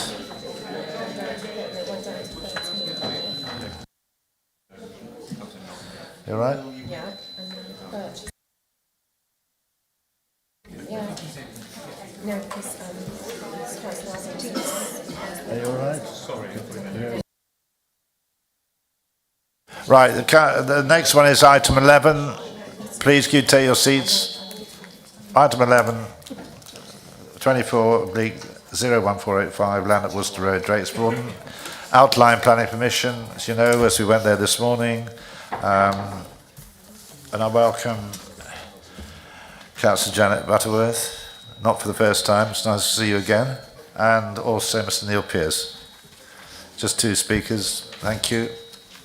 And Adam White, I think you're going to present this. Could you? Thank you very much. Once the speakers have sat down, over to you, Adam. Thank you, Chair. So this application relates to a parcel of land off Worcester Road to the south of Drakesbroughton. That shows you the general location there. That's the application site in red. The site's not subject to any formal or informal landscape designations. It's entirely within flood zone 1. So Drakesbroughton is currently defined as a Category 2 settlement in the SWDP. So the site is located outside of the recognised settlement boundary, but adjacent to it. Again, that shows you an aerial shot of the site. So the application proposes up to 45 dwellings. The application is outline form with appearance, scale, landscape and landscaping to be reserved for future consideration. Access is proposed to be determined at outline stage and proposed to be taken directly off the Worcester Road. It gives you an indicative street scene to give you an idea of what the house types could look like. Again, this is an indicative layout, and that shows, again, how the site could be laid out and how the dwellings could be accommodated on the site. This shows you the proposed access off Worcester Road. Some views of the site. This is from Brickyard Lane, looking towards into the site. This is within the site, looking to the existing properties on the Worcester Road. Again, from the existing site access, looking into the site. This is the view from the access, looking down Worcester Road. And this is looking the opposite way. So in terms of the principle of the development, so it's contrary to policy SWDP2. However, because of the housing land supply position, paragraph 11D is triggered and the tilted balance is in play. So as set out in the officer's report, it's the view that the identified harms do not significantly and demonstrably outweigh the benefits, and there are no relevant policies in the framework that protect areas or assets of particular importance that provide a strong reason for refusal. As such, the application is recommended for delegated approval subject to the completion of a Section 106 agreement. Thank you. Thank you, Aaron. Councillor Butterworth, you have 3 minutes. Thank you. Credit is to be given to the applicant and the agent for very comprehensive details providing, including how to deal with foul and surface water and a very good design for green space on this development. However, despite this, the Parish Council has major reservations and objections to this application. It's about sustainability. When is enough enough? This land is outside the village, outside the development boundary. Development here would be at odds with South Worcestershire Development Plan number 2, which is about maintaining the characteristics of settlement and retaining separation between settlement and urban areas. This development is neither an extension of Drake's Broughton or adjacent to it, but is an island of large-scale new development on land that is crosses into close to our village. Once the 150 dwellings that have planning permission are built, Drake's Broughton will have almost doubled in size in less than 15 years. In 2014, there were 668 dwellings on the voters' roll, and by 2024, it was 953. And the 150 already in the pipeline, that'll be over 1,103 houses. But where are the resources, investment in infrastructure to support this growth? Both foul and surface water systems are failing, roads are inadequate with traffic queuing to get in and out of the village, infill development have significantly reduced open spaces. In the consultation responses for the application, concerns were raised about capacity by Severn Trent, by the schools and by primary health care. In the village, there are problems caused by the volume of traffic. People queue to get in and out onto the B4084 and the A44. There are daily problems because of shortage of area of places to park, particularly at the school, to pick up and drop off times, and by the shops. This is a rural village. The lanes are narrow. They're increasingly busier with cars. The cars are wider and tractors are much, much bigger. The open space for the community is limited. There's the playing field with 2 really good popular play parks and 2 football pitches, home to Drake's Broughton Rangers Football Club, but no other area for outside recreation. There is no spare capacity in the infrastructure, and the impact of this is a major contribution to increased stress levels and negative well-being of the existing community. Like most other new developments in Drake's Broughton, this one comes with a need and reliance on services of a managed company once it's built. There will be pumps for sewers and land drains, an open space and a play park to maintain. Whose responsibility is going to be for making sure that things work? Who will oversee things? And who will regulate? And who picks up the tab? This isn't just for the next 5 or 10 years. It's for the lifetime of the building. Isn't this just short-term decision-making that will cause problems for the next generations and beyond? Is this really sustainable development? Thank you very much. Thank you, Councillor Butterworth. Mr Neil Pearce, you have 3 minutes, thanks. Thank you, Chairman. Good afternoon, and thank you for the opportunity to present to you today. This is an outline application with all matters reserved with the exception of access for up to 45 dwellings, 18 of which will be affordable. An illustrative layout has been submitted which provides a significant level of detail and demonstrates how the development is likely to come forward with a high-quality landscape-led design. This is an unallocated site adjoining the development boundary of a soon-to-be Category 1 village. In light of the Council's current housing land supply, the principle of houses on the site is supported by your officers under the correct application of the tilted balance. That being, the site is not affected by any planning constraints or footnote 7 designations. There are no strong reasons for refusing the application. There are very limited adverse impacts resulting from the development, and these would significantly and demonstrably be outweighed by the economic, social, environmental benefits, which are set out in section 7.13 of the report. The proposal will change the local landscape character, and it will add a few more cars to the roads. These are inevitable consequences of every development, but these effects are not so significantly adverse so as to warrant objection. Concerns about highway safety, foul drainage and flooding have been highlighted locally, and I fully understand and appreciate these local concerns, which have been repeated across a number of applications and appeals within the village. To give you and residents comfort, the proposals have passed an independent safety audit, and the Highway Authority have scrutinised the proposals and have raised no objections. Your drainage engineer is satisfied with the proposal to attenuate surface water on site and discharge via gravity-fed pipes and swales to an existing ditch in Brickyard Lane. The LLFA have also confirmed they are supportive of the proposals subject to an amended condition. All surface water will flow away from existing residential properties, and Condition 17 ensures that no development can take place until an approved drainage scheme, including future management and maintenance, is in place. It is proposed to install a new foul sewer system throughout the site and up to and along Walcott Lane to connect to the existing outfall opposite Shrubbery Road.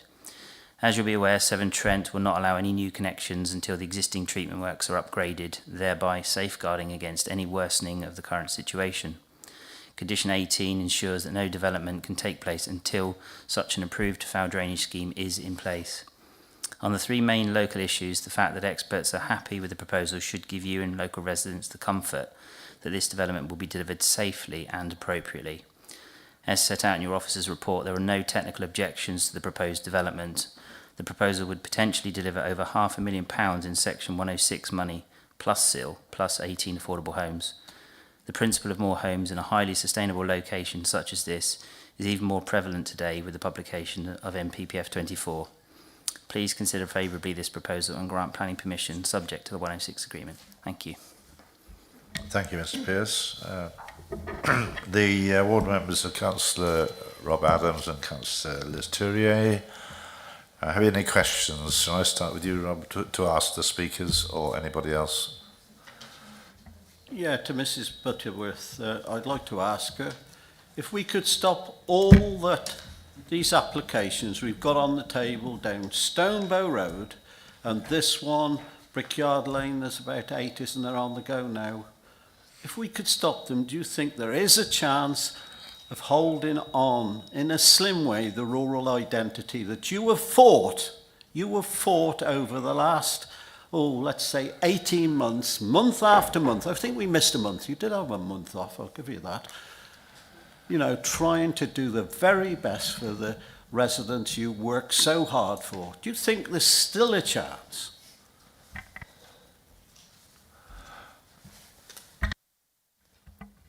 If we manage to stop this application, do you think there's a chance that we retain some of the village that used to be? Is that what you're asking? Yeah? Well, yes. Yeah, we're holding on. We've got just about enough space for everybody at the moment. Another 45, that's another 90 cars, that's another load more people. By the time you put Parkway, which is going to come a mile up the road, and you've got Pershore coming ever closer to us, we just merge into one by the time that we've finished doing what we're doing. So yes, there is. There's still a heart. There's still a beating heart in the village, but that's going to disappear if we just keep doing this to it. Because there's another load waiting to come for planning still. So thank you. Thank you. Have you any other questions, Rob? No, I don't think I have for Neil today. I think he covered off things and recognises a lot of the concerns in what he said. Thank you. Thank you. Councillor Tourier, have you any questions? Yes, please. Councillor Butterworth, was this site put forward for consideration when you were doing the neighbourhood plan? No, no, no. Why not? Because we don't see it as being part of within the village. Thank you. I have a question for the developer, please. In terms of access, I note from your brochure that this talks about being in phase 1, and it seems to be well understood that further housing might be built on the other half of your field. And I wondered if Highways had been involved with the possibility of more than the 45 housing cars going through, and if that had been taken into account when you're trying to access the main B484. I'm not sure what brochure you're referring to. No decision has yet been made as to what's going to happen to the rest of the land that's within the applicant's control.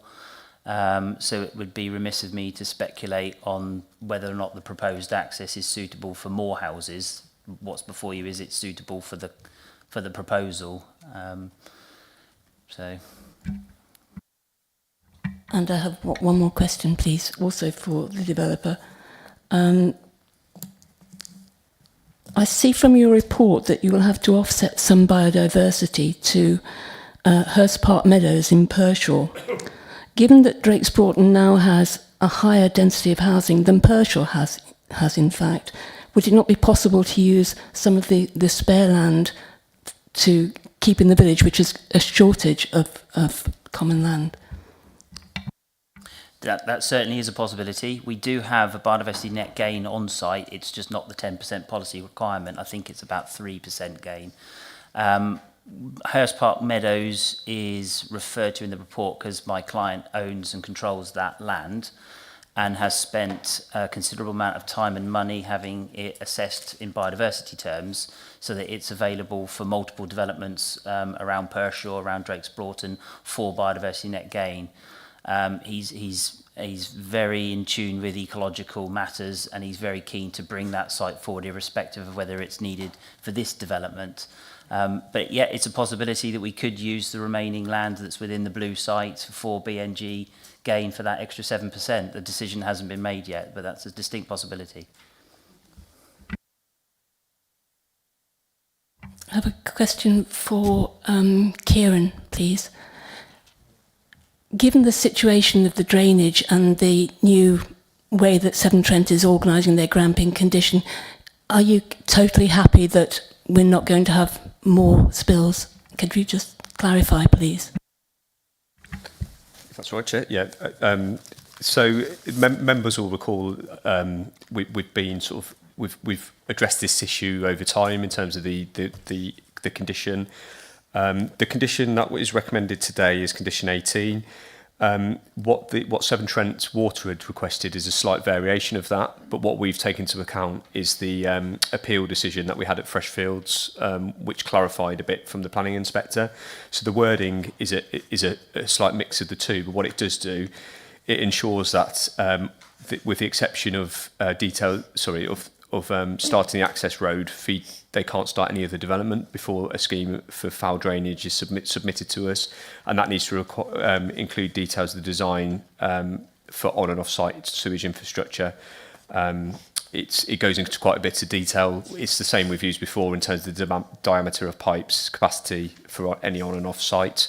So it captures all those issues to ensure that it's in, and then we require demonstration of the connection to any public sewer, if that is to happen, to demonstrate at the point of connection that there's capacity within the system. So we're comfortable. The condition that we've used, the condition that's been tested at appeal, and has come from the work that this committee's done in terms of sort of shaping that's as robust as we can do, and it delivers the best we can do. And obviously, we all understand that the best option is the upgraded sewage system overall, but in that interim, that gives that control. Thank you. Any further questions, Councillor Tourier? No. I'll open it to the committee then. Councillor Middleroy, any questions for the speakers? Thank you. Well, it's a question to highways, if that's acceptable at the moment. I'm concerned about the entrance, and in particular, the entrance for traffic going north from Pershore as they rise up from having gone over the Bowbrook Bridge and move up a stretch of road which is de-restricted, come to a 40-mile-an-hour limit, and very closely this turning is going to be on the right for them. And we've seen the speed figures and the percentiles that they're moving fairly quickly at this side. Did highways, or have you considered having and I don't know what the correct description is, splays in the road so that traffic turning right can move to the right and traffic can pass on the left, whether it's an island or road markings? And if you haven't considered it, I'd wonder why you hadn't considered it, and if you ruled it out, why have you ruled it out?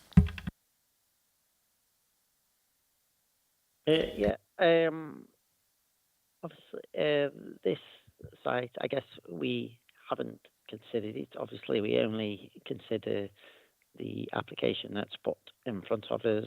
I guess we have done a capacity assessment of the access. It does achieve visibility. There is no capacity issues, and that vehicles can easily move in and out of the junction and obviously turn left and right into it. There is, and that junction works really well. It's not, even closer to capacity. It works.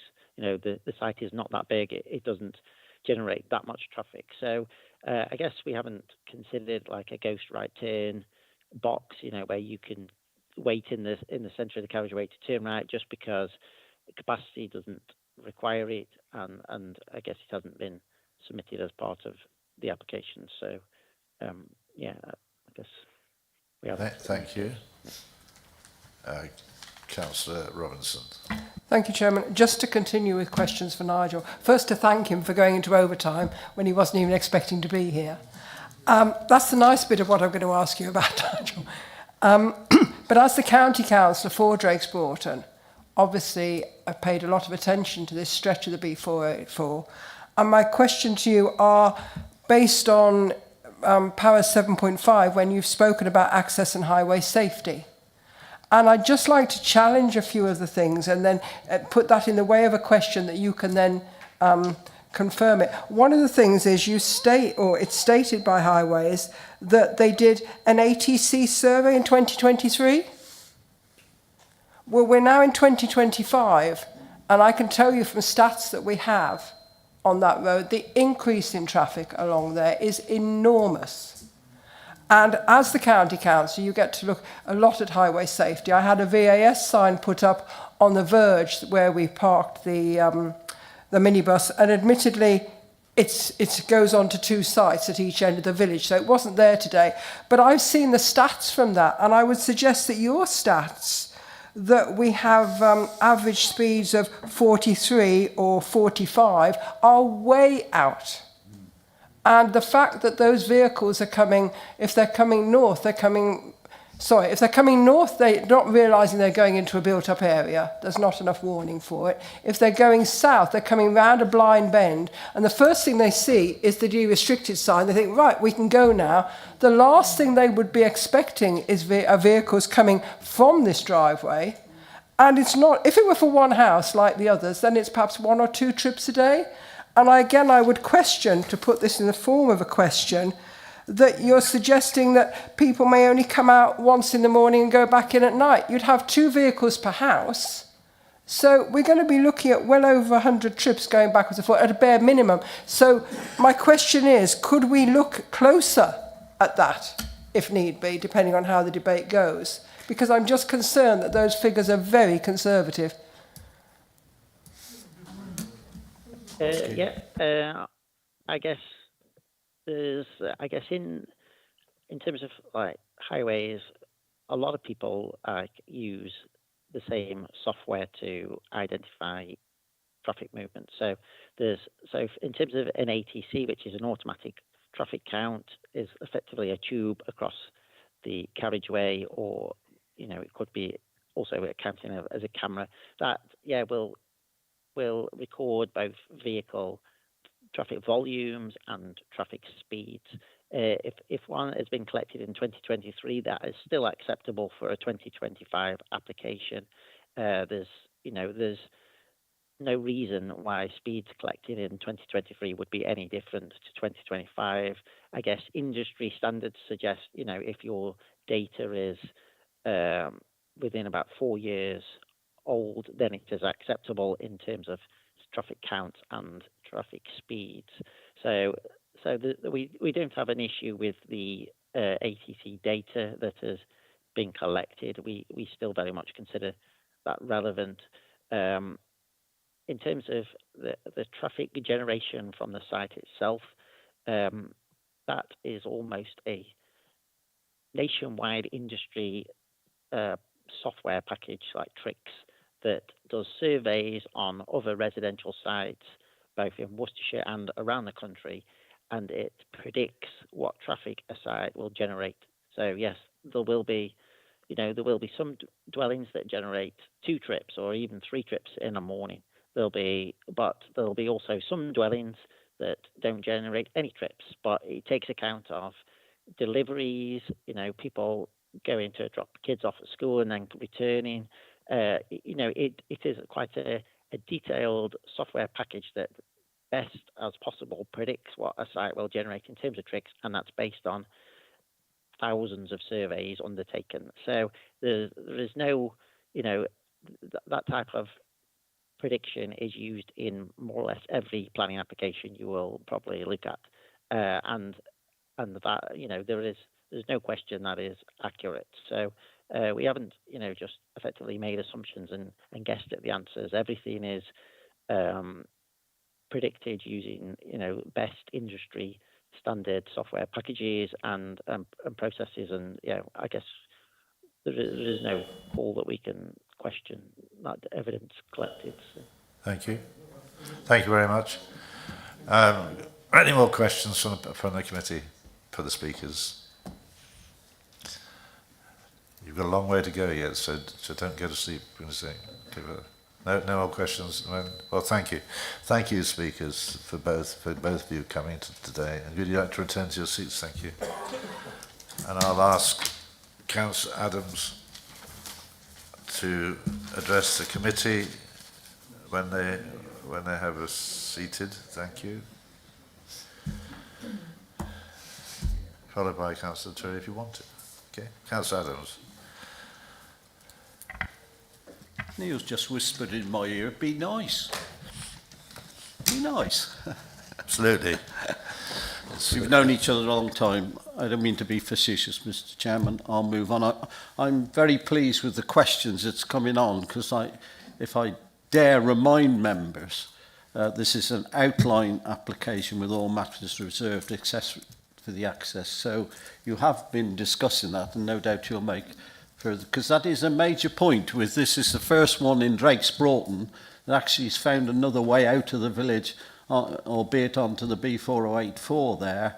Others have been, the Brickyard Lane or the Walcott Lane or Stonebow and all the rest of it. So this one is different. Can I say straight away, there's nothing wrong with this application, is there?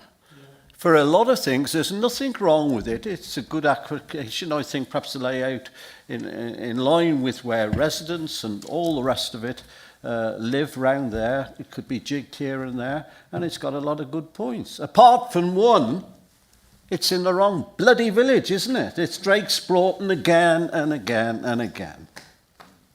Sorry for swearing, or am I sorry? Because it's the same things coming over and over again, isn't it? Councillor Butterworth sat there before I asked her the question about the rural identity. She desperately is trying to hold on as supported by the parish council. And it's slipping from us all the time. So all we can try and do is get the very best out of the application for our villages. And it's not Drake's Broughton. And you heard the figures that Janet's brought up with. I think almost all the members on that side, those of you standing back, have had hundreds of houses in their village. All of them have had that they felt, you know, if we had a 5-year land supply, that would never happen. But we're back at Drake's Broughton this afternoon. So let's just try and, can I bear with me just a few minutes? I'll try and be brief. Are the things that are important to me, important to Mrs. Butterworth, important to the residents of Drake's Broughton? First of all, we fought with it all afternoon about allocated sites, which weigh so heavy in the balance, as you hear me talking about. Allocated site. This is not an allocated site. It never was an allocated site. I think Neil slipped in and said about, he didn't say it was an allocated village. What he did say it was heading towards, and perhaps that's in there. We are today, it is category 2. It is not category 1 at this moment in time. What will happen in the future, I don't know. So let's just get those facts on there.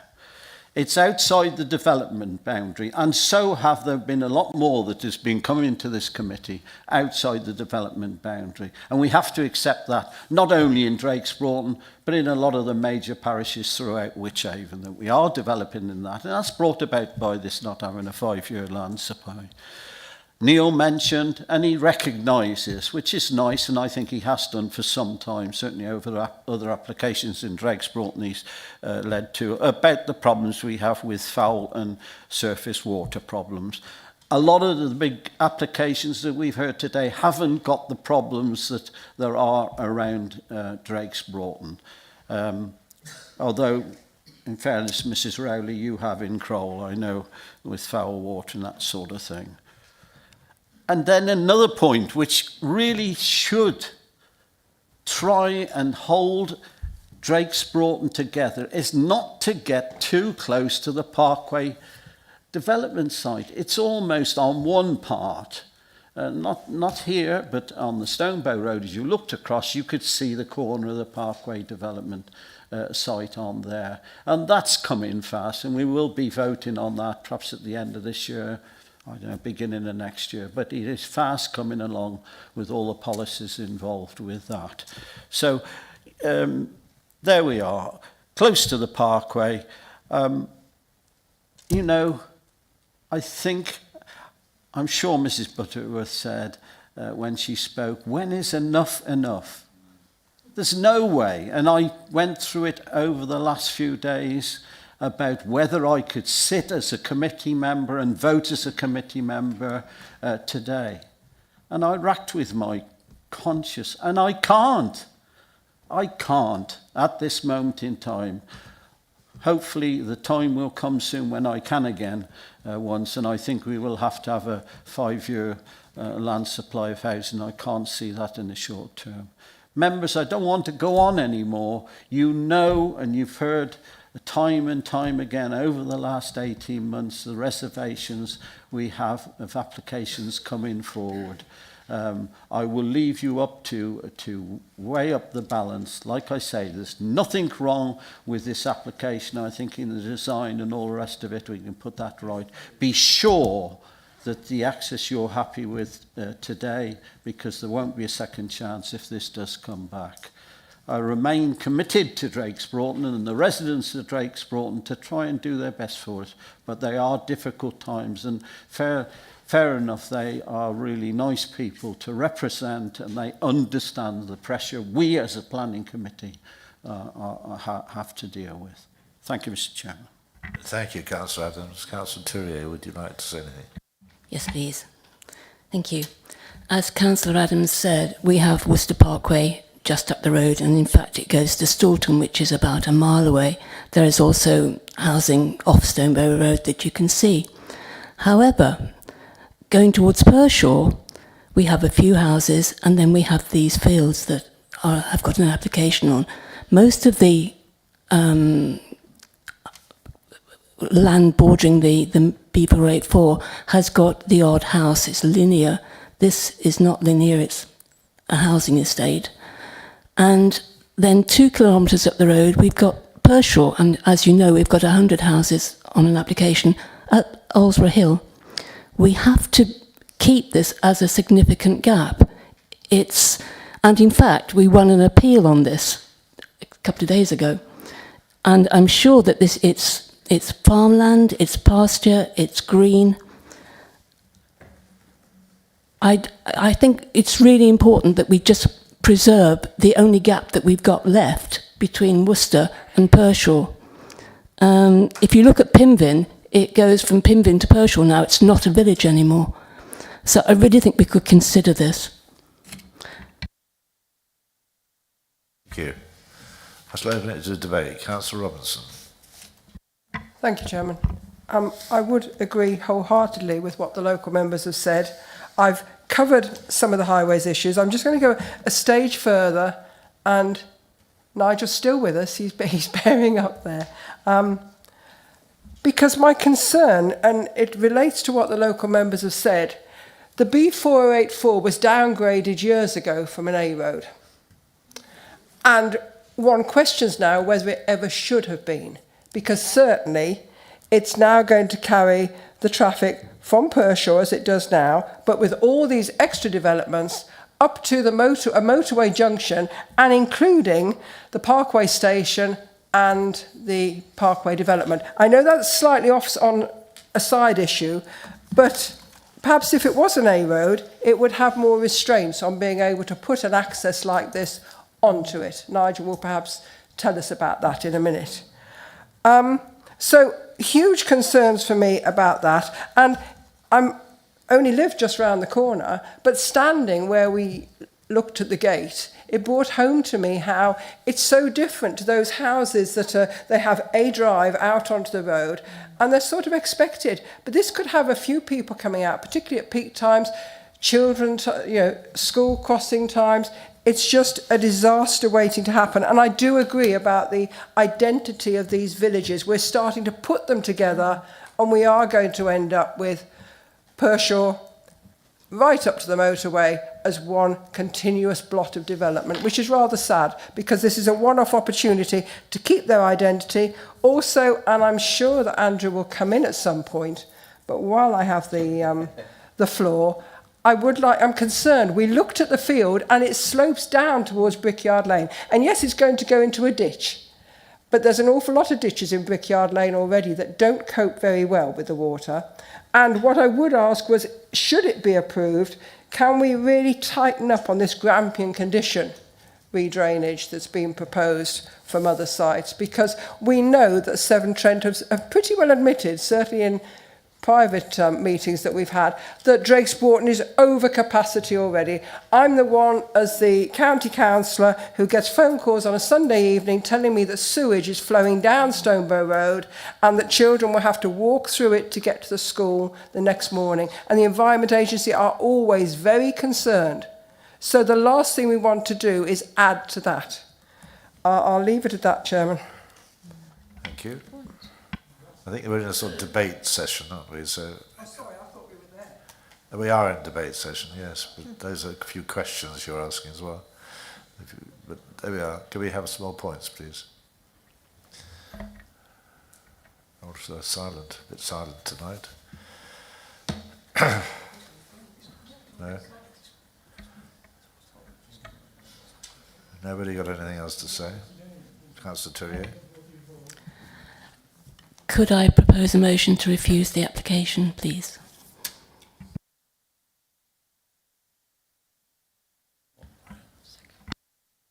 Thank you. Councillor Robinson. Chairman, I'd be happy to second that on this. But purely that we're looking at access mainly, and that is my big concern, plus making sure that Grampian condition's there for drainage. I'm not sure about the Grampian condition. You'll get that, actually. Yes. Just Well, if we can confirm. Yeah, just in terms of the thank you. drainage condition, just for clarity, it's not a Grampian condition. We tested that at appeal in light of Severn Trent wanting a Grampian condition. The inspector rejected that. The condition that's condition 18 is what the inspector imposed. And if members remember, we did take counsel opinion on both the inspector's decision, but also the inspector's condition. That legal opinion was that this condition is significantly robust, but also achieves pretty much what we were trying to achieve through the Grampian condition. So if I just refer you to the wording, full details of a scheme for the provision of foul drainage for the site shall be submitted to and approved in writing by the local planning authority prior to the commencement of the development, with the exception of the proposed access road. So there can be no development beyond the access going in until we have all of those assurances and those details signed off. And quite clearly with condition 18, Severn Trent would be a consultee on the discharge of that condition. So in terms of that element, to be quite blunt, there is nothing more we can do as a planning authority. We have tested the issue at appeal to the point where next time we try, we will lose costs on it because we've tried so many times. We've taken legal opinion on an inspector's decision and their condition, and this is where we are. And you might recall a number of recent decisions that Drake's brought in. This is the condition we've rolled out on the back of that advice of that appeal decision. So, sorry, Carl, just to understand, Chairman, for everyone.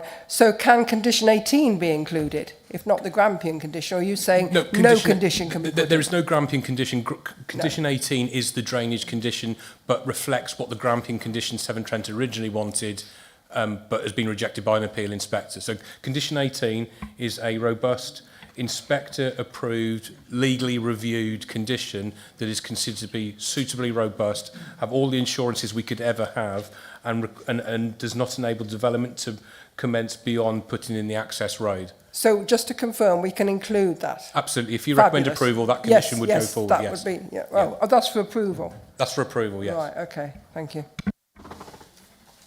Councillor Kersey. Chairman, sadly, on the basis that I appreciate Councillor Turrier and Councillor Robinson have both proposed refusal and seconded refusal, but because based on the debate that we've had and everything that has been said, I don't believe there's any, and sadly, any policy grounds that it can be refused on. Therefore, very sadly, I propose approval in line with officer recommendation, with the addition of the condition as discussed, but also with the addition of the condition that the biodiversity net gain must be completely on site. How you do that? In terms of the biodiversity net gain, given we've got a section 106 in play, the biodiversity net, it does, but with that, there may be a reason why it couldn't be off-site. So we can certainly put that into the word of the section 106, but there would potentially need to be a cascade approach if for some legitimate reason it couldn't be delivered on site. So we can certainly look to secure that, but I can't sit here and give you 100% assurance but we can look to provide that within the section 106, but it would need a cascade approach if it couldn't be delivered on site. Chairman, if I may, please, as we've heard from the agent that that there didn't seem any reason why they couldn't have the biodiversity net gain on site, other than if potentially if it was being the rest of the site was being used for. Sorry, when I say on site, I mean on site, including the area that's also in the ownership of the applicant. Yeah, Adam's correctly raised a technical point. BNG on site has to be within the red line. So that red line is as before you. So if we're going into the blue line, we'd either need an amended application to amend the red line, or we have the off-site approach that we've got through the section 106. Okay, Chairman, if I may. And that's within the BNG legislation, so there's no flexibility on that in terms of that right before us right now. Okay, it's just that I feel very strongly that we shouldn't ever be off-site in biodiversity net gain when we've got a field right in the middle of the heart of the countryside. There's absolutely no reason for it whatsoever. So however it needs to be, but the biodiversity net gain does not need to be wherever it is in this meadow park in Pershore. It needs to be within that site then, or whatever it needs to be, but not taken away from there. Hear everything you say. Firstly, I think the applicant's agent has indicated they're willing to look at this, so we could take this away and have those discussions and try and look at a way forward. The other thing is just to remind you, I hear everything you say and broadly agree with what you say about being on site, but of course the legislation does allow and have legitimate provision for it to be off site. So whilst that might be preferable, that in itself isn't necessarily a justifiable reason per se to resist something, because the legislation does allow for off-site provision. But as I said, the applicant's agent has said they are potentially willing to look at this, so we can take that away and have those discussions. Hang on a minute. Sorry. Hang on a minute. Have you finished your question? No, I haven't, point? Chairman. Oh, sorry. Can I come back to you? Me? Yes, in a minute. Who are you coming back to, me or Councillor Morris? No, to you, Councillor Kersey. Okay. Can you come back? Councillor Dawes, then followed by Councillor Morris, then you can have another say. Councillor Dawes. Thank you, Chair. Much as I hate the constant building on agricultural land, we have no means of refusing this, so I'd like to second Councillor Kersey's proposal. Councillor Morris. Yes, it was just a quick one. Can you not make the condition with the biodiversity net gain within a certain radius, within a certain... No, you can't. In terms of the Section 106 agreement, in terms of off-site, that's something we could potentially look at, but it's having a deliverable site, and what the applicant is offering up, they have immediate off-site provision, as you've heard from Mr Pearce's comment. So that would be imminently deliverable and effectively guaranteed in effect, that we know where it would go. That would be referenced in the Section 106 agreement. In terms of trying to provide it on-site as it currently stands, we do currently have the issue with the red line and whether currently it sits at 3% to get to the 10%, whether that could be accommodated within the existing red line. And say, happily have those discussions, but as I say, there is the provision in, it's a legitimate that it can go off-site, that the legislation allows it. So it's just to warn you of caution. Whilst I do agree with Councillor Kersey's point, it is preferable to have it on-site, but the legislation does allow for it to be off. Just to clarify, I think it is SWDP 2. I think it complements. It's on greenbelt land. It's more than 0.5 hectares, so it's a major development. And it's your appeal that I was looking at that came back as refused, as dismissed. And Summerfield Lane, Summerfield Hartlebury. It's got all sorts of things about more than linear built form along that road and this sort of thing. So I thought it would be qualify. Just a note of caution that this isn't greenbelt land. So we need to be very, very careful about if we are advancing or if you're looking at refusal that it's a greenbelt site. This isn't within the greenbelt. Councillor O'Reilly, you have a go then. Councillor Kersey. Yes, I thought the reason for refusal was inadequate access. Councillor Kersey.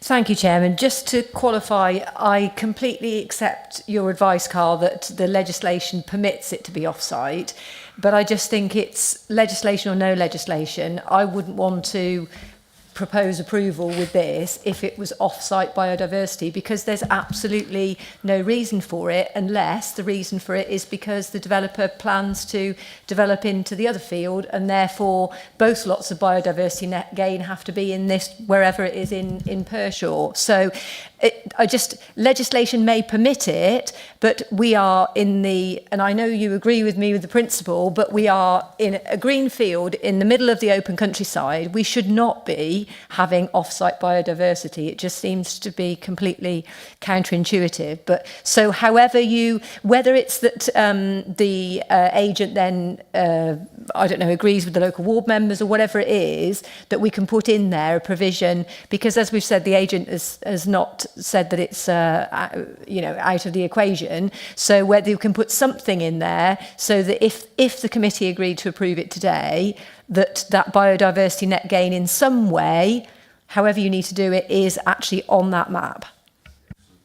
I think the additional issue we have is that the biodiversity net gain legislation, it sits outside of planning legislation. So it's parallel legislation, but it's planning that delivers it.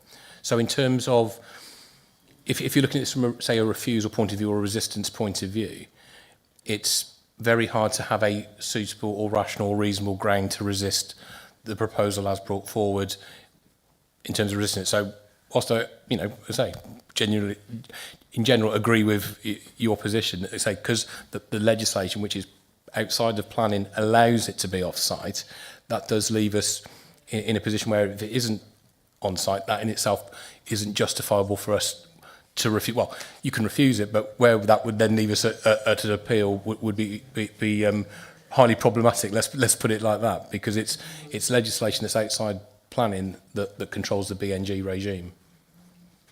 I think you're stuck on this one, really, because what you're implying is that you won't recommend approval if you don't get a BNG on site, which I think would be really difficult to uphold, actually, given the position at the moment. So, I just think our officers can find a way that if we approved it, that there's something to move the red line. Well, Kieran, can you just comment on that one?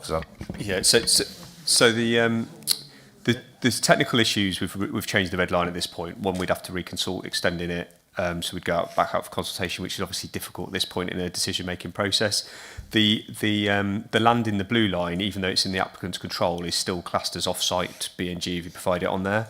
So that's still an option, and I think that's something that Neil Pearce, as the agent, has confirmed that they'd be willing to explore, but at this point aren't willing to commit to. And we don't 100% know whether that land's suitable for BNG enhancements either. I genuinely don't know, it's a field, but whether there's reasons why it wouldn't be suitable for the type of BNG that's required, because it's also relevant of what you're trying to create, and sometimes it's better off-site and further away to achieve the right habitat, depending what that is. So we need to get into the detail of it, and I think that's the problem trying to do that at committee. We can't really quite work through it. So the normal approach would be we do want the BNG as near to the site as possible. We need to look at the specifics of it.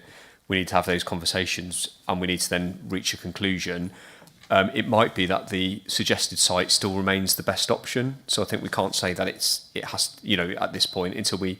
So I think as a resolution, we certainly could involve the local ward members in terms of what those discussions lead to, but I don't think we'd necessarily want to be bringing it back to planning committee, because it would be about the details of that. So I think if members were minded, that's what you could resolve in the resolution. Okay. Thank you very much. Now, are there any other points before we bring it to a conclusion? Well, we have had, I think the first thing was refusal were proposed by Councillor Tourier and seconded by Councillor Robinson. Then we had a proposal for approval by Councillor Kersey and seconded by Councillor Dawes. So we take the first one. I'll pass it over to you. Yeah, we probably need a little bit of help formulating the reasons for refusal, but I think one of them is certainly about the inadequate access that's been mentioned in terms of access onto the main road, and I think the second bit was about settlement character. There was mention about greenbelt, so just I know Cole's clarified, but it isn't greenbelt land, so we need to be very clear about that. And it isn't significant gaps, so it isn't. There is a policy in SWDP 2. Yeah, there is a reference to significant gaps, but they are actually designated on a development plan, so they're actually drawn, and it's not drawn in this area, I believe. So it isn't significant gap in policy terms either. So I think I understand the point on that, but we haven't the policy in terms of a gap policy is quite difficult. You can obviously talk about design and character and appearance of an area, which is sort of policy SWDP 21, which is design. And inadequate access, we touched on 21 again, but also SWDP 4 would be those sort of main policies. Yeah. And so in terms of character of the settlement, I think you're right, that you were talking about that linear form rather than, so that would be captured by that SWDP 21 policy if you were to go down that route. So I think the resolution would be to delegate the final word into the Director of Planning and Infrastructure to refuse based on those two areas in terms of the access points and also in terms of the settlement character and linear form. And then the main policies would be SWDP 4, SWDP 21. I think that's right, which cover both. Obviously, we've heard from the highways again in terms of the technical point of view, settlement character. I think the other point, just to point out, it clearly won't be necessarily linear, but it is outline. So there is an opportunity for the scheme to come back with something that does taper off as well. So we have to be aware that the developer could quite easily, if we were to be at an appeal, suggest that there's different ways to provide the site. So I think, again, that's just a point to point out, really. And I won't repeat the highway comments earlier that I've said, but clearly we've got that technical advice there, which is quite clear. Okay, so we take.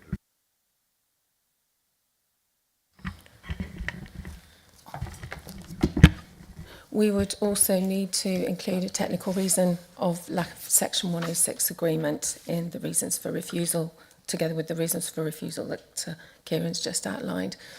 Members, can I ask you to raise your voting cards? All those in favour of refusing the application, please raise your cards. 1, 2, 3. Sorry?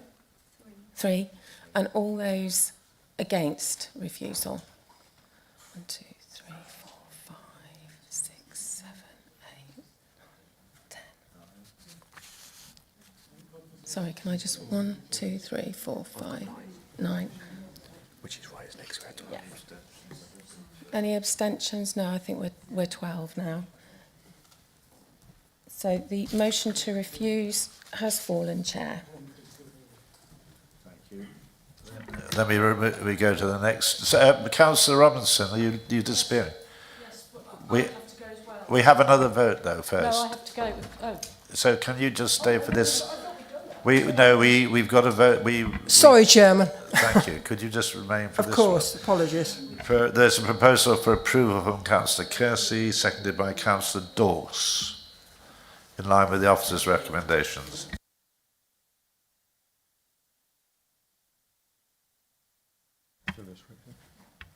All those in favour of the motion to approve the application, please raise your voting cards. 1, 2, 3, 4, 5, 6, 7. That's 8 in favour. All those against? 4. The motion to approve is carried, Chair. Thank you very much, and thank you, speakers. Just before you disappear, who's going to? You're both going. Right, thank you. Apologies, Chairman, already late for other meetings. We'll have 5 minutes. 5 minutes break only. Thank you. Yes. Could I just say that if this meeting is going to have this number of applications, or this committee is going to have this number of applications, could we start early?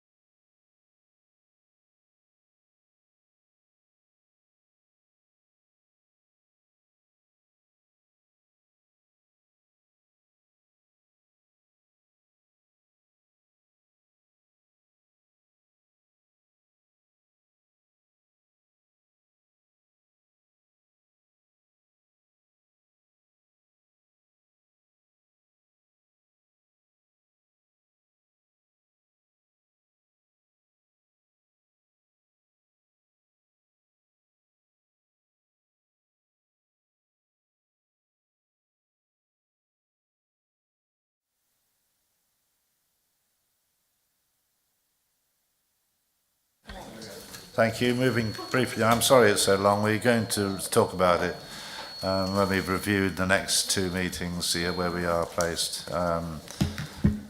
Okay, just wait for Carl. And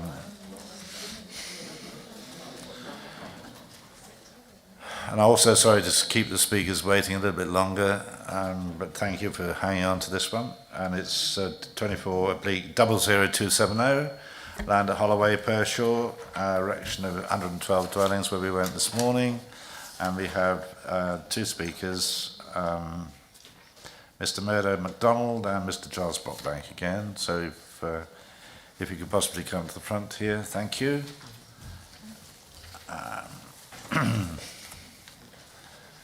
And welcome Joan Desmond, who's case officer, who's going to go through this application. Over to you, Joan. Thank you. Thank you, Chair. This application is a full application for the erection of 112 dwellings with associated vehicular and pedestrian access, open space, landscaping, drainage and associated works. Just to make members aware, on the committee update sheet, you'll see that additional information has been received, which relates to ecology and biodiversity net gain information, and that has been reviewed by the Natural Heritage Officer, following which additional ecology conditions are recommended, along with some changes to the ones that appear on the schedule, and those are the lighting and lamp conditions, and they are set out in the update for members to have a look at. In terms of the site, this is just a context slide which shows that the site is located in Pershore. This is the site location plan, so the air edge red is the application site in question. This is an aerial view of the site, so just going through the colouring. So the application site, again, is edge red. The area blue to the north of there is what's known as phase 1.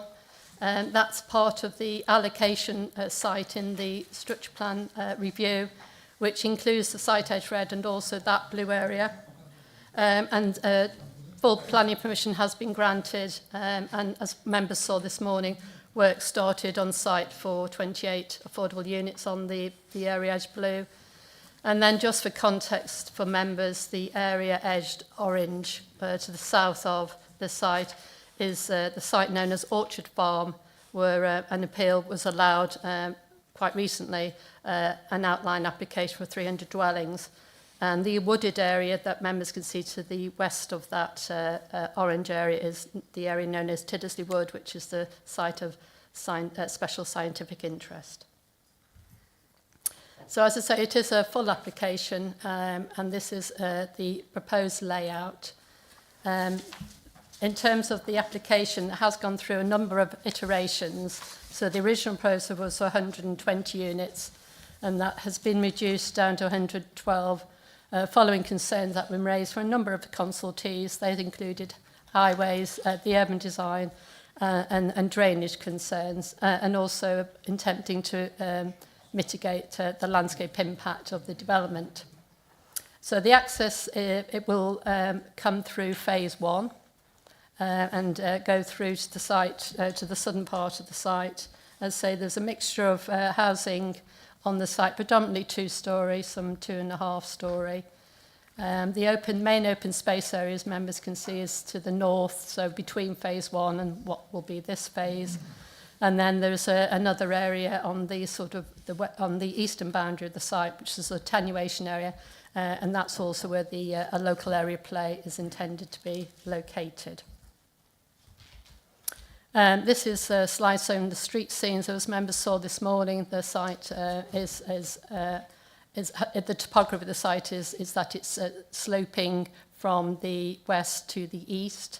So in terms of those iterations, there has been changes to the house types and designs in an attempt to sort of mitigate the landscape impact for the development. In terms of, say, the housing, say, the mainly 2-storey, some 2.5.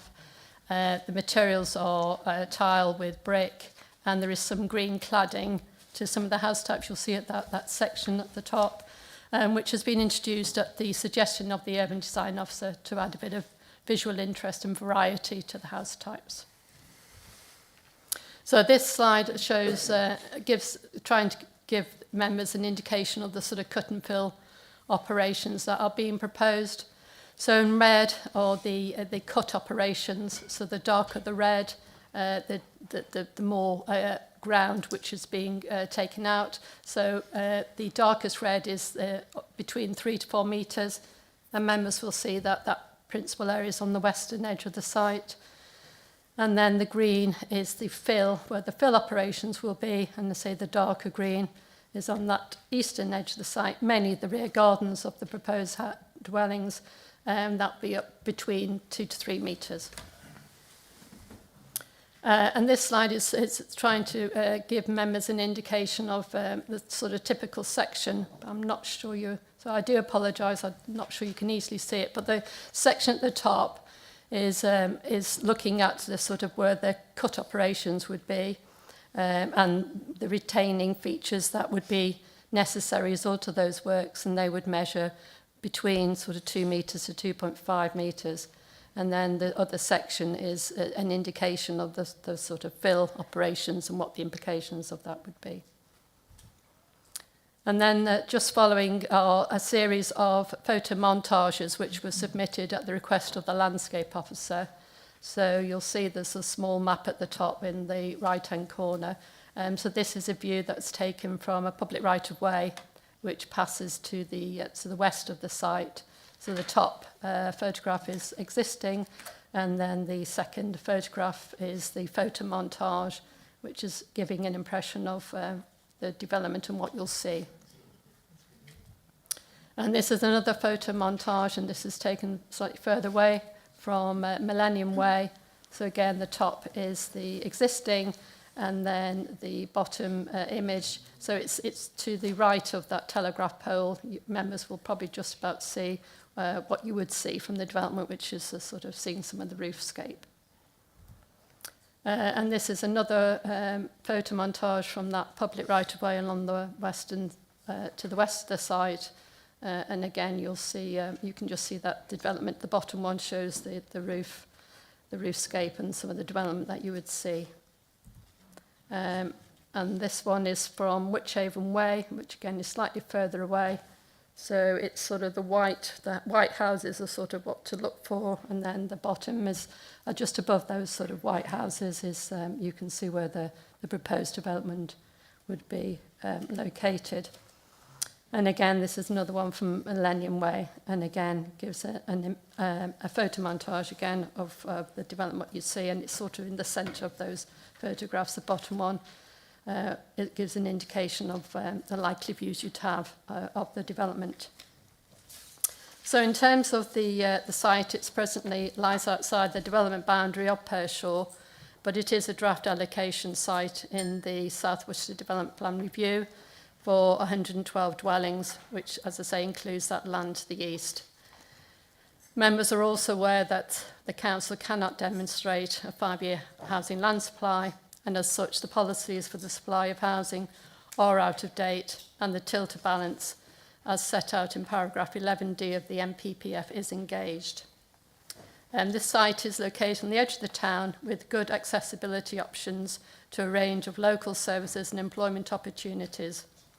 In terms of social benefits of the proposal, the development would deliver much needed housing in the context of the current housing land supply deficit, and significant weight is attached to this benefit. The proposal would also deliver much needed affordable housing for which substantial weight is attached, and the proposal would be subject to a planning obligation requiring financial contributions towards education, healthcare, open space and sports provision to mitigate the impact an increased population would have on existing services and facilities within the vicinity. There are no important assets that are demonstrably affected by the proposal, and the proposed development would not harm the features of Tiddesley Wood that make it a site of special scientific interest. The proposal would also give rise to economic benefits both at the built stage and at the occupation stage, due to increased spending in the local area by new residents. and these economic benefits are given limited to moderate weight. In terms of the harms, there will be inevitable landscape harm and the loss of best and most versatile land by virtue of developing a greenfield site. However, the extent of that harm is considered to be minor and not demonstrably significant or adverse. As such, limited to moderate weight is attributed to that harm. So in conclusion, it is considered that the proposal constitutes sustainable development and that the benefits of the proposal outweigh the negative impacts. It's also considered that the proposal would achieve the NPPF's golden rules for residential development of affordable housing, necessary improvements to infrastructure, and new and improved green spaces, which has afforded significant weight in the planning balance. The recommendation is thus as set out in the report, with the recommended changes to the ecology conditions and the additional ecology conditions. Thank you, Member. Thank you very much. Mr. Meadow MacDonald, you have 3 minutes. Thank you. Thank you very much, Mr. Chairman. I was going to say good afternoon, but it's actually good evening now. I've actually been a resident on the Cloisters estate for 26 years. I'm here today to represent the Cloisters Green Association and concerned residents of the estate. I really have 2 objections to this planned development. The first of all is the drainage plans do not address the previous objections to water being drained into the ditches and ponds that exist to protect homes at Hunter Rise and Conisbee. At no time in the past 26 years has the gardens flooded, yet since the development started, we've had numerous floods in both gardens adjacent to the actual site itself. The land owned and managed by the Cloisters Green Association, which encompasses most of the southern border of the proposed development, is private property, and no permission has been given for engineered water to run off onto this land. This has and is still occurring today. On top of this, no explanation, despite numerous requests, how any flood exceedance might be handled if the development system was ever to become excessive due to heavy rainfall, which we've all experienced over the last 3 to 4 years. The concern by a number of residents is that it would in fact flood the existing homes within the estate. Secondly, the residents of the Cloisters estate own and manage the trees and fields within the estate itself, working closely with the Wildlife Trust. This work has resulted in the creation of a wildlife corridor, which has seen an increase of deer, not monk deer, I hasten to add, badgers, foxes and hedgehogs. The bird population has increased to include birds of prey nesting, buzzards and sparrowhawks and red kites. In essence, a wildlife corridor that links indirectly into Tidsley Wood. Let's not mention that because you've already passed that particular development. However, since the start of the development, there has been a significant decline in the wildlife population, and in fact, deer have been getting trapped in the coppice adjacent to the development. In conclusion, Mr. Chairman, what we'd like to see is that serious consideration be given to review and implement a rainwater flood prevention system and to incorporate a buffer zone between the new development and the wildlife area that has been developed between the Wildlife Trust and ourselves. Thank you very much for the opportunity to present our case. Thank you very much indeed. Can I just correct you that this committee did not approve the development of 300 House. It was upheld at appeal. I do apologise. By the inspectors. Okay. Mr. Giles Boxbank, you have 3 minutes. Thank you for the opportunity to speak in support of this application. I think most of the issues have been well covered by the officer in both the report and the verbal update this evening, but just picking up on a few of the issues that have been raised this evening and by the Town Council. In terms of highways, we've got no objection from highways subject to conditions and suitable contributions. They've considered the road widths within the scheme and the impact of the proposals on the surrounding network, and those are considered to be appropriate along with the level of parking proposed.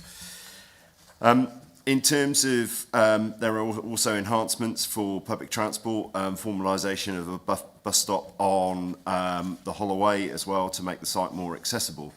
In terms of the surface water drainage, the proposals have been looked at very carefully and appreciate what the objector said this evening around that. But we are proposing to store water on site, capture surface water and release it into the system at a controlled rate. Now, that will ensure that there isn't flooding, and we can deal with that appropriately. And we've also designed the scheme to account for climate change as well. So we've allowed for a situation where, you know, if there is heavy rainfall, we can accommodate that appropriately on site and control the rate in which it runs off. In terms of the ecology, another key point that was raised a moment ago, we have got 40% GI on the site, and we are actually proposing all on site a 74% biodiversity net gain. So I hope that we can help alleviate some of the issues that Mr. Murdoch has just mentioned, and also ensure that there's no adverse impact on Tiddesley Wood. In terms of landscape, yes, there will be landscape harm, but that's mainly from a localised perspective. We have done all we can to accommodate the development and assimilate it into the wider landscape setting, including maintaining views of the Abbey from nearby vantage points.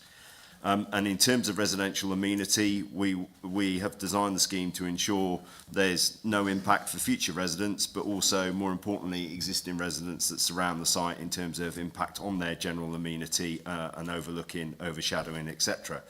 But overall, there are a number of benefits, as the officer has said, that do flow from this scheme, such as much needed housing and affordable housing, accessibility to sustainable transport options, financial contributions towards education, healthcare, open space, sports provision, and all of which will help mitigate the increase in population, and the economic benefits, again, that the officers mentioned. I hope that the strong recommendation before you is one that you can support this evening. Thank you.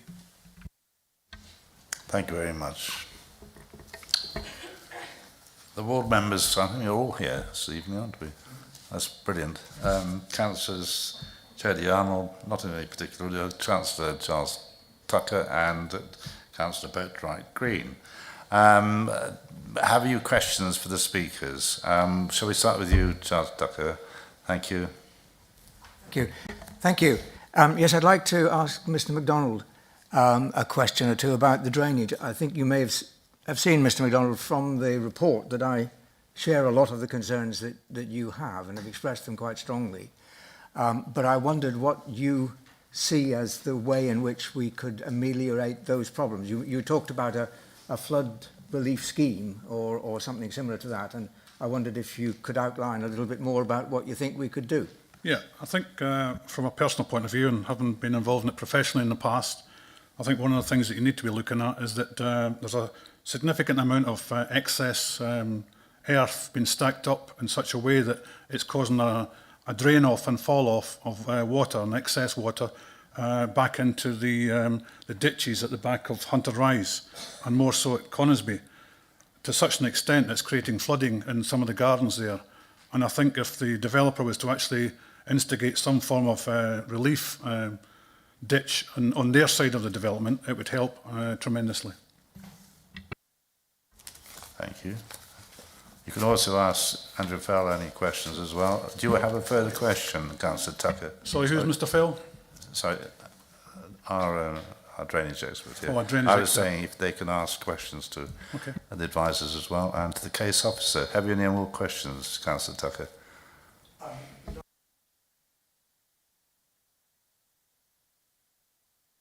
Fine.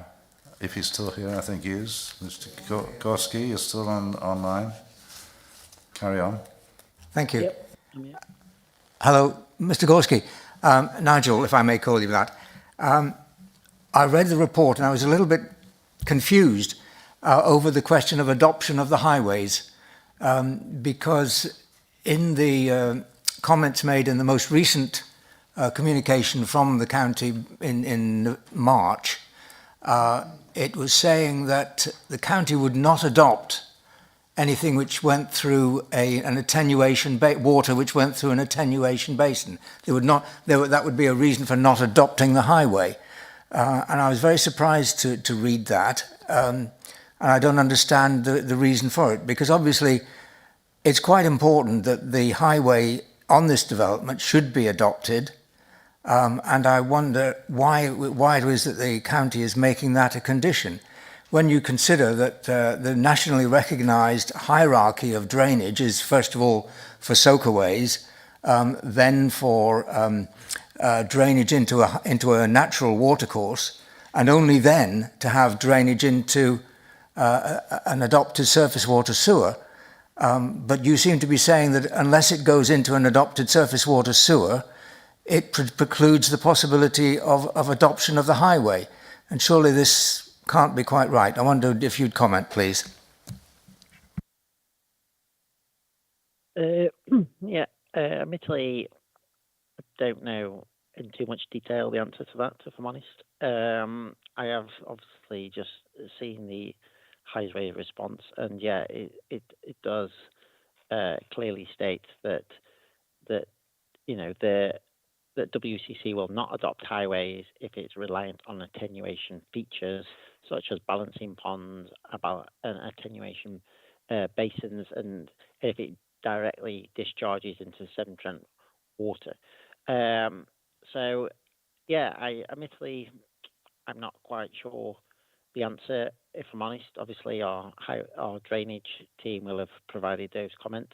But if, I guess if the situation can be remedied, then obviously the network would be put forward for adoption.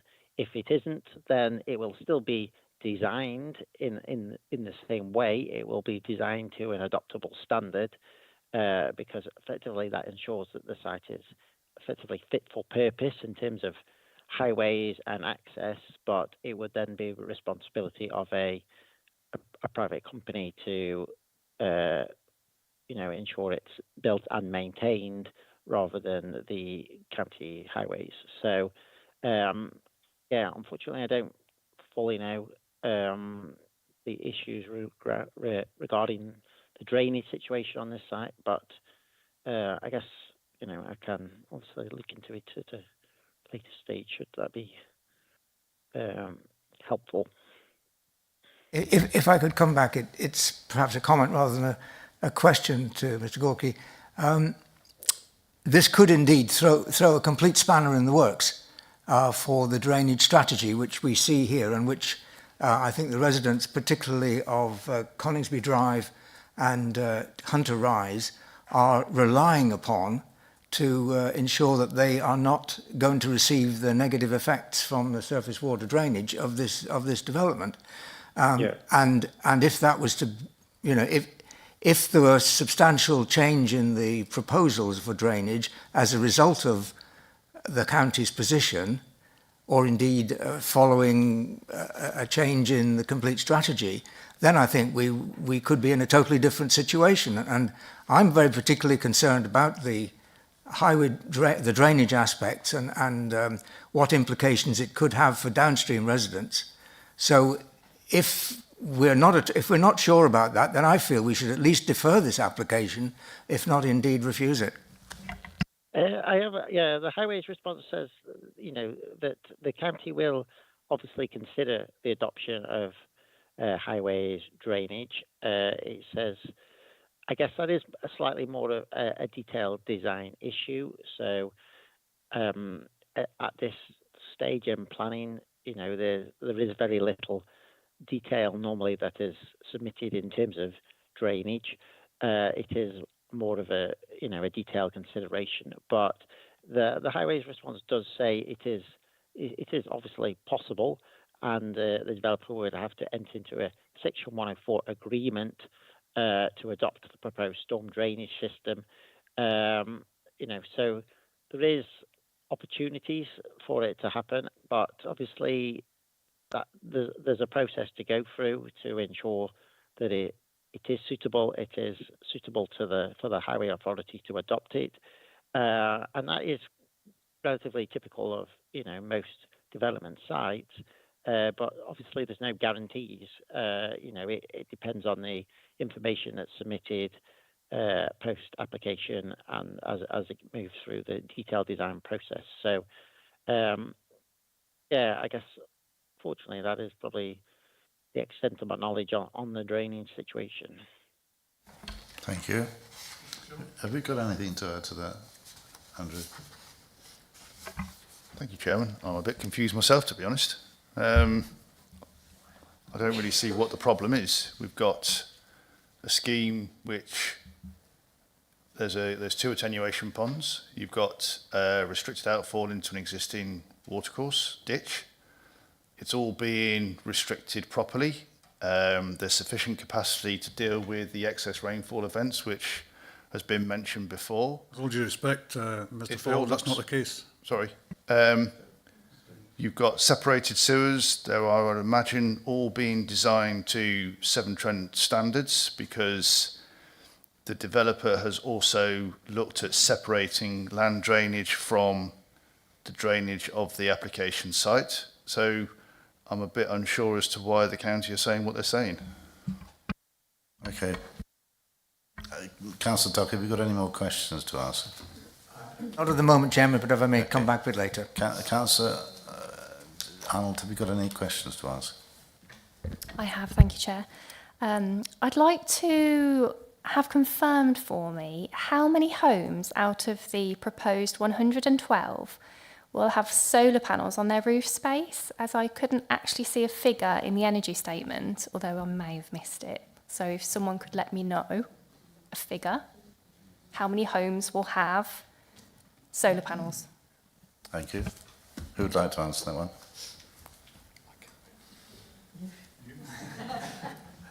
I don't know. I'm just searching for the answer now. I'll come back to you on that. But just picking up very quickly the point on the surface water, there are conditions attached to the permission as well to ensure the surface water is appropriately dealt with and is designed to an appropriate standard. So that will cover that issue going forward.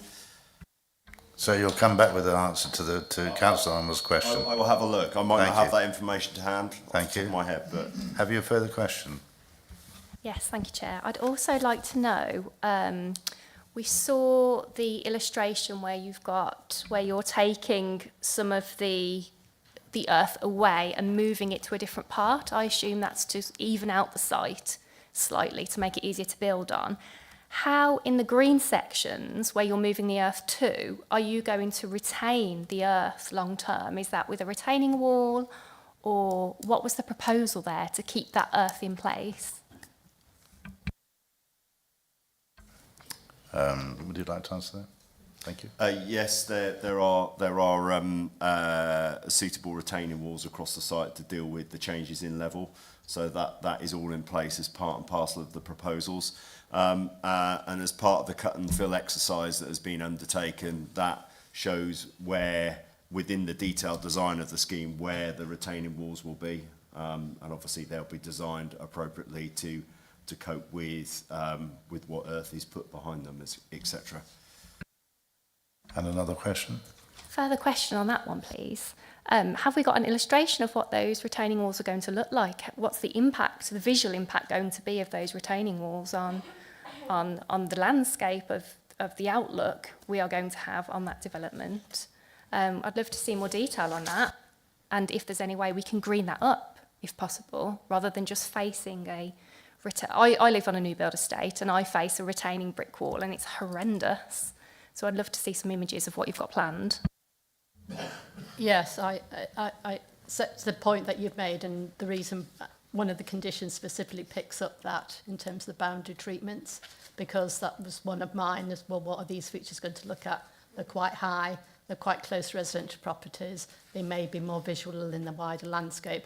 So we haven't got those details, but there is a condition would require those details to be submitted and agreed.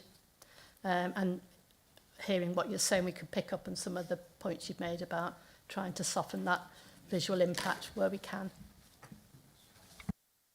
Okay. Thank you.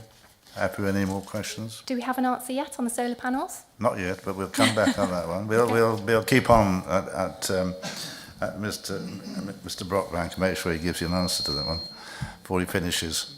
I can give you an answer now if you like. Yes, do. I don't think there's a specific number in there, but we have committed to a 10% energy reduction, and that will include a number of measures in terms of decentralised energy, solar panels, etc. So there are a number of measures in place that we will look at, and it will be south-facing slopes where solar panels will be incorporated on the dwellings. But in terms of an exact number, I haven't got an exact number that I can give to you at this moment in time. I'm told that 10% is a policy requirement. Can I come back on that? Absolutely. Just a comment. At this stage of a full application, shouldn't we know this detail about where the solar panels are going to go?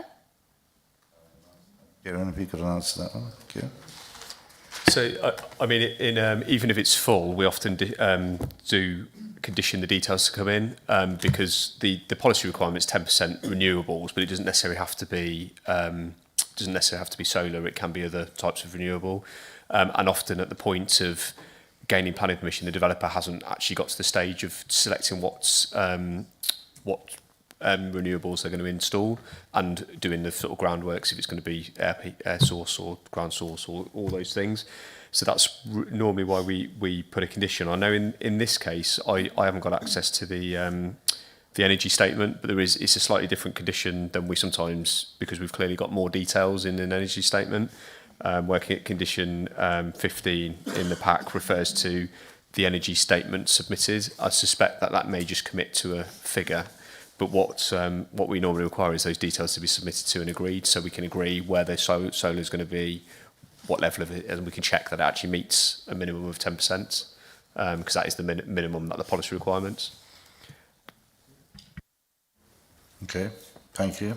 Councillor Boatwright Green, have you got any questions for the speakers? Just a few. Paragraph 115 of the National Planning Policy Framework states that the development should only be prevented or refused on highways grounds if there is an unacceptable impact on highway safety or cumulative impacts on road network would be severe. I'm pushing the word cumulative here for a reason, because we've got 4 lovely reports from highways. I've read them all of which talking about various issues on the Holloway Road itself. We've got 2 junctions on one side. We have this new junction on the other side of the road. We also have an issue with Three Springs Road, which we've got numerous discussion points on there about how they're going to sort that one out. I would very seriously question the degree to which £15,000 for a signalling control will have an impact here. But I'd like to add in is it 300 homes that's in Orchard Farm? And also you have proposals further up Holloway as well.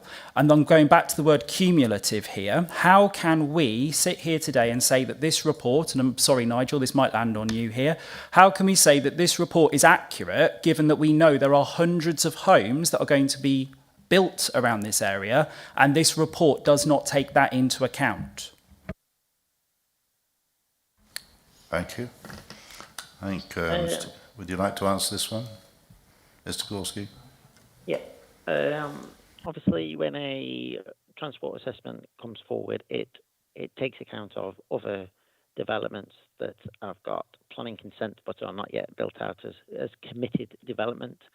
So if it's already built, obviously that would have been included in any traffic surveys that are undertaken on the carriageway. But anything that is committed as such is included in any capacity assessments that are undertaken, junction modelling, and that traffic is also included in it.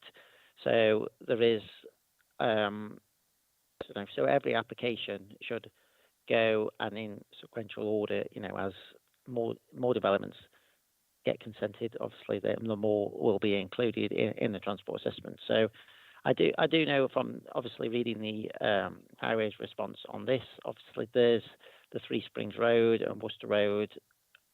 Even we accept that there is a lot of congestion on that section. There is queues and delays that are experienced there. This site is to provide contribution towards the revalidation of mover technology at that junction and the inclusion of queue detectors, which is effectively the signals that at the junction effectively would be optimized, and queue detectors would predict. It would effectively, I'm just trying to think how to say it, but it acknowledges traffic is coming along the road, and it automatically influences the traffic signals to try to anticipate when that traffic is arriving and amend them accordingly. So it optimizes the junction performance and gets, some additional capacity out of it, because it's constantly looking at where traffic's coming from and adapting to that traffic. I'm not saying that is a solution to fix the junction problem. It will still be a busy junction at the end of this, but this development, is not required to fix an existing highway problem on the highway network. It is effectively just requiring to mitigate its own impact. So that is the scale of improvements that would mitigate this impact of that development. But obviously, the capacity of the junction would obviously still remain busy, but it's not on this applicant, obviously, to fix that problem. Thank you. So yes or no, are those 300 houses that are on Orchard Farm included in any of these analysis that have been done on any of this data collection? Because I'm very unclear as to whether that is the case. I don't know the answer, because obviously I have just stepped in to cover this. I haven't actually worked on this site, so that's unfortunately I can't give that answer. But I would believe it would be, because if it's got consent and it's known and this development has come forward, then it will have included that traffic in. So I can't guarantee on this call without going through all the transport reports, but my best guess is that I believe it will have been included. Thank you. Carl? Yep. Yes, it has taken into account that. And just if it provides additional reassurance, if that's the right word, and just remind all members, this is obviously an allocated site in the emerging SWDPR. And members will probably be aware that transport modelling underpins the whole of that review process, including the allocated sites and the strategic housing strategy in terms of numbers and allocations. So there's been some very high level highways and transport modelling that relates to the plan review, but also in terms of the allocated sites. So again, we come back to, if we have an allocated site, there is a certain level of acceptance and assessment that's been undertaken, because ultimately it's pointless having an allocated site in a plan if it can't come forward for constraint reasons, or it's not deliverable, or there are technical constraints that make its delivery unlikely or unviable. So in that regard, in terms of both at a high level in terms of transport and highways modelling, the site is considered acceptable, and then further to the work the applicants considered, they have gone through that cumulative development impact assessment, which includes the recent Orchard Farm decision. Thank you. Next one. There's proposals for 3 new uncontrolled pedestrian crossings, which I believe is just a drop curb, and £5,000 contribution for this. There's serious concerns about Three Springs Road in particular, which is where these 3 have been, 2 of them have been proposed. Why are we not requesting an actual crossing so that people who are living on this site can actually cross properly, as we've had numerous complaints from actual residents already about the road being incredibly dangerous to cross? Who's suggesting answers that one? Who would you like to answer that? Well, I'd like the money off the developers. It'd be nice if I get an answer there, but I also probably would want highways to ask that. And also, to be fair, why planning haven't actually requested this as well, as it is something that has come up on numerous occasions. All right. But somebody, who would you like to answer this first of all?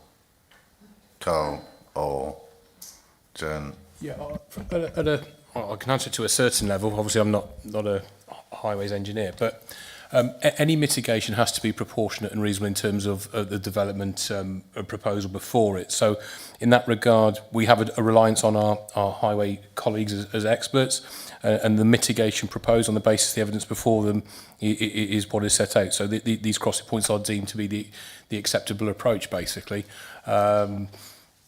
You have the developer there, so you're quite free to ask them any question that goes above and beyond what we can reasonably request and ask. And obviously there's some highway contribution figures in there as well. Yeah, and that would leave us to spend that money in relation to the site, how we see fit in terms of highway improvements, and that may or may not include you as representing your community for a more controlled crossing point or other mitigation measures as you see fit. So I can only answer it at that sort of level, but obviously you have highway colleagues and the developer might want to add something further.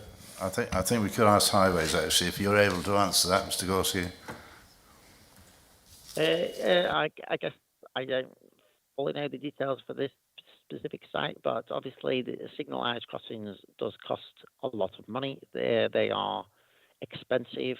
I guess it also relates to the impact of this development. So if the crossing locations are, at some distance away, it depends how much vehicle pedestrian traffic is generated from this site and where it's anticipated to go. So them crossings will be located along pedestrian desire lines, key routes into towns, to schools, to local amenities that, where the highway authority has deemed that a crossing would be beneficial. But the fact if a signal crossing has not been put up, then yes, it is either related to the cost being out of scale with everything else that obviously this site's contributing to, or just purely the demand that this site doesn't generate a sufficient level of pedestrian movement in a particular location to require a more formalised crossing situation. Again, it's not the responsibility of this development to fix any existing problems on the network. It has to be related to the impact of the development and in this case the pedestrians it would generate on walk to amenities, schools, and employment sites and that. So so if as they've not been requested, then it's either demand or cost is a result. Thank you. Not sure whether that answered your question at all, but never mind. Would you like to ask another one? I think basically what it comes down to is paragraph 115 of the National Planning Policy Framework literally does all the heavy lifting under the word cumulative, doesn't it? Because actually what we're saying is that all of those issues that are already being raised by residents that we know are actually there, I think the long and short of it is the answer is no, we're not getting any money for that, and no, you can have a couple of drop curbs. So I think it's safe to say at this point I am just giving up the will to live, to be honest. So no, I haven't any more further questions. I shouldn't go that far, but have you no more questions? Okay. Thank you. We'll open the questions to the committee. Councillor Morris. Mr MacDonald, could you give us a bit more detail around the flooding? Because I think that's a really key point. Can you show us where you are on the map? And can you also explain, is the flooding coming from the current construction site, or where is it coming from in your opinion? Okay, I'll do the best I can. If you look at the development, sorry, can you go back to the coloured scheme? I'm far better when it's in colour. The coloured slides where you've got the thanks, John. Yeah, when you see the blue area there, the three homes affected by the current flooding is actually just in the bottom. From you're looking at it from the bottom right-hand corner. So coming away from Holloway, coming towards the red development area there, it's in that sort of section there. They've got a bank of earth which is about 3.5 to 4 metres high, and the rainwater and excessive water's coming down there and then going into their ditch on their side of the coppice, which then it's not been cleared and cleaned properly, and as a result of that, the underlying water then is coming back into the other side of the coppice and where the actual walkways are for the access to the actual green itself. So that's still under construction? It's still under construction and we're still getting water coming through there when it rains. We're quite fortunate over the last few weeks, obviously we haven't had any rain, but all during the Christmas period, etc., we were getting excessive amounts of water coming through, resulting back into the actual green itself and in the actual drain-offs back into Cornersby Drive. Okay, so question for Andrew. How can that be controlled, avoided? How can we make sure that doesn't happen on the new site? So it's kind of over to your expertise on this. You, Chair. it's a bit of a tricky one to deal with. Ultimately, the developer is responsible for the maintenance of that site during construction. If he is moving land and creating a drainage issue, then that is something which is either, I mean, I don't know the full details, so bear with me here. It's either a civil matter between those people affected, or it could even be a planning enforcement issue. But I've got no idea what those drainage issues are at the moment. But yeah, certainly during construction, it's the developer's responsibility to ensure he drains the site properly. And obviously there's not enough, if the infrastructure for surface water drainage is not in place yet, then that makes it a slightly more difficult job to do. Okay, so how are we going to resolve this on behalf of the residents, please? Well, for the first point of call, we can check with our enforcement colleagues, see if there's a live enforcement case open. That I just don't know. We can obviously take that with them first thing in the morning. If there isn't, obviously we can raise a concern and we can have enforcement look at it from the planning point of view. It may be that there is an open enforcement case. I don't know if there's been a complaint through the planning department on this. There may well have been, and that might mean there's an open enforcement case. But we can, well, we can look at that. We can get an update tomorrow morning on that point. Okay, and moving forward, how can we condition the current application to make sure it doesn't happen again? Well, we'd normally got a construction management plan. There is an element that, as Andrew rightly says, it can be a civil matter, but through the construction management plan, we could add additional clauses or requirements to make sure that, you know, all reasonable steps are made to ensure that as a result of the construction phase, i.e. the construction compounds and what we're hearing here, it sounds like the piling of earth while they're digging out and so on, that is suitably addressed, that it doesn't create a resultant drainage issue. So we can put certain safeguards as far as you ever can with anything in place through the construction management plan, but then as you've heard, we have detailed drainage conditions going forward in terms of actually the built out development itself. Pardon? Sorry, we didn't hear that. If you could restrict your... Developers trying to say something, and also Mr MacDonald, I think. I think if you asked them a question, have you? Well, my question is what you've heard, okay, does it sound reasonable to you? It sounds reasonable, but it hasn't been actioned upon so far. We've already complained to developers, and we've written to them twice now, in such an extent that they've not come back to us, nor have they remedied it. So, no's your answer. For the developers, sorry, I probably should know this. You are the developer of the phase one as well, are you? Yes. I'm not the specific developer of the phase one myself, but I can raise this issue with them and I will take it back to them. Okay? I think this one's solvable. Yes. Actually, so I think it can be taken forward. Further questions? Have we any further questions for the speakers? Yes, Councillor Dawes. Thank you, Chair. I just have one statement, really. I found their energy statement. It's a very comprehensive energy statement. And in there it says that all 120 plots will have PV on them. All of them. Yep. Yeah. Well, it's the condition requires compliance with the statement. Thank you. That's a statement. Right. Fine. Any questions? Any more questions before we carry on? No?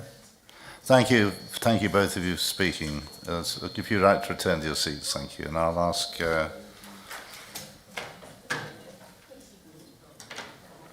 who would like to address this committee first? Thank you, Councillor Tucker. You just wait till they sat down. Is that all right? Can you? Okay. Thank you. Councillor Tucker. Thank you, Chairman.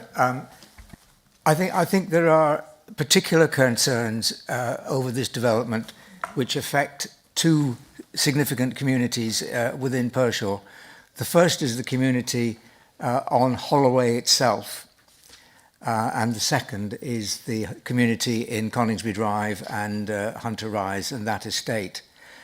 I quite honestly believe that, and I know it's something that a lot of local members will say about developments that are proposed in their area, but this development will indeed cause a lot of traffic misery for people in Holloway. I'll deal with that first. if you consider the number of houses that are being proposed here, it's 140, that is 28 already in construction and 112 being built. That compares to the number of houses on Holloway or off Holloway immediately in the vicinity of about 175. So we're talking about, a 40% increase in the number of houses directly with access onto Holloway. You bear in mind that access, that Holloway is often used as a rat run in both directions to avoid the congestion which we've heard about on Three Springs Road and Worcester Road. And you really are talking about a significant impact and a detrimental impact on the residents in that area, making their lives an awful lot more difficult. And I see nothing within the proposals which will actually ameliorate those issues, because there is only one access from this development, and that is straight onto Holloway. And we're talking about 140 houses going straight onto, with the traffic from 140 houses going straight onto Holloway, and not just in one place, not just spread across Holloway, but in one place on Holloway and on the steepest part of the hill. This really is something which I think is a real negative aspect of the development, and I don't know how we can deal with it, but it is, I believe, something which is going to cause misery to a lot of the people on Holloway. Just talking briefly about the traffic issues, and Dan has talked about this as well. The County Council's conclusions about the cumulative effect on Three Springs Road, I'll read what they said in their most recent comment. They're saying, without mitigation at the A4104, which is Three Springs Road, and junction with Worcester Road, B4084, and also at the Station Road and High Street Junction closer into the town, without mitigation at those junctions, the development proposals would result in a severe congestion and unacceptable highway safety impact on Three Springs Road. So the county do acknowledge that, and I think Nigel hinted at it, though maybe not able to do anything about it. But it is something that we ought to take account of when we're considering adding to the misery which we see coming on there. Because really, the mitigation which we're talking about of playing with the traffic signals is trying to get a quart out of a pint pot, and really it ain't going to work, and people in that area are looking at significant impact on their lives through this extra traffic. That's regarding the traffic issues. I think as regards the development itself, I believe that there are significant issues over the drainage in particular. I know my colleagues will talk about other aspects of the development, but I have a really severe concern about the drainage. The site at the moment is a meadow. It's under grass. It's at a range of gradients going up to perhaps as much as 1 in 11, but it is a grassed field. As soon as you start to cut and fill that, you totally will change the hydrological performance of that site. I have significant concerns about the possibility of heavy rainstorms coming on that site during construction, causing landslides into Hunter Rise and Coningsby Drive.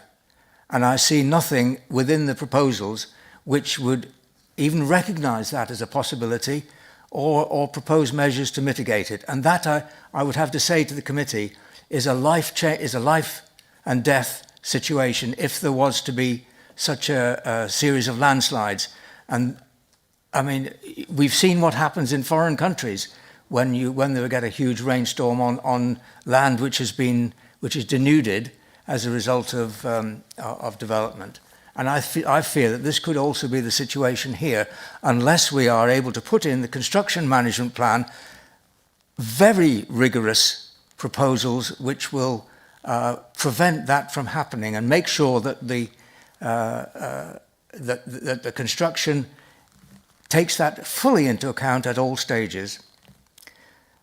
I'd also like to refer to what I would like to describe as the wall of death in this development. And that is that there are going to be retaining walls along the east side of the development, up to 2.5 meters in height. Now, a child can jump off that and break his neck very easily. I think that no doubt that it's quite possible to put fences along on top of that wall, but that's not mentioned in any of the reports as far as I can see. But even so, a child can soon climb up a wall and jump over the top and fall 4 meters and break his neck even more, or break his neck a second time. And I see nothing in the reports or in the documents which the developers have put forward to say how they are going to mitigate or take account of that risk. I'm sure that it can be mitigated, but I see nothing that is in place to deal with that. I'm rather. That was very pleasant. I like that. I'm very disappointed that we have got a roadway through this estate which is only 5.5 meters in width. I remember we had a significant debate and concern about the Persimmon development up on Station Road, where it was proposed to reduce the the highway width to 5.5 meters, and as a result of strenuous remarks by a local member, it was increased to 6.2 meters. But as soon as and that I think is really necessary, and I don't see that 5.5 meters is going to enable us to have free-flowing traffic along that spine road. All you need to have is a couple of cars parked on the road, as they are entitled to do, and you've got a gridlock.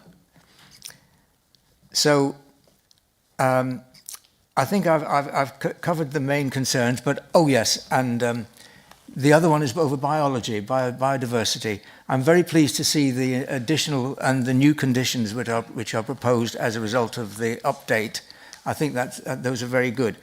But again, I don't see how the biodiversity plan really takes account of the impact on the off-site pond on Coningsby Drive, which we know is the site with the great crested newts in it. And perhaps somebody can tell me how the biodiversity management plan will take account of that, because as far as I can see, as the plan shows, all the drainage from the southern part of the site, including the drainage from off the hillside, is being channeled positively right through into the pond where all the great crested newts are. So how are we going to control that? And how are we going to control adequately the impact on Coningsby Drive and that estate from this drainage? At the moment, I'm not convinced that the measures which are proposed will actually ensure that they are fully protected to the extent that they are entitled to be. Thank you. Thank you, Councillor Tucker. Councillor Arnold. Thank you, Chair. So, when we build a new build housing development, we as residents seek for more than just a roof and a wall and windows over our heads. We desire a place where community, safety and beauty can all come together in a neighbourhood where the residents can take pride in calling home. Unfortunately, this proposed development does fall short of delivering on some of those hopes and expectations that the residents have, as well as currently being outside the development boundary for Pershore. The development does not include open market bungalows, therefore not supporting the needs of a significant segment of Wychavon's population, particularly our older residents. In the current plan, this is covered in SWDP 1, B.1, SWDP 20.A, and in the emerging plan, SWDP R 16.A. So that's quite a heavy. That's quite a heavy one. So I do question why we haven't got any open market bungalows providing housing for our ageing population. Also, with the health and well-being of our residents central to the development plan, you know, I like to think, the current proposal lacks a large enough play park for the 112 residents and does not include an accessible walkway around the green space, and therefore doesn't meet SWDPR 10, point A, point B, section 1, 2 or 3. SWDP 39, point A and D, and SWDPR in the review plan 05, point A, section 1 and section 4. So again, we've missed out on a trick there, covering those. And finally, this development does not take into account the types of planting outlined in the development plan, such as fruit trees for creating micro-growing spaces for residents, establishing new orchard on new build housing estates so that residents can feed themselves, educate themselves, and this doesn't follow SWDPR 10, point B, 9 or SWDPR in the coming plan, point 1, point C, 5. So I'm a bit concerned that planning hasn't kind of thoroughly gone through all of this and included this within the new plan. And I'd love, like, if you are minded to put this one through, I'd love to be able to work with the planners to make some amendments to the housing mix, or if you'd prefer, defer, so that we can work together and improve the plan further, because I think this falls short of what our residents deserve. Thank you very much for that comprehensive look at it. Thank you. Councillor Burdock Green.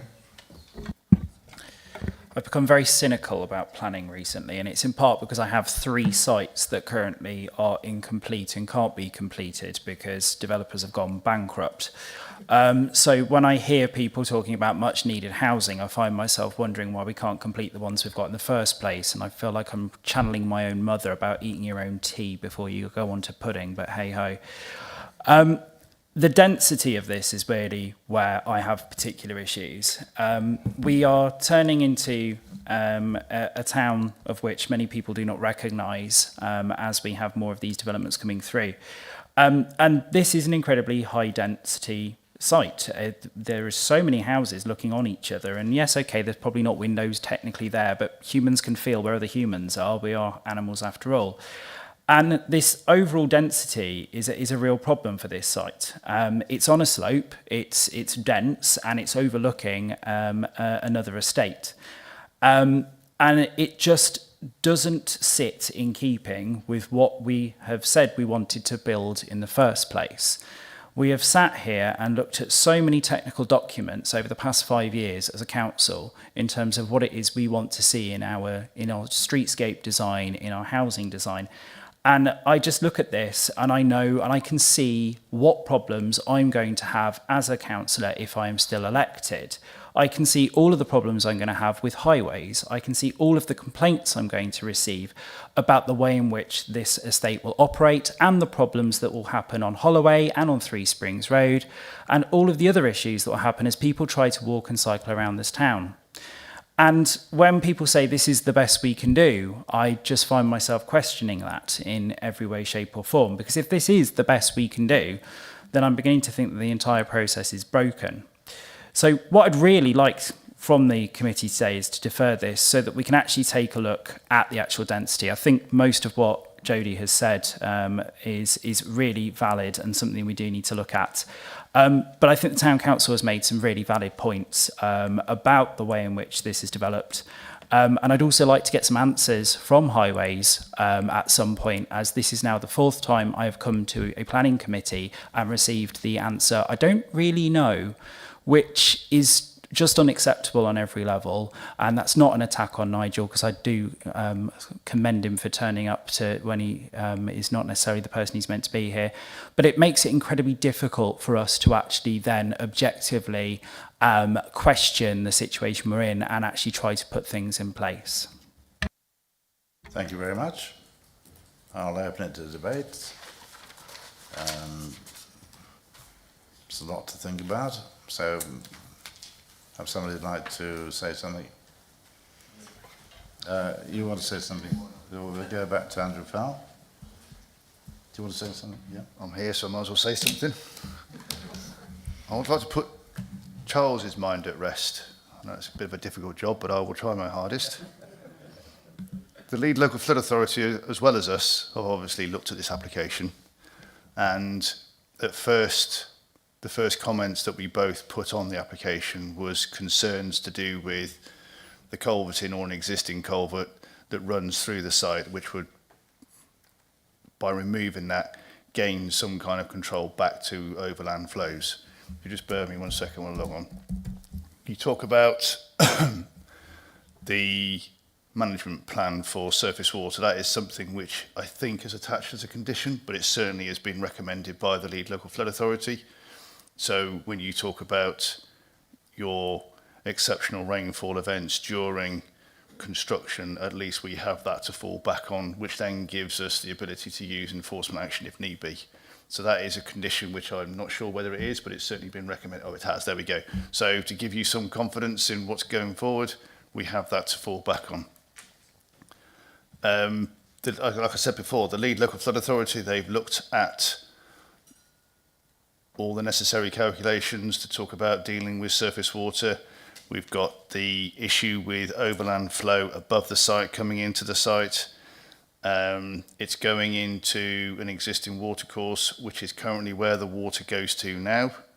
The developer has looked at obviously the levels of the site, so there is a split where some of it goes down towards phase 1, but the majority comes to that middle part of the site, which is currently the same location where surface water is going to. So from a technical point of view, the lead local flood authority and ourselves are happy with that surface water drainage scheme going forwards. And it also looks like that it's been designed, I'm sure the developers here somewhere, it's designed with the potential for Severn Trent to adopt the surface water systems within the site. Now, I can't speak on behalf of highways, but it certainly looks like that the majority of that site will be served by potentially a Severn Trent system. So I'm quite comfortable with what's being proposed so far. Thank you, Andrew. Councillor Kersey. Chairman, can I fully break the rules here and ask Joan something, please? Because Councillor Boatwright had concerns about the density, but I can't find anywhere in the report what the actual density is for this site. And I think we had a conversation on site this morning that you were going to look at what the density was. Yes, I've tried to do that. The site comes up, if you look at the site and then the housing, it comes up at 22, which is a really, but because that doesn't include actually the 40% green infrastructure, and I haven't got a figure for what that area equates to. So I've tried to look at what specifically the density was, but I haven't been able to make a calculation. But then I looked at the urban design officer's comments, and she looks more really at the character, and the character of the area is related to reducing the number of units from 120 to 112. And in that, it was, in her view, that the character, which includes density issues, reflected Pershore and that surrounding area. So I took the view that it probably wasn't, a figure wasn't necessarily going to be particularly helpful. And apologies if you did want that figure, but I was looking at it more on the character in terms of the urban design and the input. And it, as set out in the report, has gone through a number of iterations that have sought to improve the design of the development to reflect more of the local character, and the urban design officer is of the view that it does do that. The concerns that she still had was more about just the fact that it was a sloping site and you're going to see the development. So it was more to do with the landscaping rather than the detailed design or density with that. Thank you. Councillor Turrier. Thank you. I'd like to say that I have a lot of sympathy with Jodie Arnold's queries about the layout. I particularly think that the play park and the path are definitely worth having a look at, and the play park seems very small to me considering the number of houses there are, and the high walls that she was talking about are also, I think, of a concern. So I'm not sure if these things can be talked about together with Councillor Arnold, or if we should defer it, or can I just have a bit of clarity as to what could be done? Thank you. I think the point is, and your points were well made, Councillor Arnold. I mean, we're all looking for beauty, safety, community, hopes and expectations and everything, and that's what we all want. And the points you make just now, play parks, I thought the play park was a bit small. And the planting of fruit and trees and orchards and all the rest of it are in conditions, and these conditions can be looked at before they actually come to fruition. So I'd like to ask Kieran just to outline a few of the things that cover some of the points you make. Thank you, Chair. Yeah. So I'll just touch on some, and I think it's potentially members to have a look at and see whether they're satisfied that it meets those requirements, or whether they could be strengthened, because there is some areas that's been raised. The first condition, just to draw the attention to, that was mentioned, is the traffic management plan, which it does include, it's condition 4, sorry, I should have said that. It does include details of material storage areas. We could potentially extend that slightly, just to be clear about storage given the levels on site. So we normally don't go into that detail, but if members were particularly concerned on that, we could look at just being a bit clearer on what the requirements are. But ultimately, there's a condition that requires those details to be submitted. The other condition I was going to flag was there's a landscape strategy condition, which is condition 11. That talks about schedules of planting, layouts, written specifications, and schedules of maintenance, that sort of thing. There's other ones I'm kind of skipping through. There's a LEMP condition, which is in relation to ecology, which again requires prior to commencement of development for that to be submitted, requiring quite a few details, and that's condition 12. The other one I was going to mention is condition 14, which talks about the boundary treatments and the retaining features for details to be submitted in relation to those. So there's a condition in relation to that.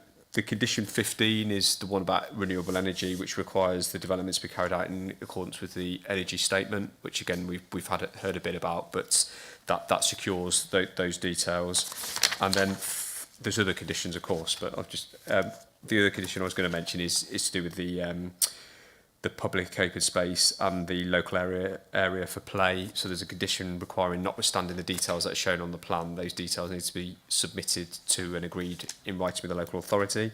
So again, there's control over that for those details to come in and then be agreed depending what they come in with. So there is some mechanisms within it, is what I suppose what I'm saying. If members are minded to approve, then we could obviously look at whether there needs to be tweaks to those conditions or not, depending on what members feel necessary. Councillor Kersey, followed by Councillor Middlebury. Chairman, thank you. I know it's very rare, well, it's rare actually now that we have any Pershore applications before us, so to see the three of you as ward members here.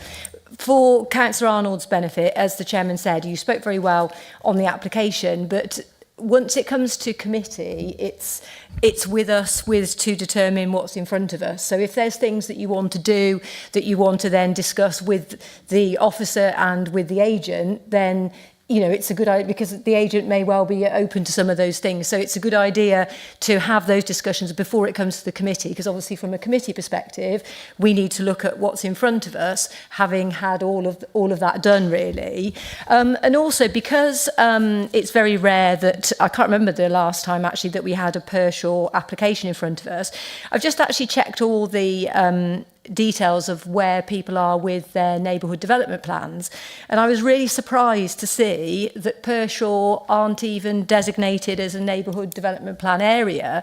And I was just really disappointed, really disappointed, particularly when the appeal has been allowed next to Tidsley Wood, because obviously we know the only protection to avoid that is having a neighbourhood plan, or in the Pershore's situation, the town development plan. And as Councillor Boatwright said, what do we want to see? Well, that's then that the community have that involvement to say what they want to see, and that is then included in the town, or in this case, development plan. So on the basis of everything that we've discussed, I'm happy to propose approval in line with officer recommendation.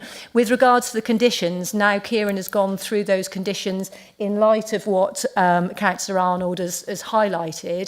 I think they are covered comprehensively within that to be able to encompass what it is that you want to achieve. Thank you.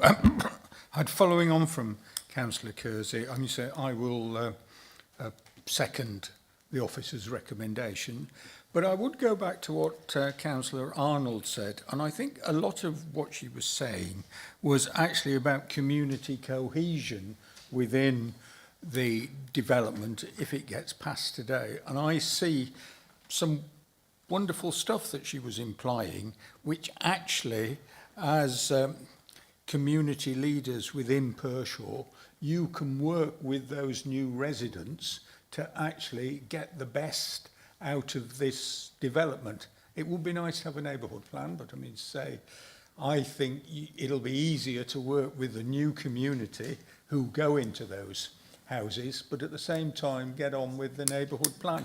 And perhaps one day before too long, some of those residents will be members of Pershore Town Council, because that's all about the community coming together. So I second the recommendation. Thank you, Councillor Deliberate. Have we any further comments, please? No? Sure? No comments? No. In that case, I'll pass over to Rachel to summarise. For approval, we have a proposal from Councillor Kersey and seconded by Councillor Middlebury. Thank you, Chair. Members, the motion is to approve the application in line with officer recommendation as set out in the report and the update to committee. Can those in favour of approving this application please raise your cards? 1, 2, 3, 4, 5, 6, 7, 8, 9. That's 9 in favour. Those against? 1 against. Abstentions? And 1 abstention. The motion has been carried, Chair. The application is approved. Thank you, and thank you, speakers, for coming. No, you don't have a right to reply, sorry. But thank you. I realise that this, we're going on a bit. It's now 25. When is it? It's 25 to 9. We have 2 more applications. One is fairly short, hopefully, and another one. So, Councillor Rowley, are you disappearing, are you? You will be back, righto.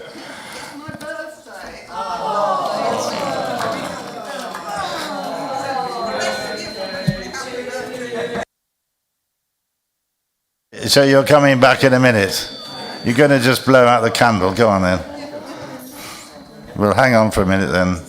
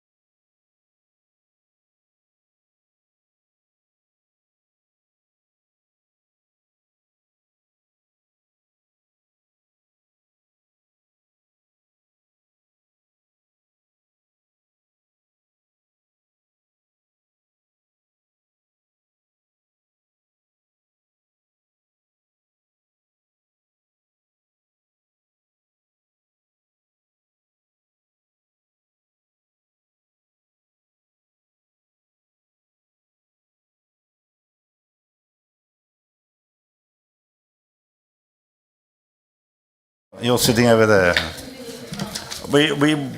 Are you all right, Councillor Dawkes? You okay? Right, we're on item, if you could just... Can we carry on as soon as we can, because we're getting tired and ancient. No, sorry, ancient and tired. Councillor... This is item number 13. Don't skip through stuff. This is just as important, this item, as all the other items. Okay. Item 13, 24 of the 0169 Brepferton Road, Honeyborn. We went there this morning for 24 dwellings, etc. And we welcomed the speakers already by the looks of it, as they're sitting raring to go. Mrs. Wendy Hopkins, Brody Planning, on behalf of Honeyborn Parish Council, Mr. Mark Gay. Thank you for coming. And yourself again, Joan. It's the case officer, Joan Desmond, so over to you. Thank you, Chair. Yes, so this application is, again, a full application for the erection of 24 dwellings with associated landscaping, open space, parking and access. Again, this is just to show members the context of the site in terms of the district, so you can see it's to the sort of the eastern, southeast of the district area.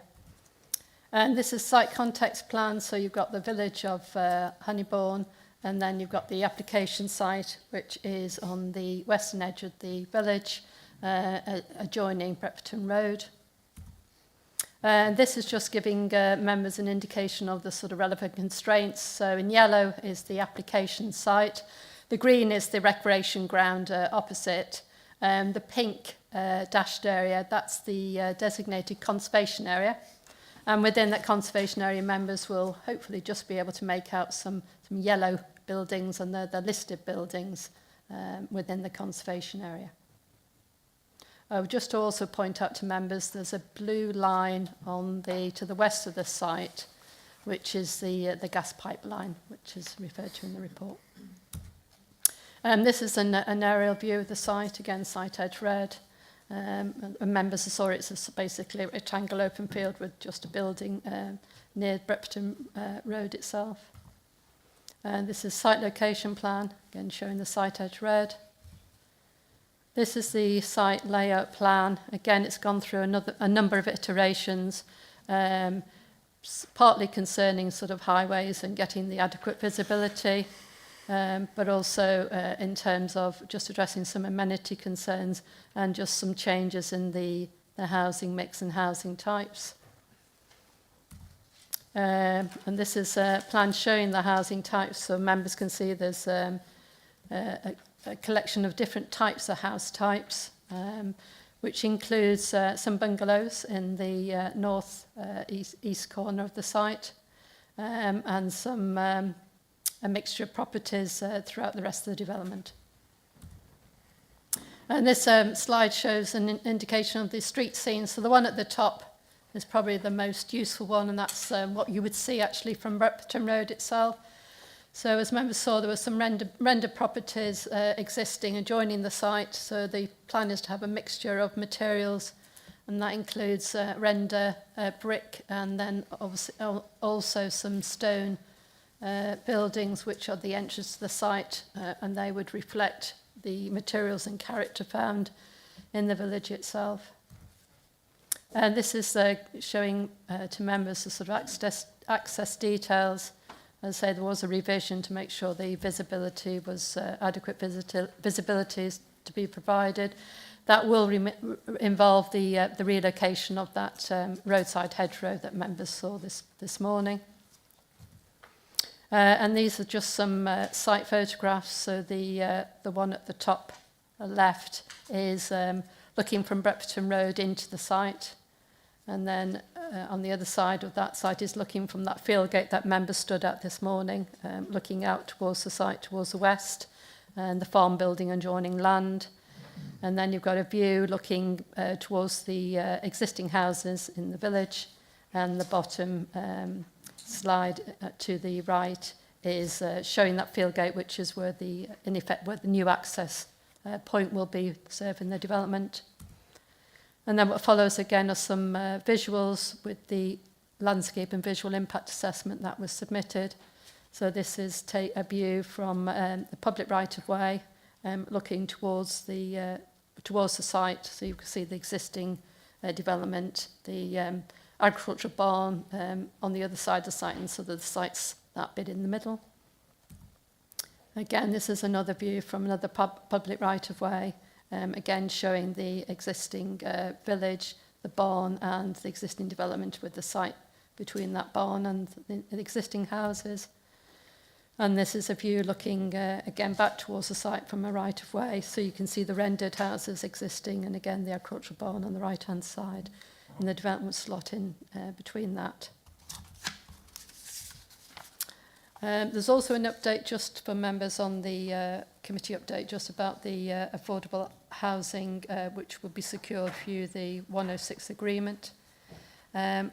As members are aware, the site lies adjacent to but outside the development boundary of Honeyborn, which is a Category 1 village, and as such does conflict with policy SWD 2 of the existing adopted plan. And at a more local level, the Honeyborn Neighbour Plan has a policy H1 which allocates a site for housing development. As such, there is no policy support given to this development proposal, but the neighbour plan is silent on windfall housing developments. Members, again, are aware that we cannot currently demonstrate a 5-year supply of deliverable housing sites, and as such, the tilted balance is again engaged as set out in the MPPF. So in this case, the social benefits of the proposal include, again, much needed housing, in light of the current housing land supply deficit. There's also the provision of the affordable housing and the economic benefits which have been referred to previously in other schemes relating to the benefit at both the build stage and on occupation of the new residential properties. In terms of harm, there will be inevitable landscape harm by virtue of developing a greenfield site. However, the extent of that harm is considered to be minor and not demonstrably significant or adverse. In addition, there is less of substantial harm to the setting of heritage assets, which includes the conservation area and the setting of listed buildings, but it's considered that that harm is outweighed by the public benefits of the proposal, which relate to the provision of the affordable housing and the contribution towards housing supply. And in terms of neutral factors in the planning balance, the proposed design and layout is considered to be acceptable, and the development would be served by safe and suitable access. Furthermore, the residential cumulative impact on the highway network would not be severe. The proposed development would have an acceptable impact in terms of biodiversity, and no technical objections have been raised to the development. In terms of conflict with the neighbour plan, at a recent appeal for 40 dwellings at a site to the north of the village, the inspector concluded that the severe shortfall of housing land supply meant that the benefits of the proposal outweighed the conflict with the neighbour plan. This is considered to be the case again in this instance. So in conclusion, with the tilted balance engaged, it is considered that the harms identified would not significantly and demonstrably outweigh the benefits of the scheme, and the recommendation is as set out in the report. Thank you, Chair. Thank you very much. Mrs. Wendy Hopkins, you have 3 minutes. Thank you.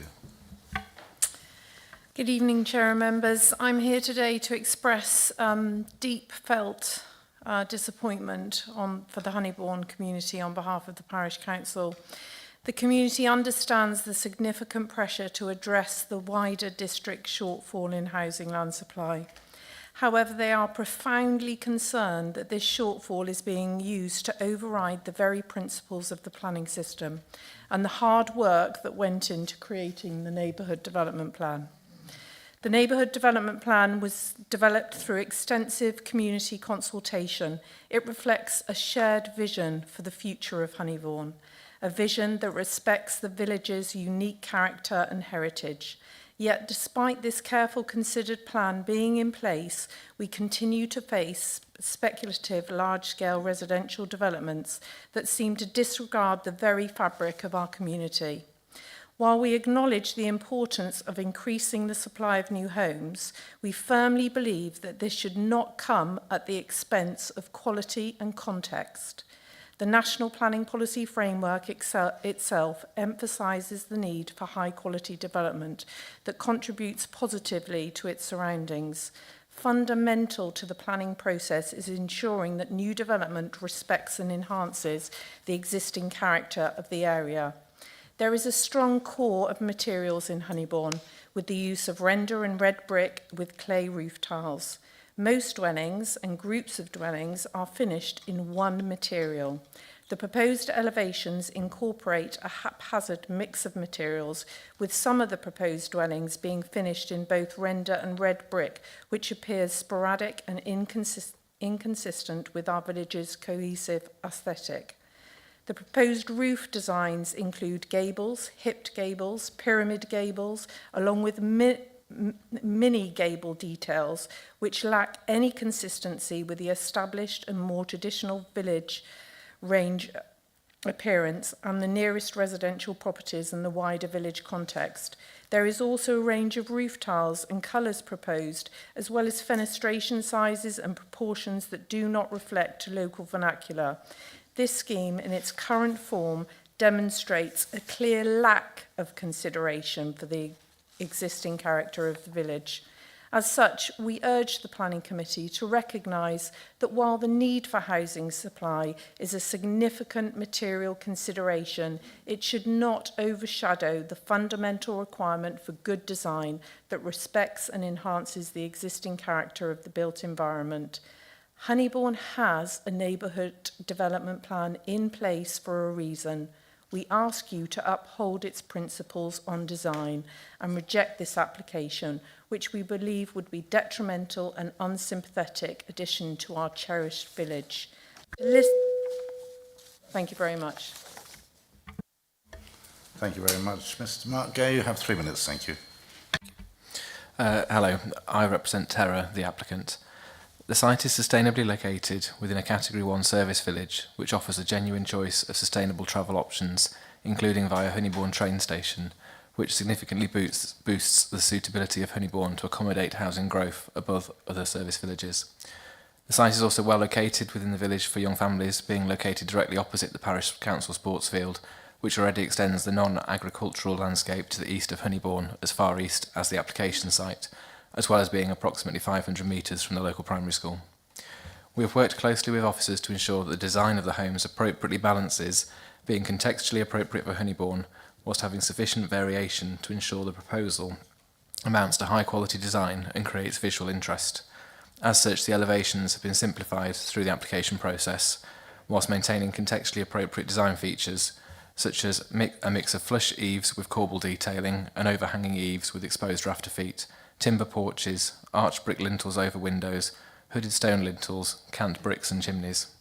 The material palette includes stone to key plots to recognise materiality within the conservation area, whilst in accordance with the village material hierarchy, a number of smaller homes will be red brick. The scheme also includes 40% green infrastructure, predominantly to the east of the site, to provide a sizable landscape buffer along the eastern rural approach to Honeyborn, whilst the scale of development on this edge reflects the existing two-storey character along Bretforton Road.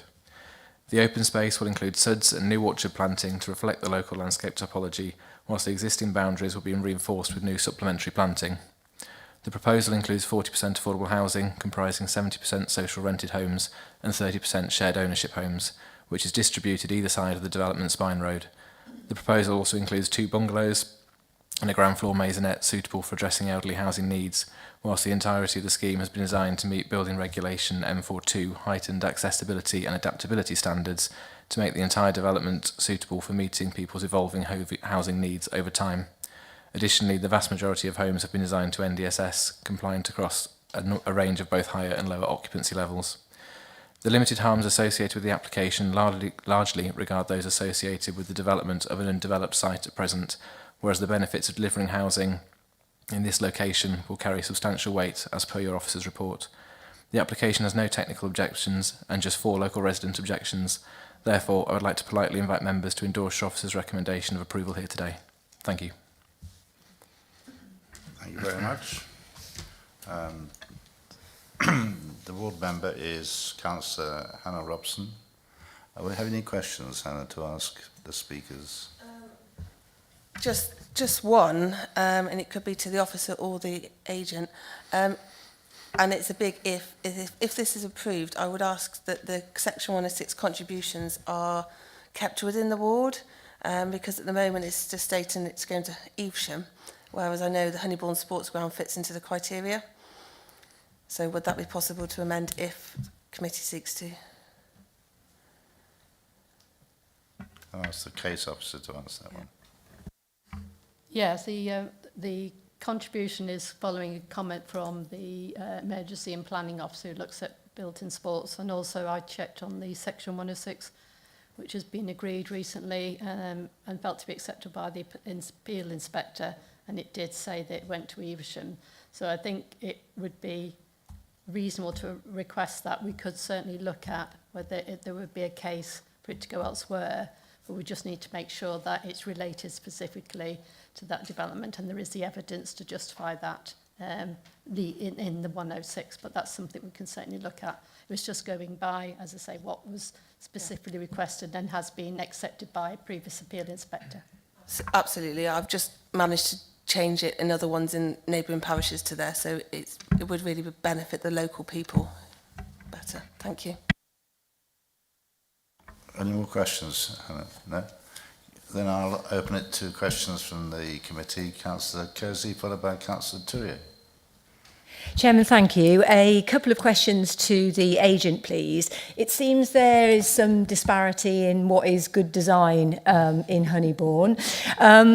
Could you talk me through what you've referenced to achieve that design? So, for example, how much of the Wychavon Design Code have you incorporated, and how have you incorporated anything to do with Honeyborn Neighbourhood Plan?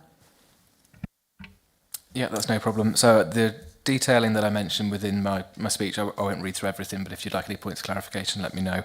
Those are specific design features that have been taken from the existing vernacular of Honeyborn, included within the conservation area in the heart of the village. The materiality has been a key point because I believe the Wychavon Design Guide looks for variation in streetscape and roofscape, and then the comments specific to Honeyborn have been that Honeyborn in its core has quite a consistent vernacular, and therefore achieving good design through suitable variation and visual interest, as opposed to otherwise potentially being overly restricted by a specific monoculture of design that may be systemic to the local community but isn't necessarily as attractive as could be with more interest, as per the Wychavon Design Guide, is why we've ended up with a variation. But what we have done is the majority, I think it's mainly materiality and roofscape are the key points. I'll be corrected if I'm wrong. The majority of roofs are gabled. There are some hipped roofs in there. There are hipped roofs within Honeyborn. It is just not the predominant roof type. But there are other new developments that have hipped roofs on them for the same reasons that I've set out. Some of the other reasons that we have hipped roofs on developments, they can assist with residential amenity, because a hipped roof will have less sunlight restriction on it because it's a smaller roofscape, and equally it is a less dominant roofscape because it's a smaller massing at the roof level. And then in terms of materiality, I think actually one of the points the speaker made has been clarified, and correct me if I'm wrong, Joan, but the materiality where we had mixed materiality on plots, there's been an updated materials plan that removes that, so they are single material plots now, so that you don't have the haphazard elevations of, as suggested, with render at first floor and brick at first floor, for instance. It's either a render plot, or it's a brick plot, or it's a stone plot where it is stone to reflect the conservation area. Okay, and when you say Wychavon Design Guide, you mean Wychavon Design Code, do you? Yes, apologies. Okay, thank you. Apologies accepted, thank you. When we look at the green infrastructure, there's a very distinct path around it. How is that going to be? Because it looks like a very formal path on a in a green field. So can you talk us through that, please? It was proposed to be a bonded gravel material, as you might see on a, the word escaped me now, a country park type estate. I mean, we could have the materiality be conditioned if it would prefer to either be mown path, a bonded gravel material, or loose gravel material. We're open to flexibility if that could be suitably controlled by condition. And one more, if I can, that just sprung up another question for me, if I could, Chairman, please. What is the intention for that green space? Is it going to be handed over to the parish council, or what's going to be the intention for it? So when you say about mown paths, who's going to have responsibility for that? Our intention initially would be to put it into a management company. However, I don't believe we would have any issue that if the parish council were interested in taking it on, having a section 106 that has an either or option within it, which is either that it could be transferred to the parish council or it could be for management company responsibility. I would leave that open to, I mean, if it was either or, obviously, if the parish did not want that, then we could just explore the management company. So we'd be open to that as the applicant. Okay, thank you. Thank you, Chairman. Thank you. Councillor Turier. Thank you. Two questions. One, I think, for the planning officer. What's happening with the gas pipeline? It seems to be quite serious, but I can't really, I don't know what it is. It just means that they have a buffer which they require to be kept free from built form, and this complies the green space. The concern raised by the gas pipeline was that the application site Edge Red was within that 49 metre buffer, but the actual built form is well in excess of that 49 metres because you've got the open space. We did go back, or I did go back to the gas consultee to clarify that, but they didn't respond, so I've taken a view that it goes with the guidance in that it's well outside the built development, as well outside that buffer for health and safety purposes. And the other one is possibly to Andrew. It's about Severn Trent.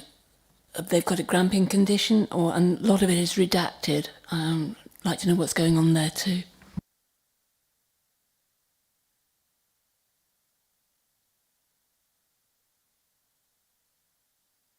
Through you, Chair. Sorry, I don't deal with dirty water. Apparently, that if the site is liable for flooding. Okay, through you, Chair. So the information that we've got suggests otherwise. The surface water flooding maps that we base our initial comments on don't show anything that flags up apart from the bottom, or rather the top corner, which is exactly where the attenuation pond is going to go. So that's the only well, there is no concern.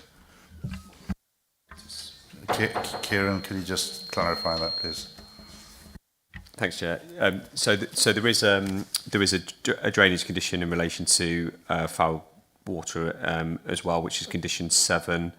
It's based similarly on that previous discussions about condition, so it's not Grampian, but it requires details of on and off sites, details to be submitted prior to commencement of development, and that ensures that we capture and control the details of that before the development happens. So that's in there. Councillor Dawes. Thank you, Chair. Joe, could you pull up the street scenes, please? I'd just like to ask the applicant, looking at his street scenes, there's about 14, 15 buildings there, half of what you're proposing.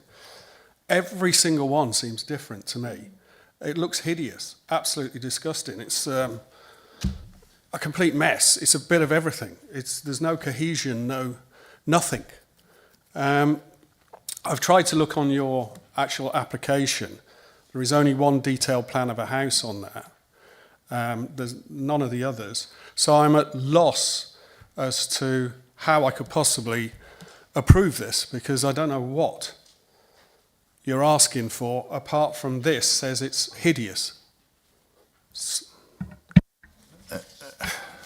In terms of response on the design, I mean, design is subjective, I would accept.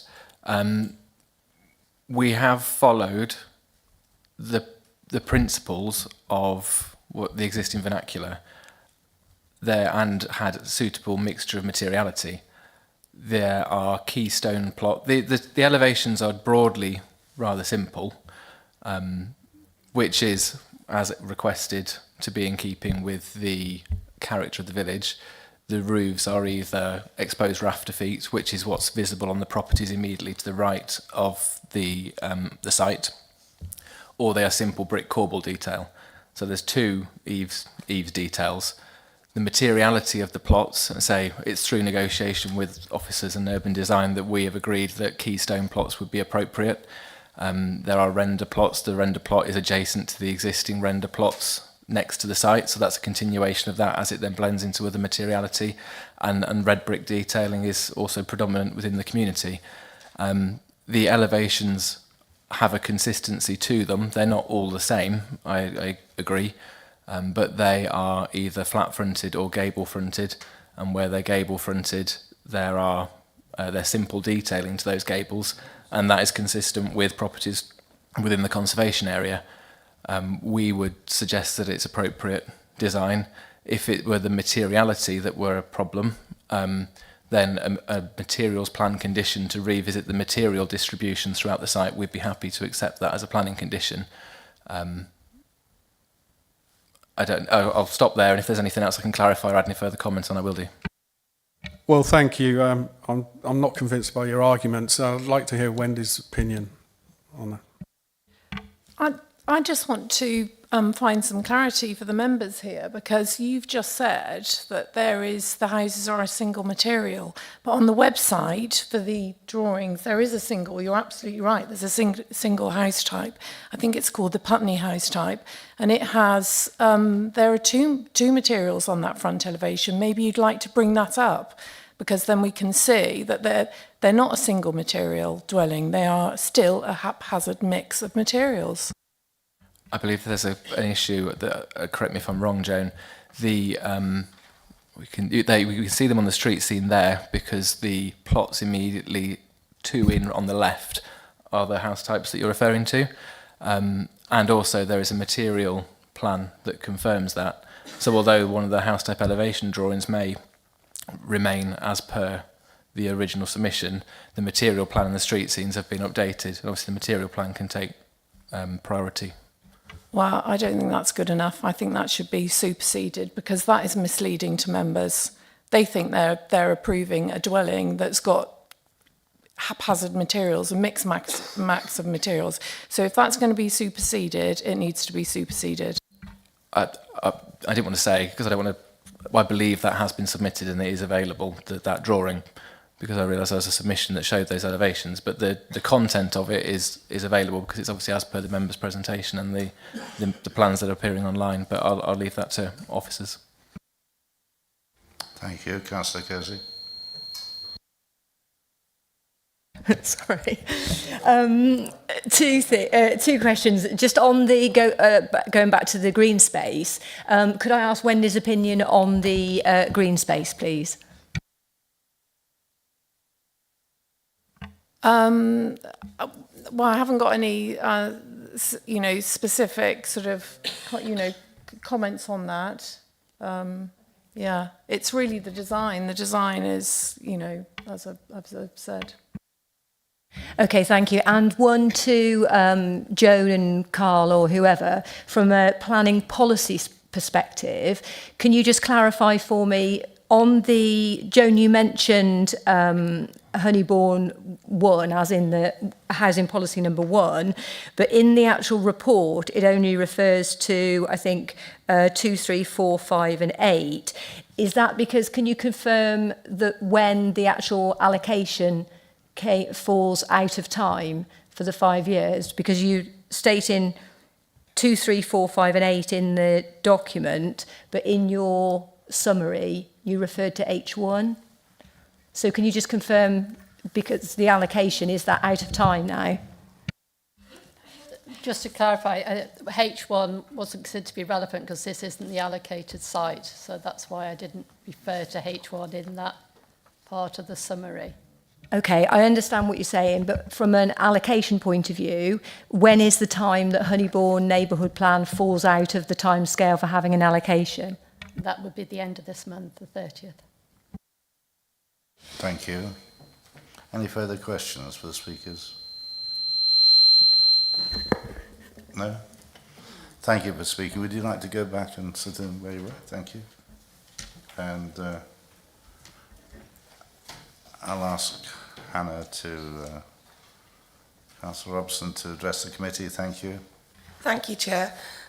I'm here to represent the views of the local residents and the parish council who are against any further large developments in Honeyborn. As you have heard, Honeyborn has an in-date neighbourhood plan. This proposed development is not included within that, which has an allocated site already built out.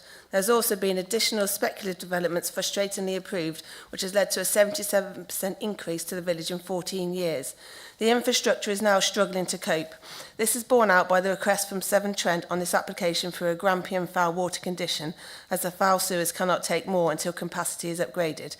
This is in condition 7 and with the appeal-tested Grampian style condition that we've spoken about before, so is significant. The design, as mentioned, is not consistent with the village and contravenes policies H4 and H5 of the NDP, which requires development to take consideration of the existing character of the village. This design does not reflect that.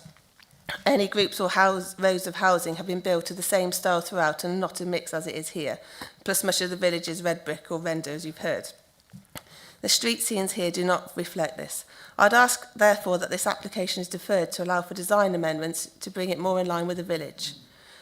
Also, the layout of the houses onto the road is at odds with the existing vernacular of the properties leading up to the village edge. They are all semi-detached, whereas the proposal has detached houses fronting Betherton Road. However, the addition of this development would totally erode the strong, distinctive village edge. The Conservation Officer also concludes that from the built heritage perspective, the proposal would fail to accord with SWDP 6, 21, 24 and 25 and would fail to preserve the setting of Honeyborn's conservation area, which can be seen from the back corner of the site.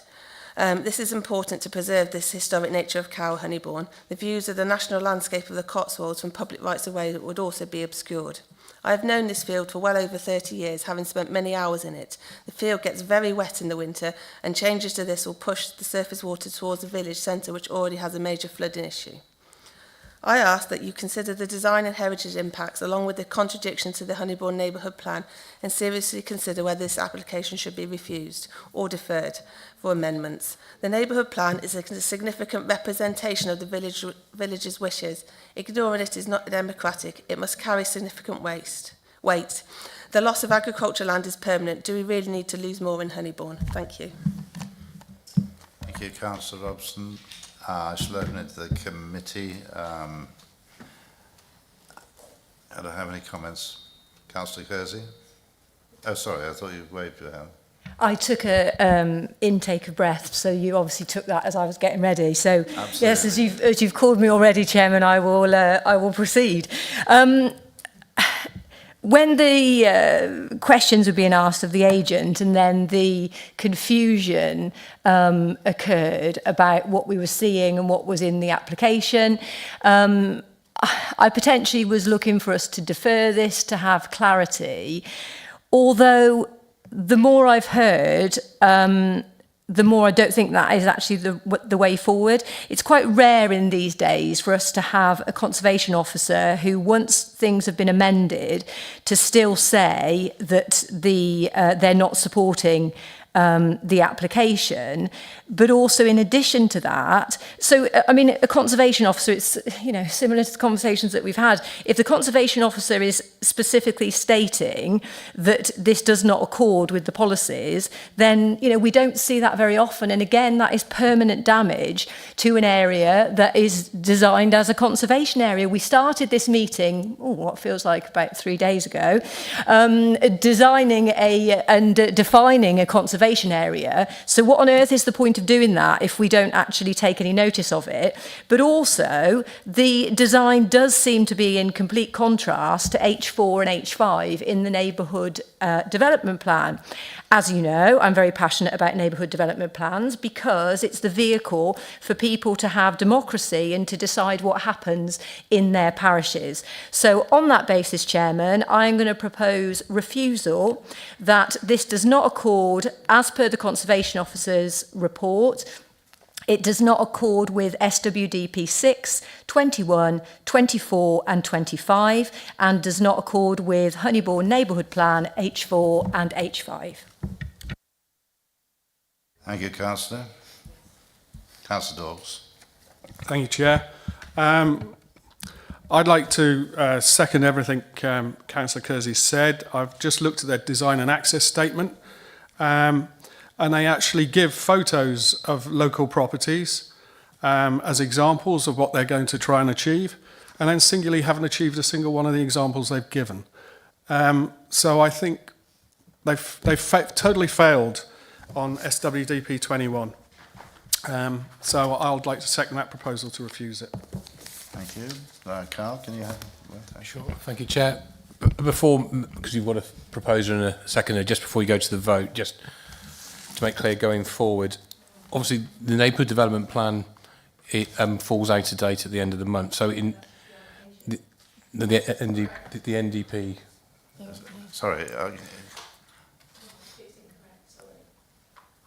The neighbourhood plan... Yes, sorry, and I'm sorry, Carl, to correct you, but when I said does the housing allocation, as in H1, fall out of date, it's only H1 that falls out of date. H4 and H5 are still very much in place for the lifetime of the neighbourhood plan. It will, but the weighting an inspector is going to give to the neighbourhood plan as a whole will be taken against our housing land supply. We accept that. Do you want to carry on? Yeah. In terms of the... Say, you're more than entitled to refuse the application if that's what you want to do. I'm just trying to put up in front of you what we will be facing down the road. In terms of the Conservation Officer's comments, what they've identified is there's less than substantial harm. So that puts it then in the planning balance line with the MPPF. Less than substantial harm is then weighed against public benefits. And in that exercise, given it's less than substantial harm, and it's not advised to be at the significant or the higher end of less than substantial harm, those public benefits will come into play. And that will be our housing land supply position, the provision of affordable housing, the green infrastructure and so on and so forth. So the general trend of appeal inspectors, as you know, is in that planning balance, the public benefits of affordable housing and housing delivery in light of our 1.1 housing land supply will inevitably to an inspector outweigh that harm. The other point just to make to members, and again, you're absolutely entitled to proceed on the basis that the resolution before you, but design is probably the hardest thing in the current climate to defend at appeal unless it really is absolutely monstrous, is actually in a conservation area, an A and B or anything like that. So it's just to alert you that if you refuse this, and you're more than entitled to, absolutely within your gift, defending this appeal, the likely outcome is likely to be unsuccessful. So it's just to alert you to that. You feel free to proceed. I don't believe there's a cost risk, but in terms of defending an appeal, the ability to do so and protect that resolution to refuse is highly unlikely to be able to be achieved. Mr. Rowley. Yeah, well, I'd agree with Councillor Dawkes that it's monstrous. I hate it. But would we be wiser to go for deferral? For a redesign? No?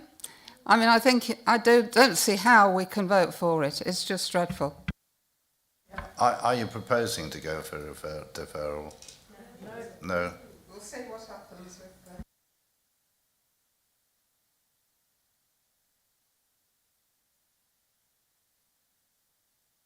Comments? Okay, well, we've had a proposal for refusal from Councillor Kersey, seconded by Councillor Dawkes. Reasons being SWDP 6, 21, 24, 25 and H5, I think. Is that or H4? H4 and H5. Is that totally over to you? Thank you, Chair. Members, the motion is to refuse the application as being contrary to H4 and H5 of the Neighbourhood Development Plan and SWDP 6, 21, 24 and 25, and the technical reason of not having completed Section 106 agreement to secure the contributions. Members, can I ask all of you who are in favour of refusing this application to please raise your cards? 1, 2, 3, 4, 5. So that's 6 in favour. Those against? 4. 4. Yeah. So, sorry. The motion is carried, Chair. The application is refused. Thank you for the speakers. We've just got to do one more item. So if you want to stay, you can. If you want to go, please go fairly quickly, because we have just to do this one, and it's getting on a bit, if that's the technical expression. Sorry about that. But, I think it was. I wasn't happy with it. It seems like they did. You know,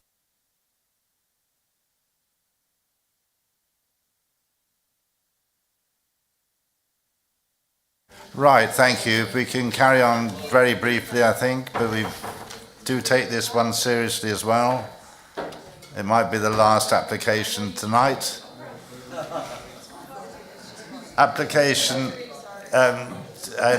ladies, application 240212 Pershore High School, Station Road, Pershore, and we have, I don't know if we've got a speaker here. Oh, yes, we have. How very nice to see you. You're on your own. You've lasted the course. I haven't got your name. Is this a representative, it says? It's Amanda Pickering. Amanda Pickering, welcome. Thank you. Yeah, you do. She's on where? She's on the list. Oh, is she? She's not on my list, so there we are. Oh, never mind. Don't worry about it. So welcome anyway, and I think here Carl Brace is going to outline this. Could you, over to you, Carl. For one last time, thank you, Chair. We're back in Pershore for this one, and we're at the high school. The application proposes the demolition of a number of existing buildings and the erection of a new teaching block. The new building as proposed is L-shaped and primarily 3 storeys in height, with a smaller 2-storey section. It will be located centrally within the campus and would create the primary feature building when viewed from Station Road. The proposal also includes the selective demolition of buildings which are no longer fit for purpose and the internal refurbishment and remodelling of other buildings to better suit the school's needs. The new facility has been identified as necessary following a conditions assessment which determined the existing buildings are in poor condition with high maintenance liability. The need for an expansion of capacity also arises from the forecast requirement for additional spaces in response to proposals by the middle schools in Pershore educational planning area to convert primary schools, which means closing their Year 7 provision. The current capacity of the school is 1,600 pupils with a total of 108 members of staff. The proposed development would increase capacity to 1,750 pupils with an additional 10 FTE staff. The proposals would also create a new amenity space for students to the front of the building, which incorporates additional planting and landscaping between the site and Station Road. Vehicular access to the site is achieved from 3 locations off Station Road. No changes to the existing northern, central and southern vehicular accesses are proposed. The TA adds that at the south end of the campus, construction traffic will access the site from the existing maintenance gate.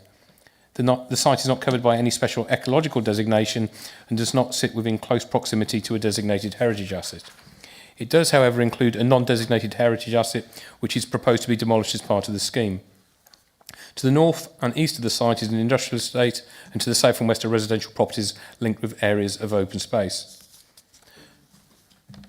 The proposed new building would require the creation of a balancing lagoon and suitable drainage features on an area of scrubland to the south-east of the school buildings. It would also result in the loss of part of an area of hard standing previously used as tennis courts located directly to the existing buildings. The area would be partially covered by the new building.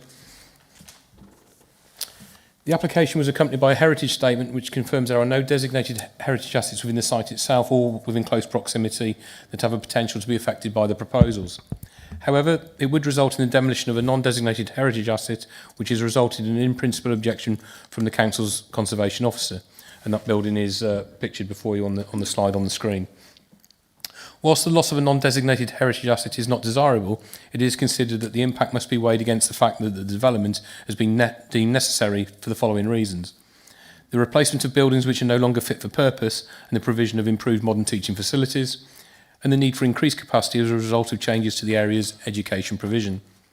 It's also the case that the non-designated heritage asset has been extended and altered over time, including the introduction of UPVC windows. Whilst the original 1930s design is still evident from on the primary elevation and form, its character has been diminished over time. It is considered that in this instance, the level of harm or loss is outweighed by the wider and significant public benefits of provided enhanced, fit-for-purpose teaching facilities and providing increased capacity for future students. It's concluded the balanced judgment arrived at follows the advice set out in the MPPF. It will, however, be important to ensure that any demolition is preceded by a detailed building recording to ensure a record is kept, and as such a suitable condition is recommended. Sport England have objected to the proposal on the grounds that it would result in the loss of playing field land and playing pitch provision within the school. The elements that would impact playing field and playing pitch provision have been identified as the creation of a drainage area along the southern edge of the site on a section of the school field and a piece of scrubland, and the development of a section of the new teaching facilities over a hard surfaced area previously used to provide free tennis courts. Whilst the proposal would have a limited impact on the amount of playing field land available within the school, including the loss of hard surface playing pitch area previously used for sports, the school itself has confirmed that the area has not been used for such for some time and is not required for sports provision purposes. Given this and the fact that the improvements have been deemed necessary to upgrade current teaching facilities that are not fit for purpose, it is considered the likely benefits of the proposed development for education provision in the area, added to the balance of achieving the required mitigation of important material considerations, is such that it would outweigh the negative impact resulting from the loss of this playing field land in this particular instance. It's also highlighted new tennis courts that have been provided on the school site, as shown on the slide before members. The following slides show the elevational treatments and some CGIs of the proposed modern contemporary designed built for purpose building.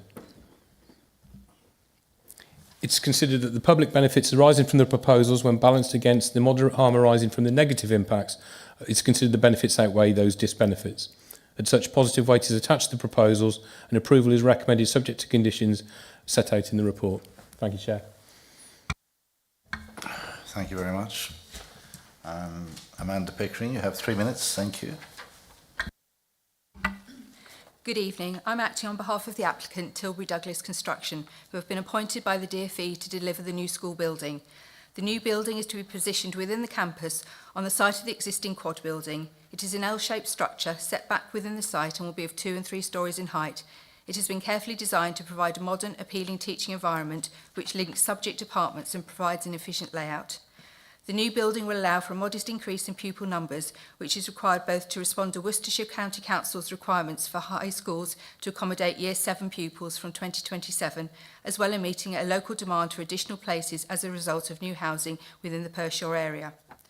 The new development incorporates extensive areas of new planting to meet the 10% B&G requirement, the provision of a bespoke bat barn to mitigate the loss of an identified maternity bat roost, a sustainable drainage strategy with the implementation of an attenuation pond, and the delivery of a building which will be net zero carbon in operation.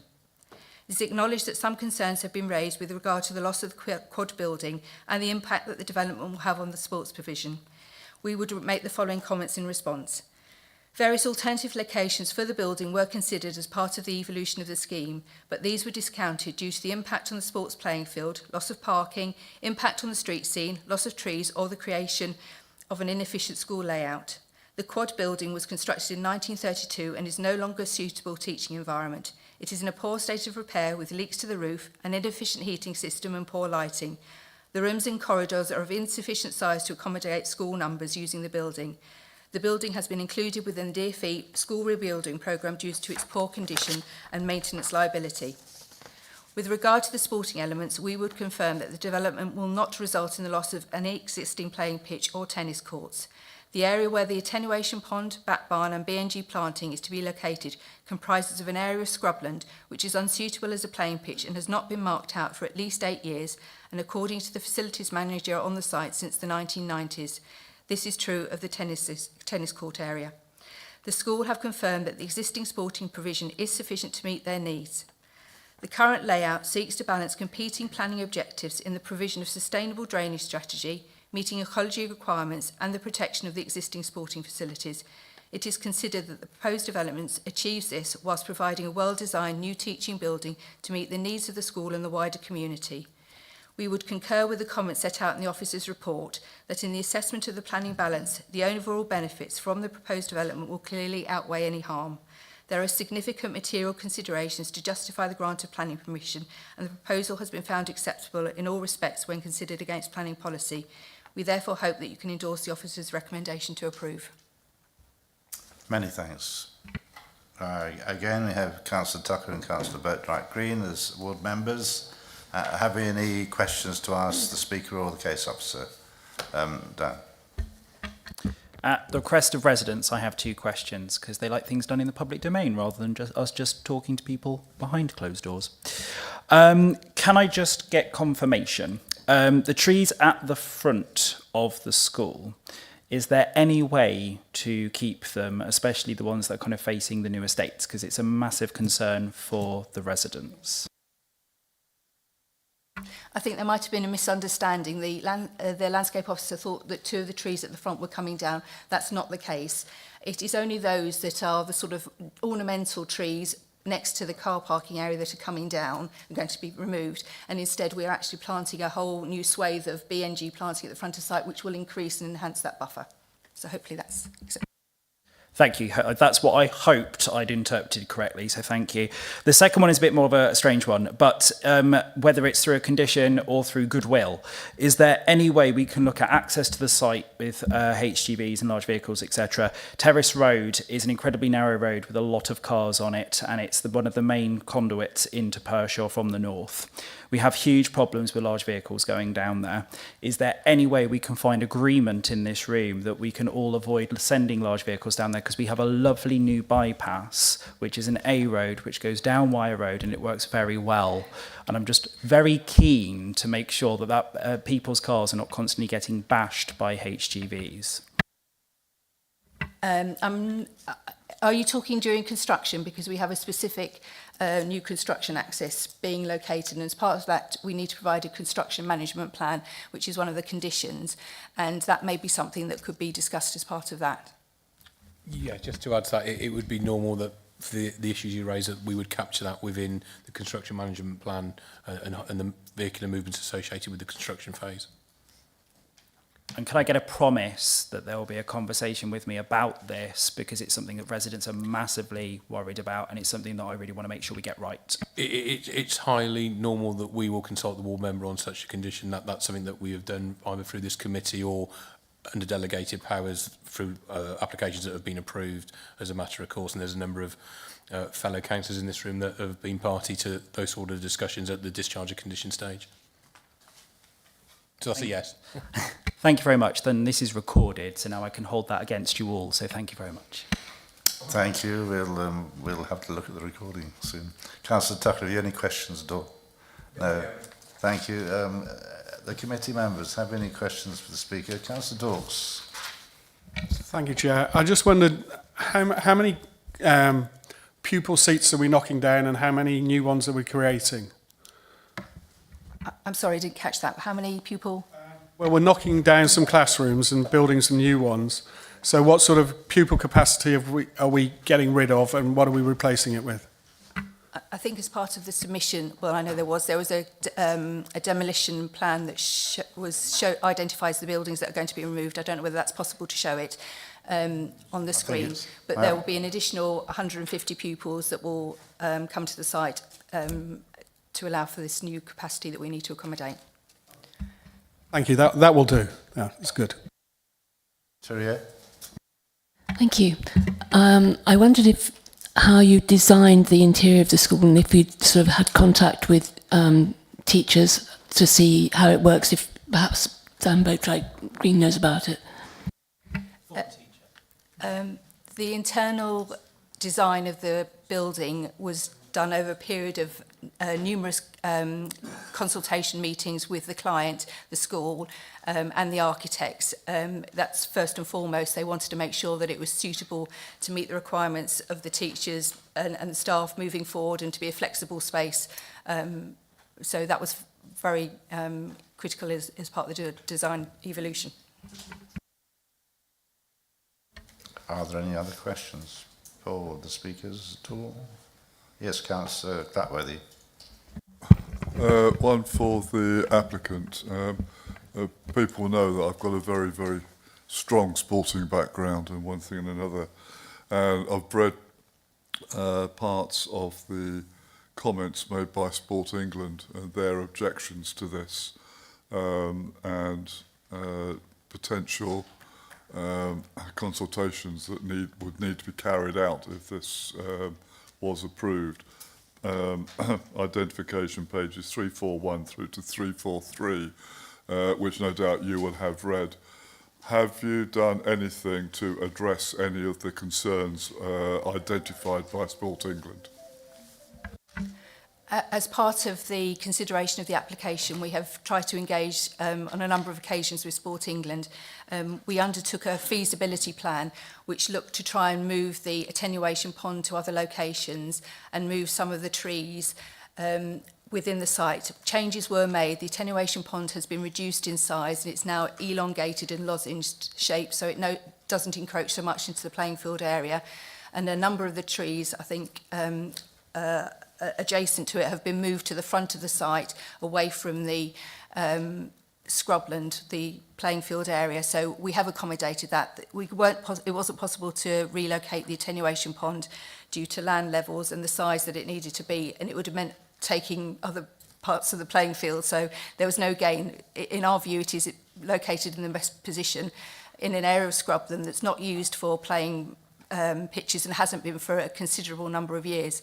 Sport England are going back many, many years and looking at photographs that show a use of it for a rounders pitch, which was things have moved on massively at the site. We've got 2 3G pitches, we've got the mugger, and you know, historically it's not relevant. We have to look at it here and now. We're not losing any of the tennis courts, and the 11 by 11 pitch is being retained. Thank you. One more, Mr. Chairman, please. Possibly in Carl or Kieran's direction. Page 343, under the heading Determining the Application. Should the local planning authority be minded to approve this application, contrary to Sport England's statutory objection, then the Town and Country Planning Consultation England Direction 2024 requires the application to be referred to the Secretary of State via the National Planning Casework Unit. Could you just elaborate on how that procedure would happen if the committee are minded to approve? Kieran. Yeah. So in terms of certain consultees, or statutory consultees, do have potential call-in powers. So Sport England are one of those consultees currently. I think some members might be aware that it's the current government's intention to change that, and actually Sport England are one of the named ones to lose their call-in powers. But as it stands, and I'll have to check what the status is, the call-in powers are still in place. What that means is we have to, before actually formally issuing a decision, we have to let the Secretary of State know that our intention is to grant permission, and there's an opportunity there for the Secretary of State to intervene. It's unusual that they would, but they have that opportunity to, and then if they do it, it's similarly like an appeal situation where they pull it in and an inspector makes a decision on behalf of the Secretary of State. But that's the process for that. Thank you, Kieran. Thank you, Chairman. Has anybody else got any questions at all? No, then perhaps you could, thank you for speaking, perhaps you could go back to your seat, Amanda, thank you. Do either of the ward members want to say anything to address committee? Councillor Boatwright Green. Just to say, while I'm not massively happy about losing a non-designated heritage site as someone with an archaeology background. I'm also very aware of the impracticality of that building, having spent a good 5 minutes trying to find a door handle that was about kind of 3 inches way too low than it should be for a 4-year-old. I am very aware of the fact that this is going to have an emotional response from residents, with so many people who have gone to the school and obviously have incredibly fond memories of being there.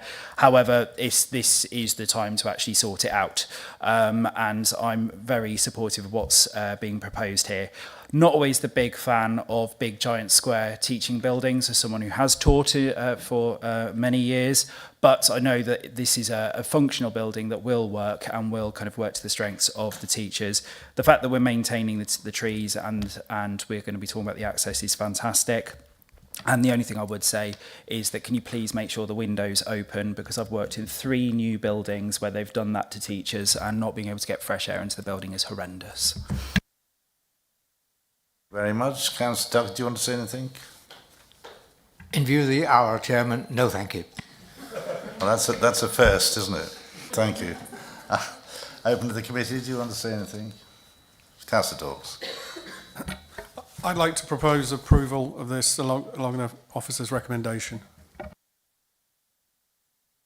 I actually second it. You don't mind, do you? I don't normally say anything at these committees, but on this occasion, much as I dislike the fact that sport is decreasing in schools, which is a sad thing, and the fact that the old building, irrespective of what Councillor Badsy looked pretty good to me, but then I'm older. But I will second this in line with the officer's recommendations. Over to you. Thank you, Chair. Members, the motion is to approve the application in line with officer recommendation in accordance with the report and the update. All those in favour, please raise your cards. 1, 2, 3, 4, 5, 6, 7, 8, 9, 10. 10? 11, sorry, yes, 11. That's unanimous, Chair. The motion is carried. Just before you go, may I thank Nigel Gorski for lasting the course. So, I think he's still there, so it's very kind of him. Also to wish Margaret Raleigh the rest of her birthday. I hope she has some fun. Yes. And we'll see you next time. All 2 hours and 18 minutes of it. Thank you.